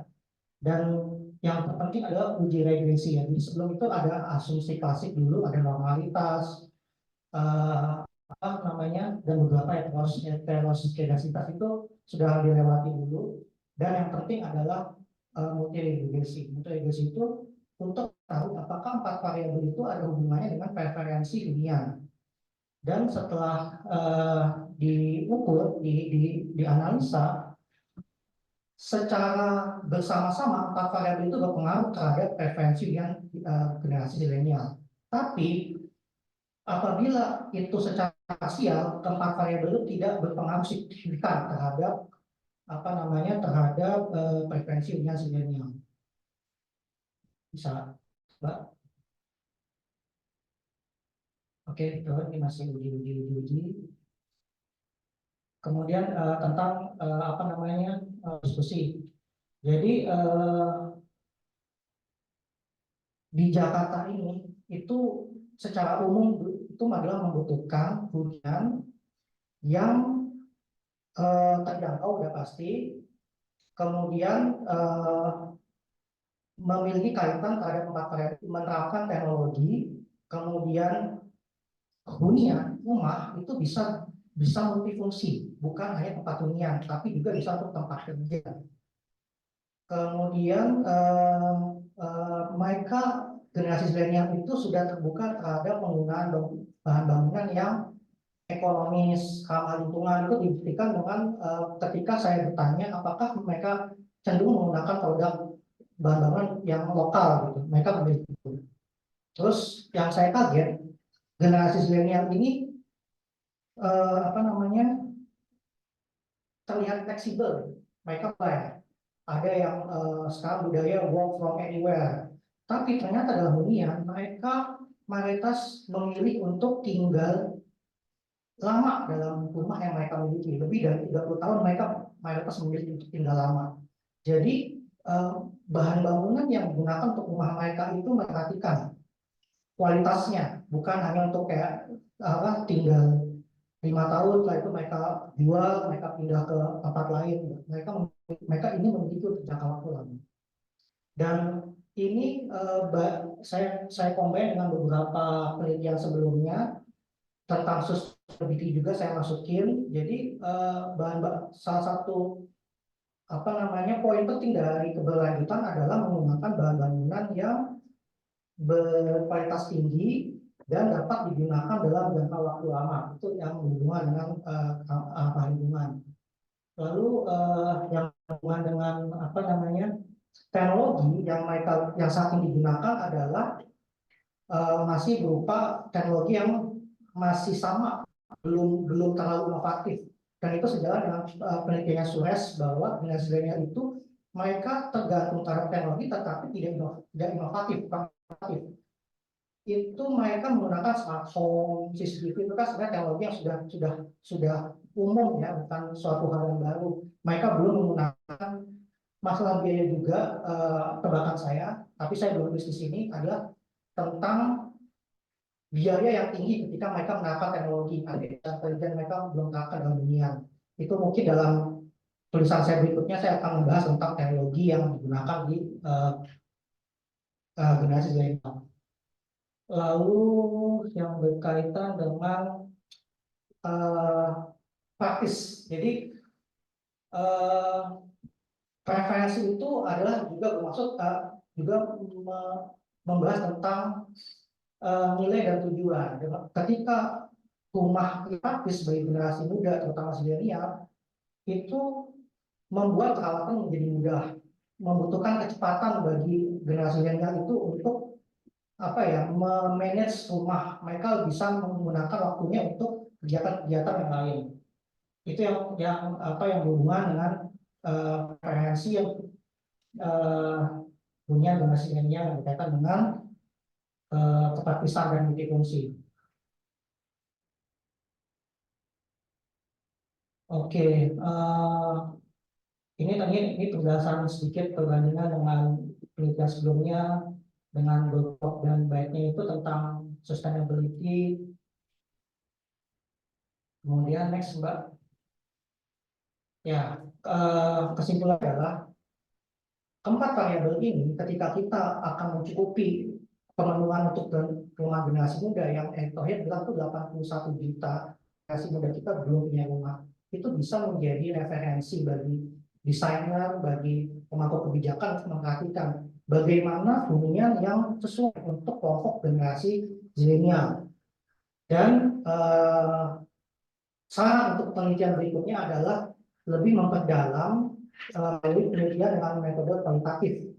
Jadi dari 4 variabel itu masing-masing itu bisa diukur lebih, bisa diketahui lebih mendalam tentang hunian ramah lingkungan bagaimana, kemudian hunian yang teknologi yang seperti apa, smartphone-nya kan jenisnya banyak. Kemudian multifungsinya seperti apa, tepatnya bagaimana, itu adalah saran untuk penelitian berikutnya. Mungkin itu Prof yang bisa saya cerita. Mudah-mudahan Prof baik. Oke. Referensi.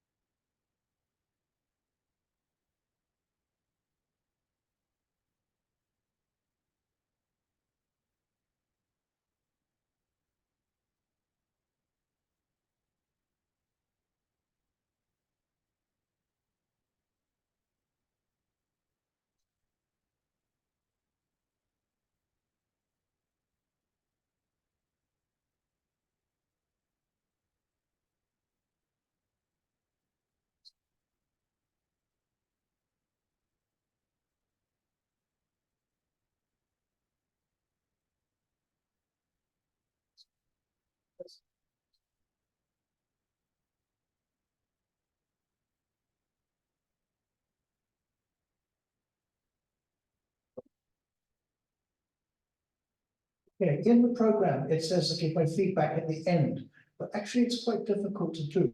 So I'm going to give my feedback at the end of each person.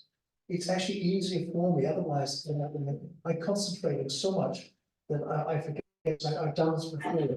So I'm going to give you some feedback, and so I thank you for that. This is a very worthwhile topic, a very important one, and I was amazed by the statistic of 81 million people owning homes. This is quite incredible. However, I have quite a few comments on what is the link between the elements of this are very interesting. What I think is the connection in the elements is something that needs to be looked into. For example, you mentioned that you do a survey. Now, the way it's moving has been moving for a long time in UK and also in USA, is that you need to make a link, clear link between your research questions and your choice of methodology. At the moment, we have a series of very interesting research questions, and we have then a statement about a survey. What you would really need to do would be to say, what kind of survey? Because there are many, many different kinds of survey, okay? So what kind of survey, and why is the one that you have chosen suitable for your research questions? In other words, it's a linkage.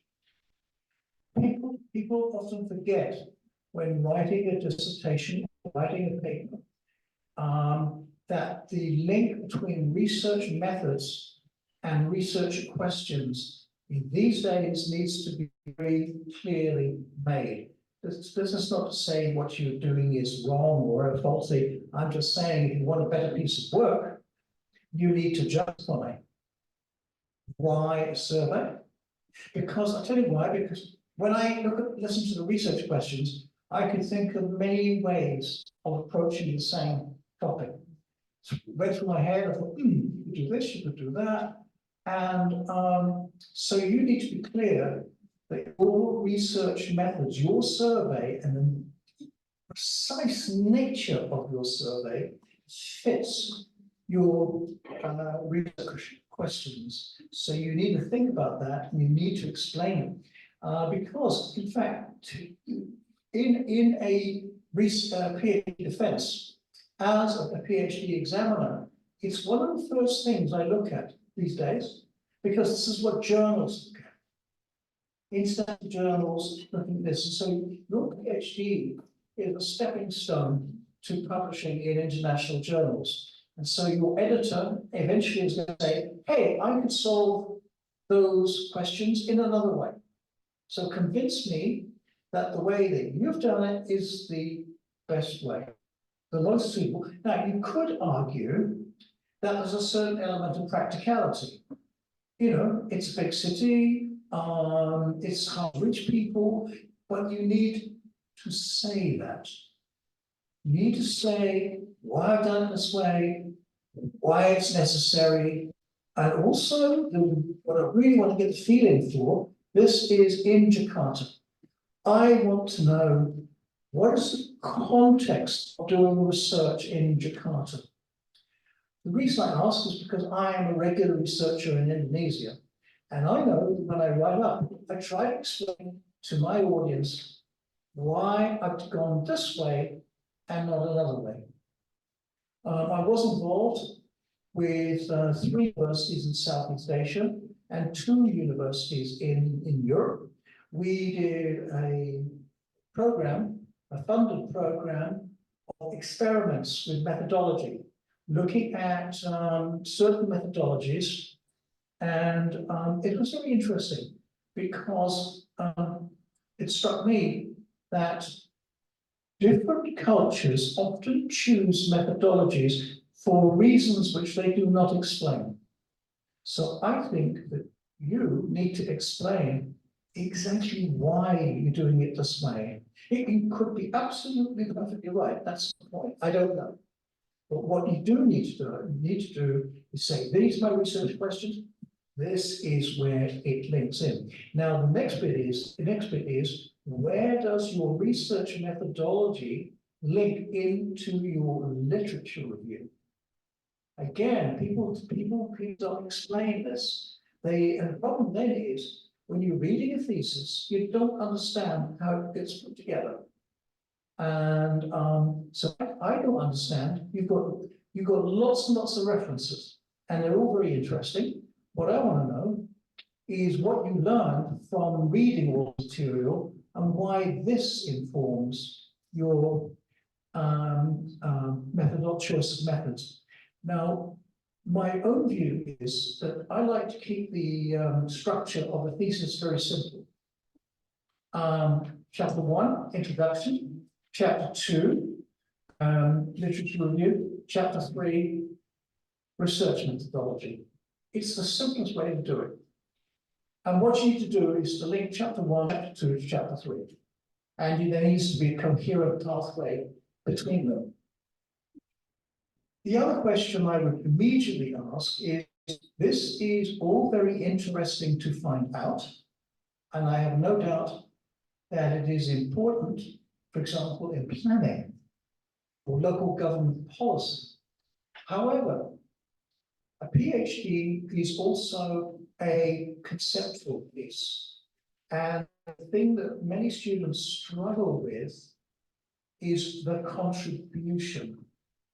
Now, the contribution is not to solve the problem, okay? The contribution is to add to knowledge. If you solve the problem, you are doing a consultant's report.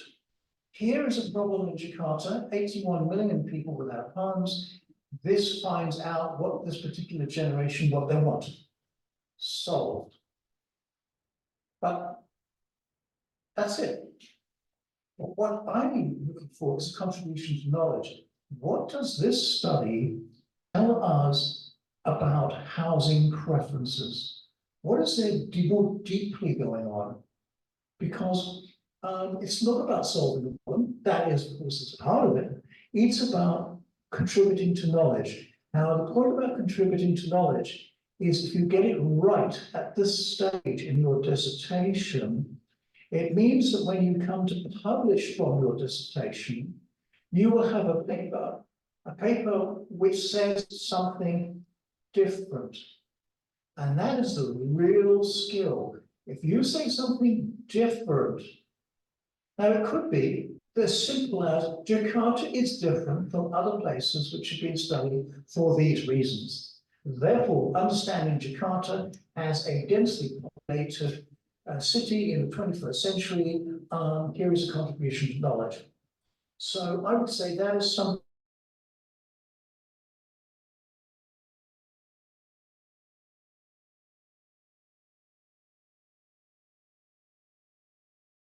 that you are offering. If you're offering, I solved the problem, well, you know, if we take COVID, you know, the first vaccine to COVID was discovered by Oxford University. And it isn't just about solving COVID, it's about rethinking the nature of immune systems. You can't just call it OBAT, you know, it's something fundamentally. So I would say to make this dissertation work, you need to spend more time on what you think is the unique features of this generation.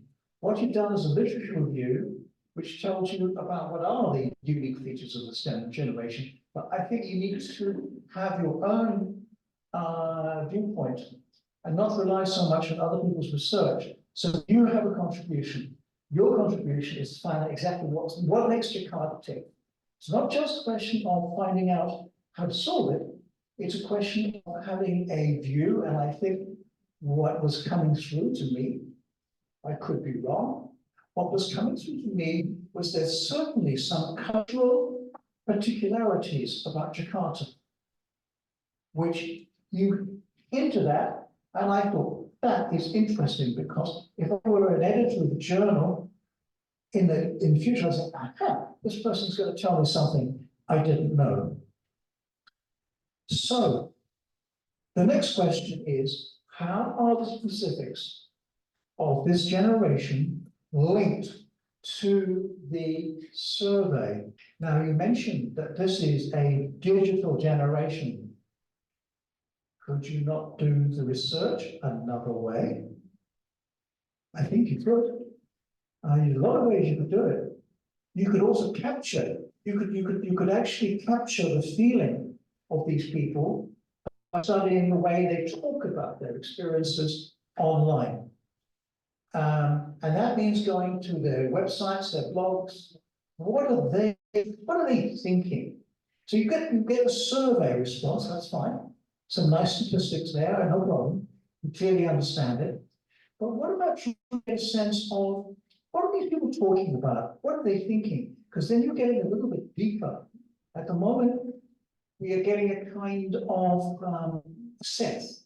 But I would like, if I were looking at this some years in the future, I want a sense of what makes these people in Jakarta tick.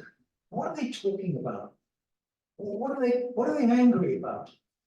They're going to, I bet you they're going to be angry. Honestly, like 81 million without housing, their own housing, that's not good. So I would say spend some time, maybe also perhaps use another methodology to try and understand their worldview. What are they talking about? Now, there are methodologies to look at young people and the way they talk online. This is the first generation that commits its heart online. And it's not just Indonesia, it's the whole world. It's a very, for me, this is exotic. This is a new tribe. You know, I'm an anthropologist, you know. These people are not me. They're very different.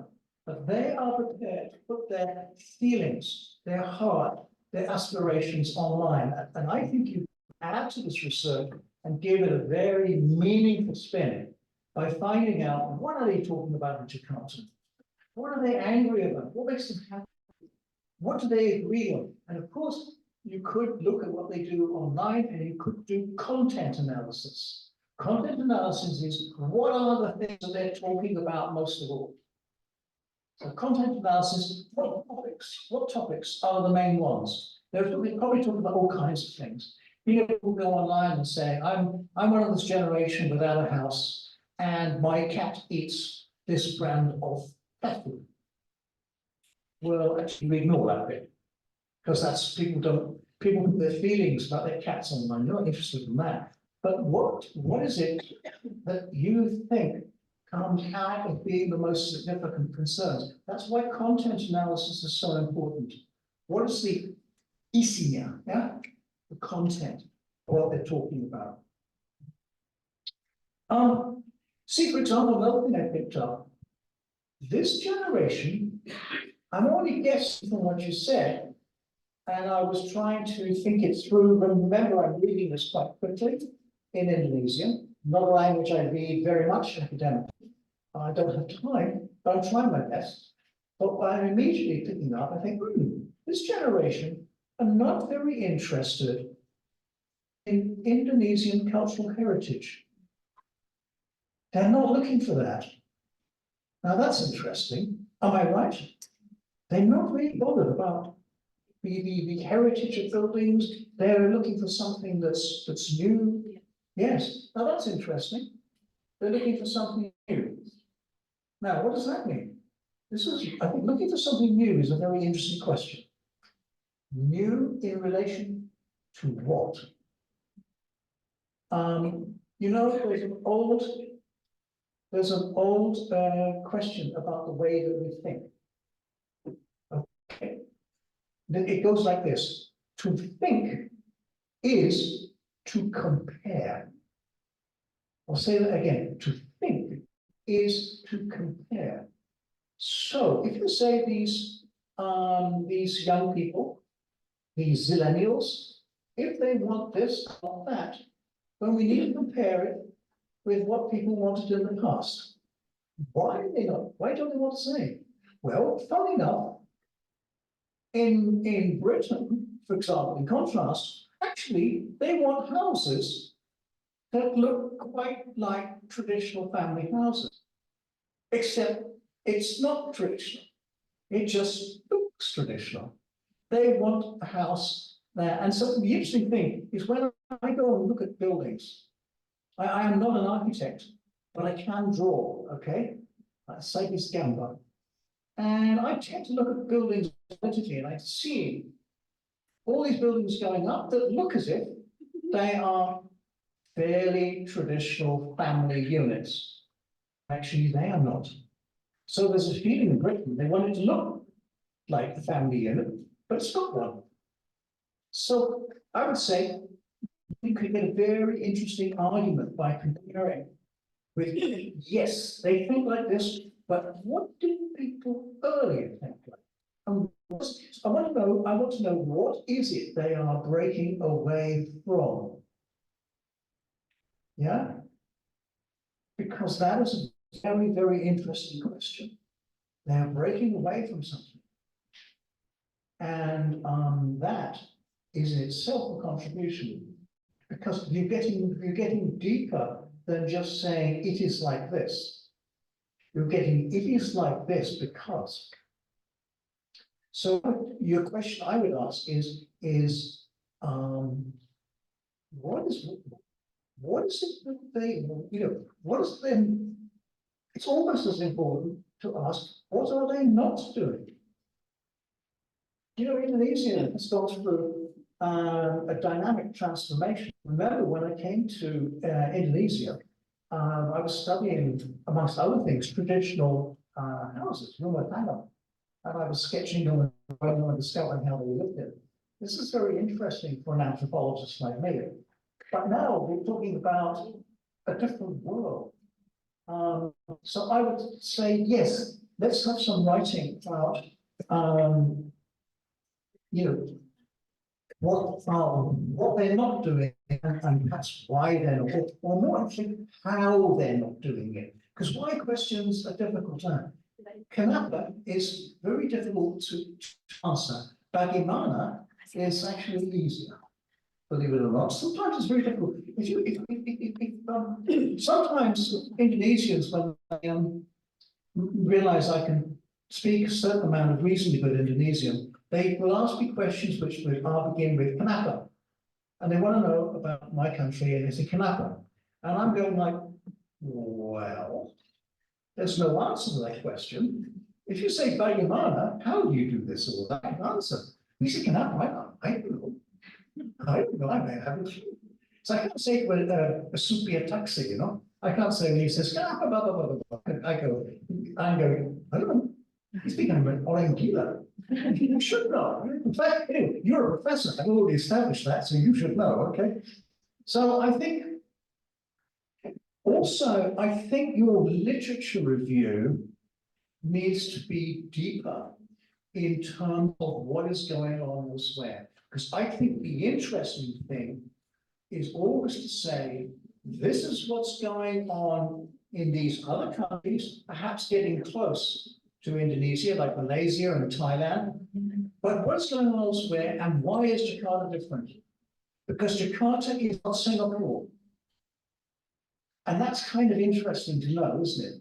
Jakarta, to me, it's obvious. Jakarta is not Singapore.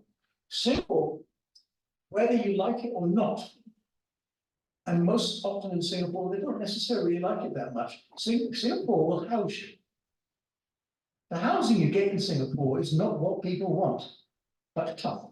You're going to get it. Now, what's interesting is these people think they are going to get what they want. That's the impression I get. But I don't think they are going to get what they want. Because there's a certain reality out there. With a huge city, it's going to have its own pressures. So they are going to have to think about adapting to what they are given. And that itself is interesting, because it strikes me you're capturing what they want, what their expectations are. And it's there in your title, after all. So why not look at, hey, they're not going to get what they want, so what are they going to do about it? No, that's interesting, isn't it? If I don't get what I want, what am I going to do about it? So I would widen your literature review to get a sense of contextualizing your research on Jakarta, contextualizing it in relationship to other big cities. I wouldn't bother with small cities. I wouldn't bother comparing with Singapore. It's too small. Jakarta is a mega city. And I think you need to say this is a contribution to understanding the aspirations and preferences of zillennials in mega cities. And that will make people sit up, because after all, we're seeing a lot of mega cities emerging. Ho Chi Minh City, it's going to be 35 million people. What will be called Pearl City. Pearl City is a combination of Hong Kong, Macau, Zhuhai, Guangzhou, and all those other cities in the Pearl River Delta. The Chinese government wants to connect all of those cities so it'll become one economic unit. Very efficient. But my goodness, it'll be a city of 65 million people.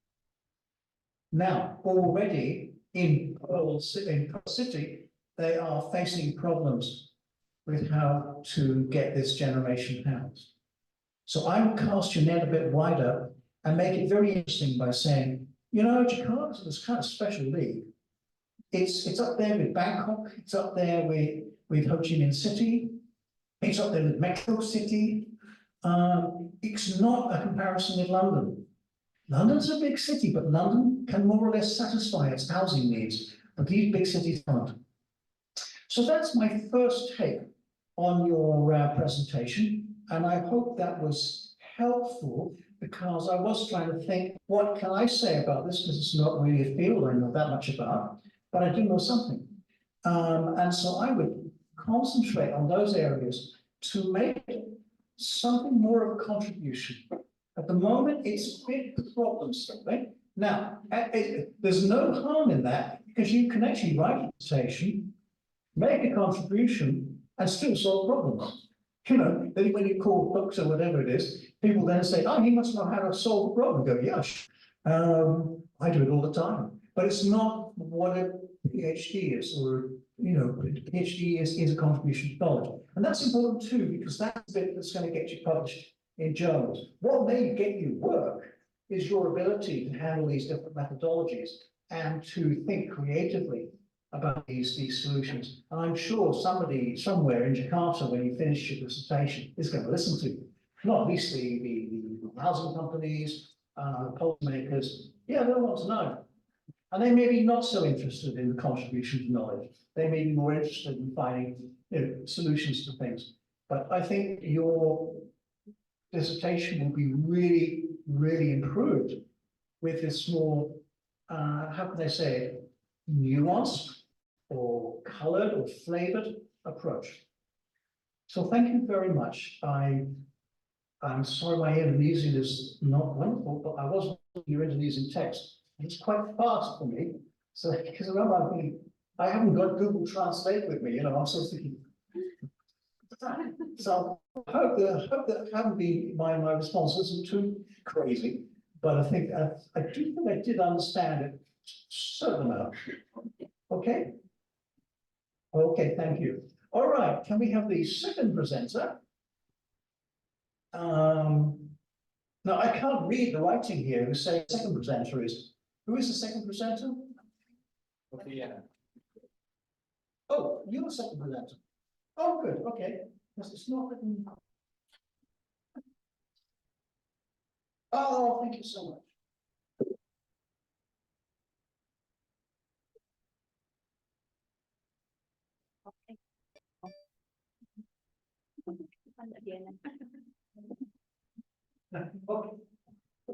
Okay, this is a topic I can really understand. This is something that okay, yeah. Thank you. My name is Mutiawati Mandaka. I will present my manuscript about the roles as the identity of the historical city of Lasem, Central Java, Indonesia. I will read the abstract. The relationship between walls and cities has been a defining characteristic in many ancient civilizations. These walls serve as historical evidence. It reflects a certain period in the city's history. They had a significant impact on the lives of the city's inhabitants and builders. However, with the passage of times and the rapid advancement of technology, urbanization, and city building have continued to accelerate.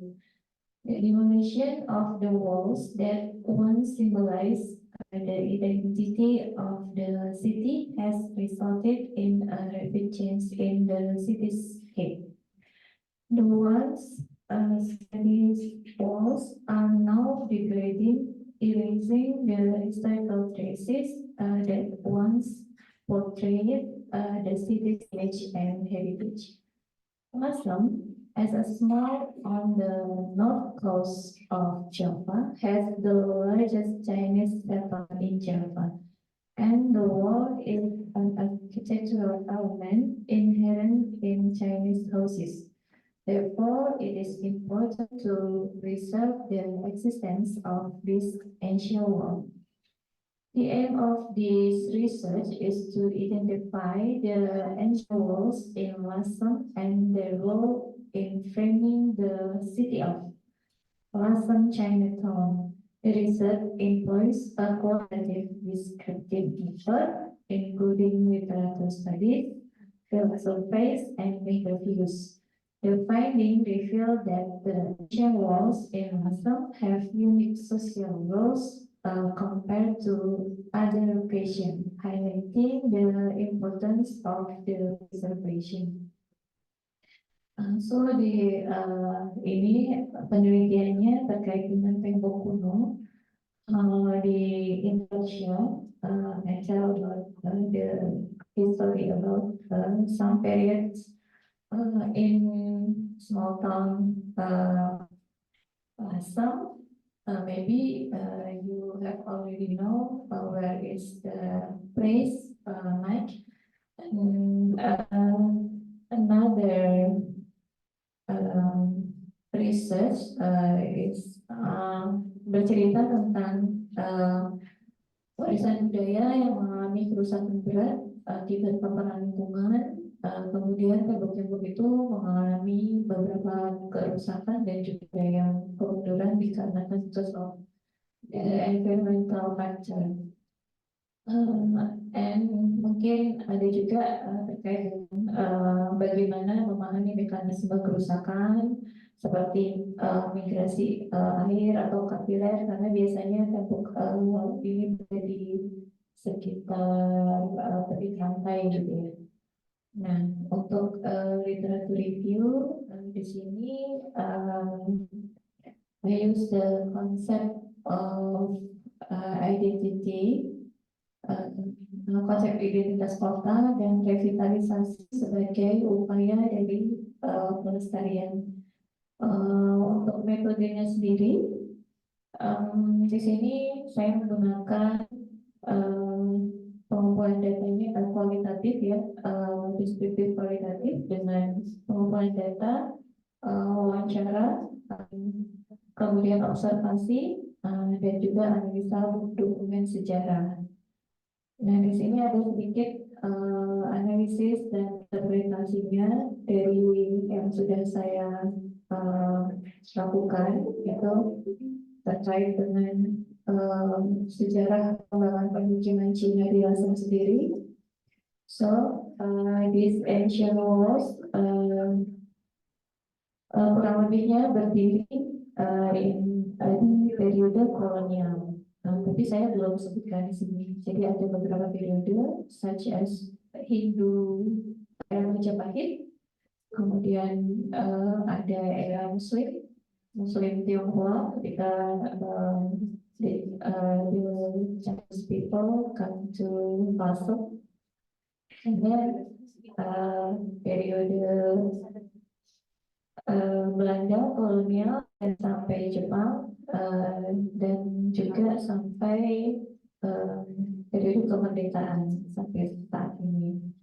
Dan di sini ada hal unik ketika orang-orang Cina ini membuat atau membangun rumah, itu mereka memiliki prinsip desain bangunan tradisional yang khas yang menurut Sudarwani itu terkait dengan pendekatan model, kemudian sistem yang teratur dalam susunan bangunannya lebih simetris. Kemudian ada fungsi halaman tengah atau biasanya courtyard itu untuk interaction in the family. Kemudian ini yang poin yang diambil adalah penggunaan tembok keliling yang berfungsi sebagai simbol tertutupnya satu kelompok dengan kelompok lain dan lingkungan di luar. Kemudian yang terakhir itu ada orientasi ke dalam bangunannya.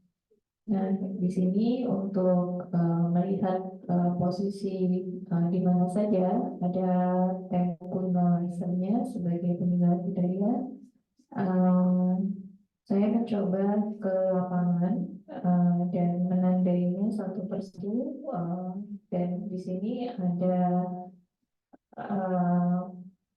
delineasi yang termasuk kawasan cagar budaya, dan juga ada kondisi existing the walls. Berdasarkan survei ada 3 kategori untuk tembok kuno sendiri yang dilasang. Yang pertama itu ada yang original, yang kedua destroyed wall, and the third is the modified wall. Nah, untuk kategori temboknya sendiri memiliki ketebalan sekitar 34 cm dan ketinggiannya sampai antara 285 cm to 500 cm. Kemudian di sini selain kondisi existing yang ada, jadi tidak semua bangunan budaya itu memiliki tembok kuno. Jadi ada beberapa yang mungkin pada awal mereka datang dan berkembang itu awal-awal masih menggunakan fence that made from kayu jati. Di situ dengan adanya perkembangan zaman dan teknologi sudah mulai beralih ke tembok yang didirikan seperti sekarang. Nah, di sini ada dari yang ditangkap di lapangan. Di sini ada beberapa fungsi tembok kuno lasang. Yang pertama, saya dilihat bahwa tembok ini memiliki fungsi untuk melindungi suatu wilayah, terutama pernah kejadian di Lasem mengalami banjir atau bencana alam. Kemudian yang kedua, tembok ini bisa menjadi identity cultural, sebagai identitas bahwa daerah tersebut adalah pecinan Lasem. Kemudian yang selanjutnya, tembok ini bisa difungsikan sebagai sarana penyelenggaraan perdagangan. Seperti yang sudah ada di gambar, ada beberapa rumah yang dia memiliki tembok, tapi fungsi perekonomiannya masih tetap ada. Jadi contohnya ada pembatik Kidamas, kemudian ada rumah merah. Di situ dia menggunakan tembok sebagai batas untuk tetap bisa berjualan. Kemudian ada rumah oleh. Rumah ini difungsikan as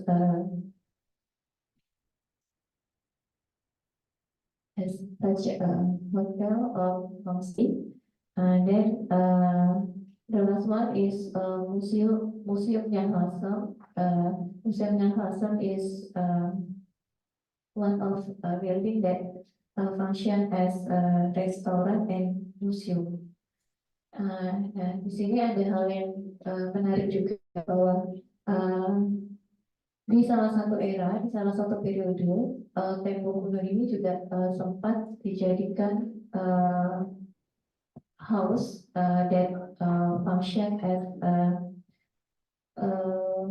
penyelundupan opium di abad ke-19. Nah, mungkin itu ada beberapa fungsi dari temboknya sendiri, dan ini saya menyadari bahwa saya belum mengaitkan dengan the theory, Mike.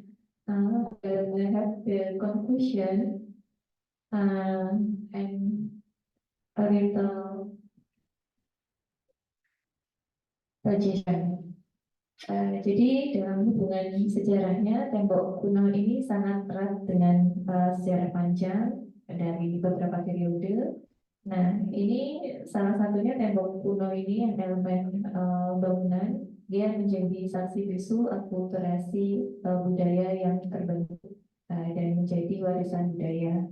Nah, perwujudan akulturasi budaya ini bisa dilihat dari segi bahasa, arsitektur, kemudian seni kerajinan atau tradisi, atau juga lifestyle yang sampai saat ini masih melekat di Lasem.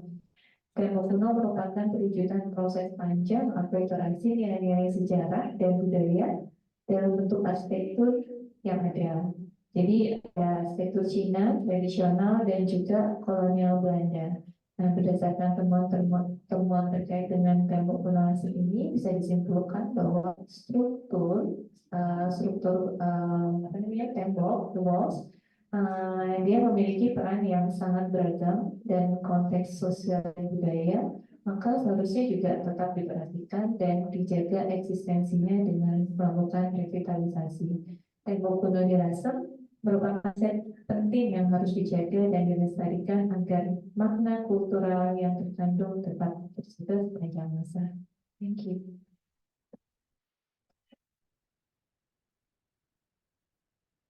Okay, slightly different challenge. This time the text in English and the speaking in Indonesian. So I'm kind of like trying to do both, okay? I try to listen to the Indonesian and look at the text at the same time. But, you know, it's quite hard to do, but anyway, I did my best. The first comment is much the same as with the previous presentation. It's to do with linking things up.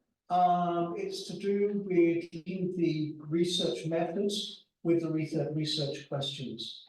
At the moment, I can think of alternative ways of doing this research as opposed to the ones which are chosen here.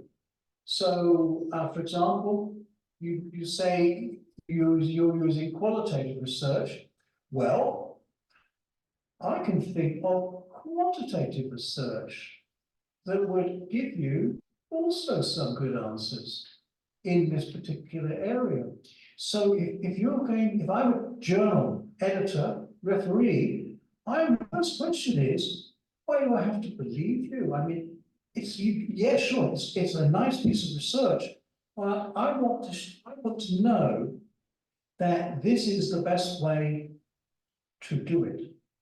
That the research questions, which are in fact quite, the research methods, do they link up? Or a multi-method approach. I could see, for example, gradations of affiliation, which could be done with something like a Likert scale. You know, because people don't think just like, I think this or I think that. They think of them in sort of, bands. And I would say doing it in a qualitative way doesn't kind of get the feeling. So you might think about whether you want to do some quantitative research too, perhaps even some quantitative research online. I don't necessarily mean just a survey, but something that will give you a feeling for how many people are thinking this or that. And this leads back to the use of the word identity in the title. If you're going to use the word identity, and believe me, I am as guilty of this as anybody else, because when it became fashionable to write about things about identity, I thought, that sounds good. And I believed it sincerely. And I realized, I was looking back at one of the books I read, which is about Islam and identity in Eastern Indonesia. I didn't explain what identity was. I'm thinking, oh dear. Luckily, critics didn't notice because the book disappeared after about a couple of years and people have moved on. People started criticizing research and identity. See what I mean? So luckily I escaped because the book became obsolete and people now only read it as a history document, not as a social science treatise, which is great. So about the first third of the book, they totally ignore. But I never said what I meant by identity. And I think if you're going to use identity in the title, I think you need to be really, really precise. And if you can't be precise, forget the word identity. There's a horrible word. It's used in the film industry. When someone in the film industry, cameramen and film directors, they love certain kinds of images. And so they might have, for example, they might be obsessed with doors. So they have some really nice shots of doors. What's it going to do with the story? Maybe you only need one door. not 10. And so in the film industry, they have a horrible expression, which is being very, very cruel to self. You know what it's called? How cruel? It's called killing your babies. Killing your babies. The things that you love most, they gotta go. So maybe you have to kill a few babies here. It's so horrible, I know. But I think you understand what I mean. You need perhaps to think, maybe the answers to the questions that you're asking in what is, after all, an incredibly interesting city. Lausanne is just absolutely out of this world. I think, given the fact that it is such an important city, I think you need to think about the word identity. If you're going to use it, be very clear. Maybe even just abandon it. I don't know. The other thing is, I've got so much written here. Let's start. First of all, you talk about Chinese. I know for a fact that, yeah, in Indonesia, people describe themselves as they do in Malaysia. They say, "Saya orang Cina." End of discussion. But I've lived in China, and I know perfectly well that what is Chinese is very, very complicated, especially in southern China. So in Lausanne, are they Guangdong? Are they Fujian? Are they Hakka? Are they Chito? Or whatever? That's what I want to know, and that needs to be their methodology. We have lots of different kinds of Chinese. Now, different kinds of Chinese don't necessarily like each other. Believe it or not. You know what? One of the factors about that is Chinese who don't like each other often build walls. They are a culture. They are a series of culture who love building walls. And you know what the walls are? Keep the others out. Everything is to keep the Javanese out. Maybe it's to keep the other Chinese out, okay? So I think you need to revisit whose identity we're talking about. And I think you get a very, very interesting thesis if you start to look at what kind of chapter you might need to expand your horizon on what is. I've had students in Macau do analysis of Chinese architecture. I think I'm spotting here, the pictures are a bit too small, but I think I'm spotting different styles of housing. So I think you need, this is so interesting, I think you need to go to the different styles of architecture in the buildings in relationship to these sub-ethnicities of Chinese. And it's a bit like, okay, it's a bit like the other way around. People in Indonesia will use a term like orang barat, Westerner. I don't think I'm quite sure what a Westerner is, to be honest. I'm actually from Britain.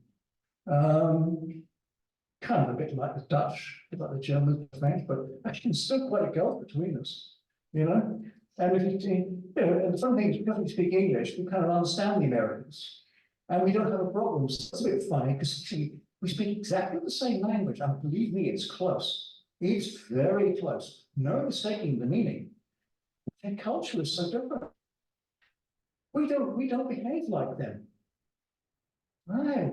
That's interesting. We speak in the same language. We even look very similar in the way we sit, talk, drink, but we don't think the same thing. So the Chinese, they look all Chinese, but they are, I think, for example, you need to find out if one of these groups is Hakka. Why? Because the Hakkas are the outsiders. And the Hakkas will build walls against each other. In fact, in Hong Kong, until fairly recently, the Hakka and the Cantonese villagers, up until the 1960s, they had cannons.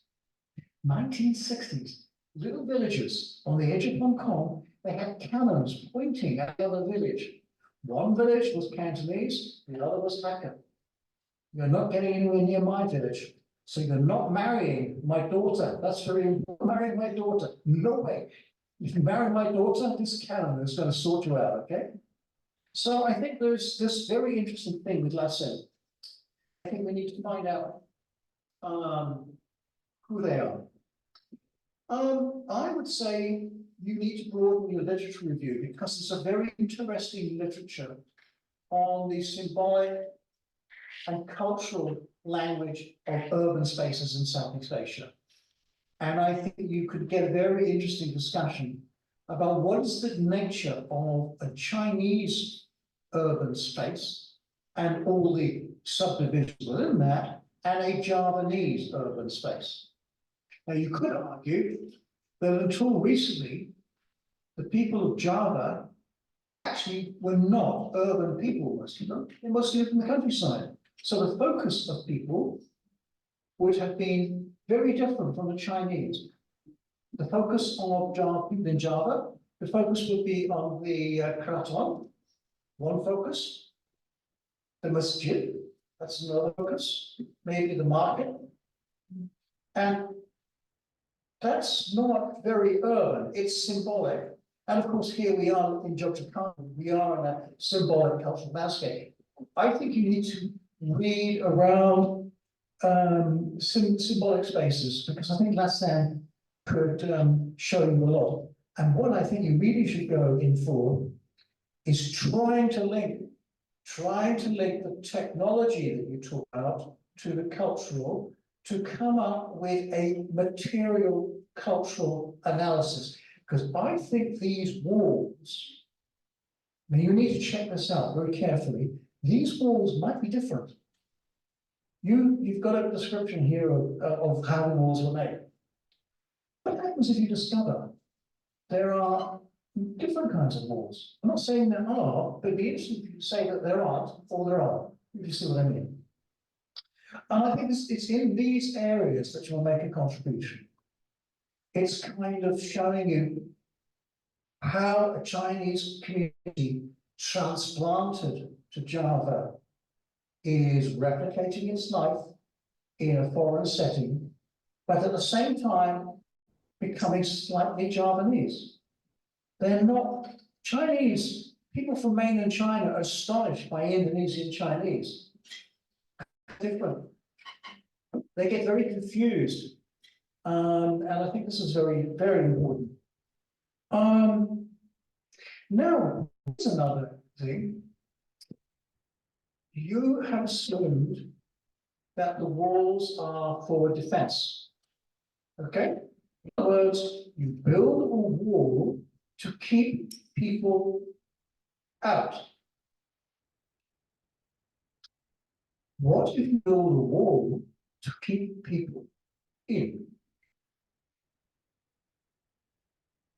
Okay, Great Wall of China.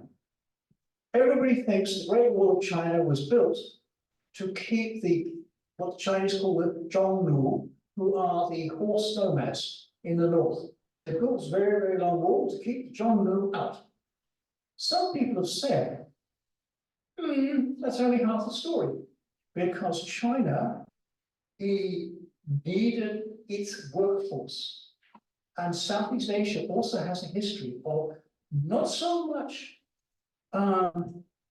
capturing physical things, but capturing human beings, because human beings are valuable. So some people suggested the Great Wall of China was to keep the nomads out and to keep the Chinese in.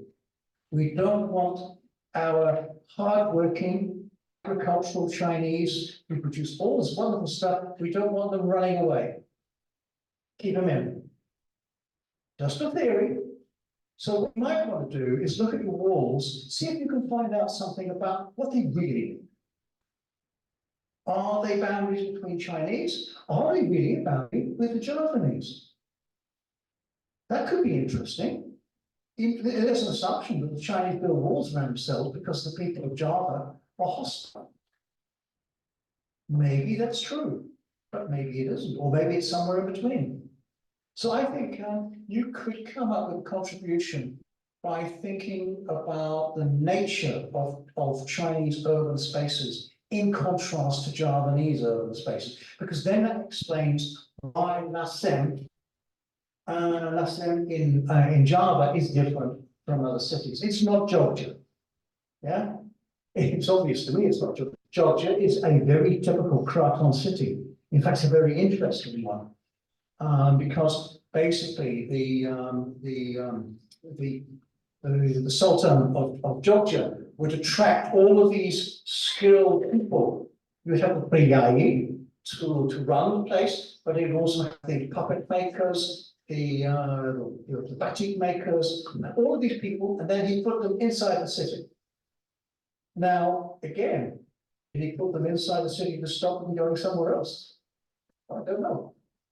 But it is different, the cityscape. So think of cityscape, what that means, and why that's. So I think the really interesting thing is to probe.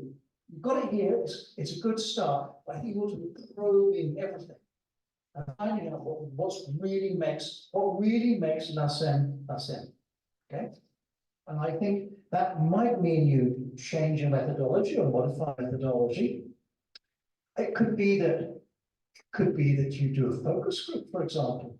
What do people in LASEM feel about their walls?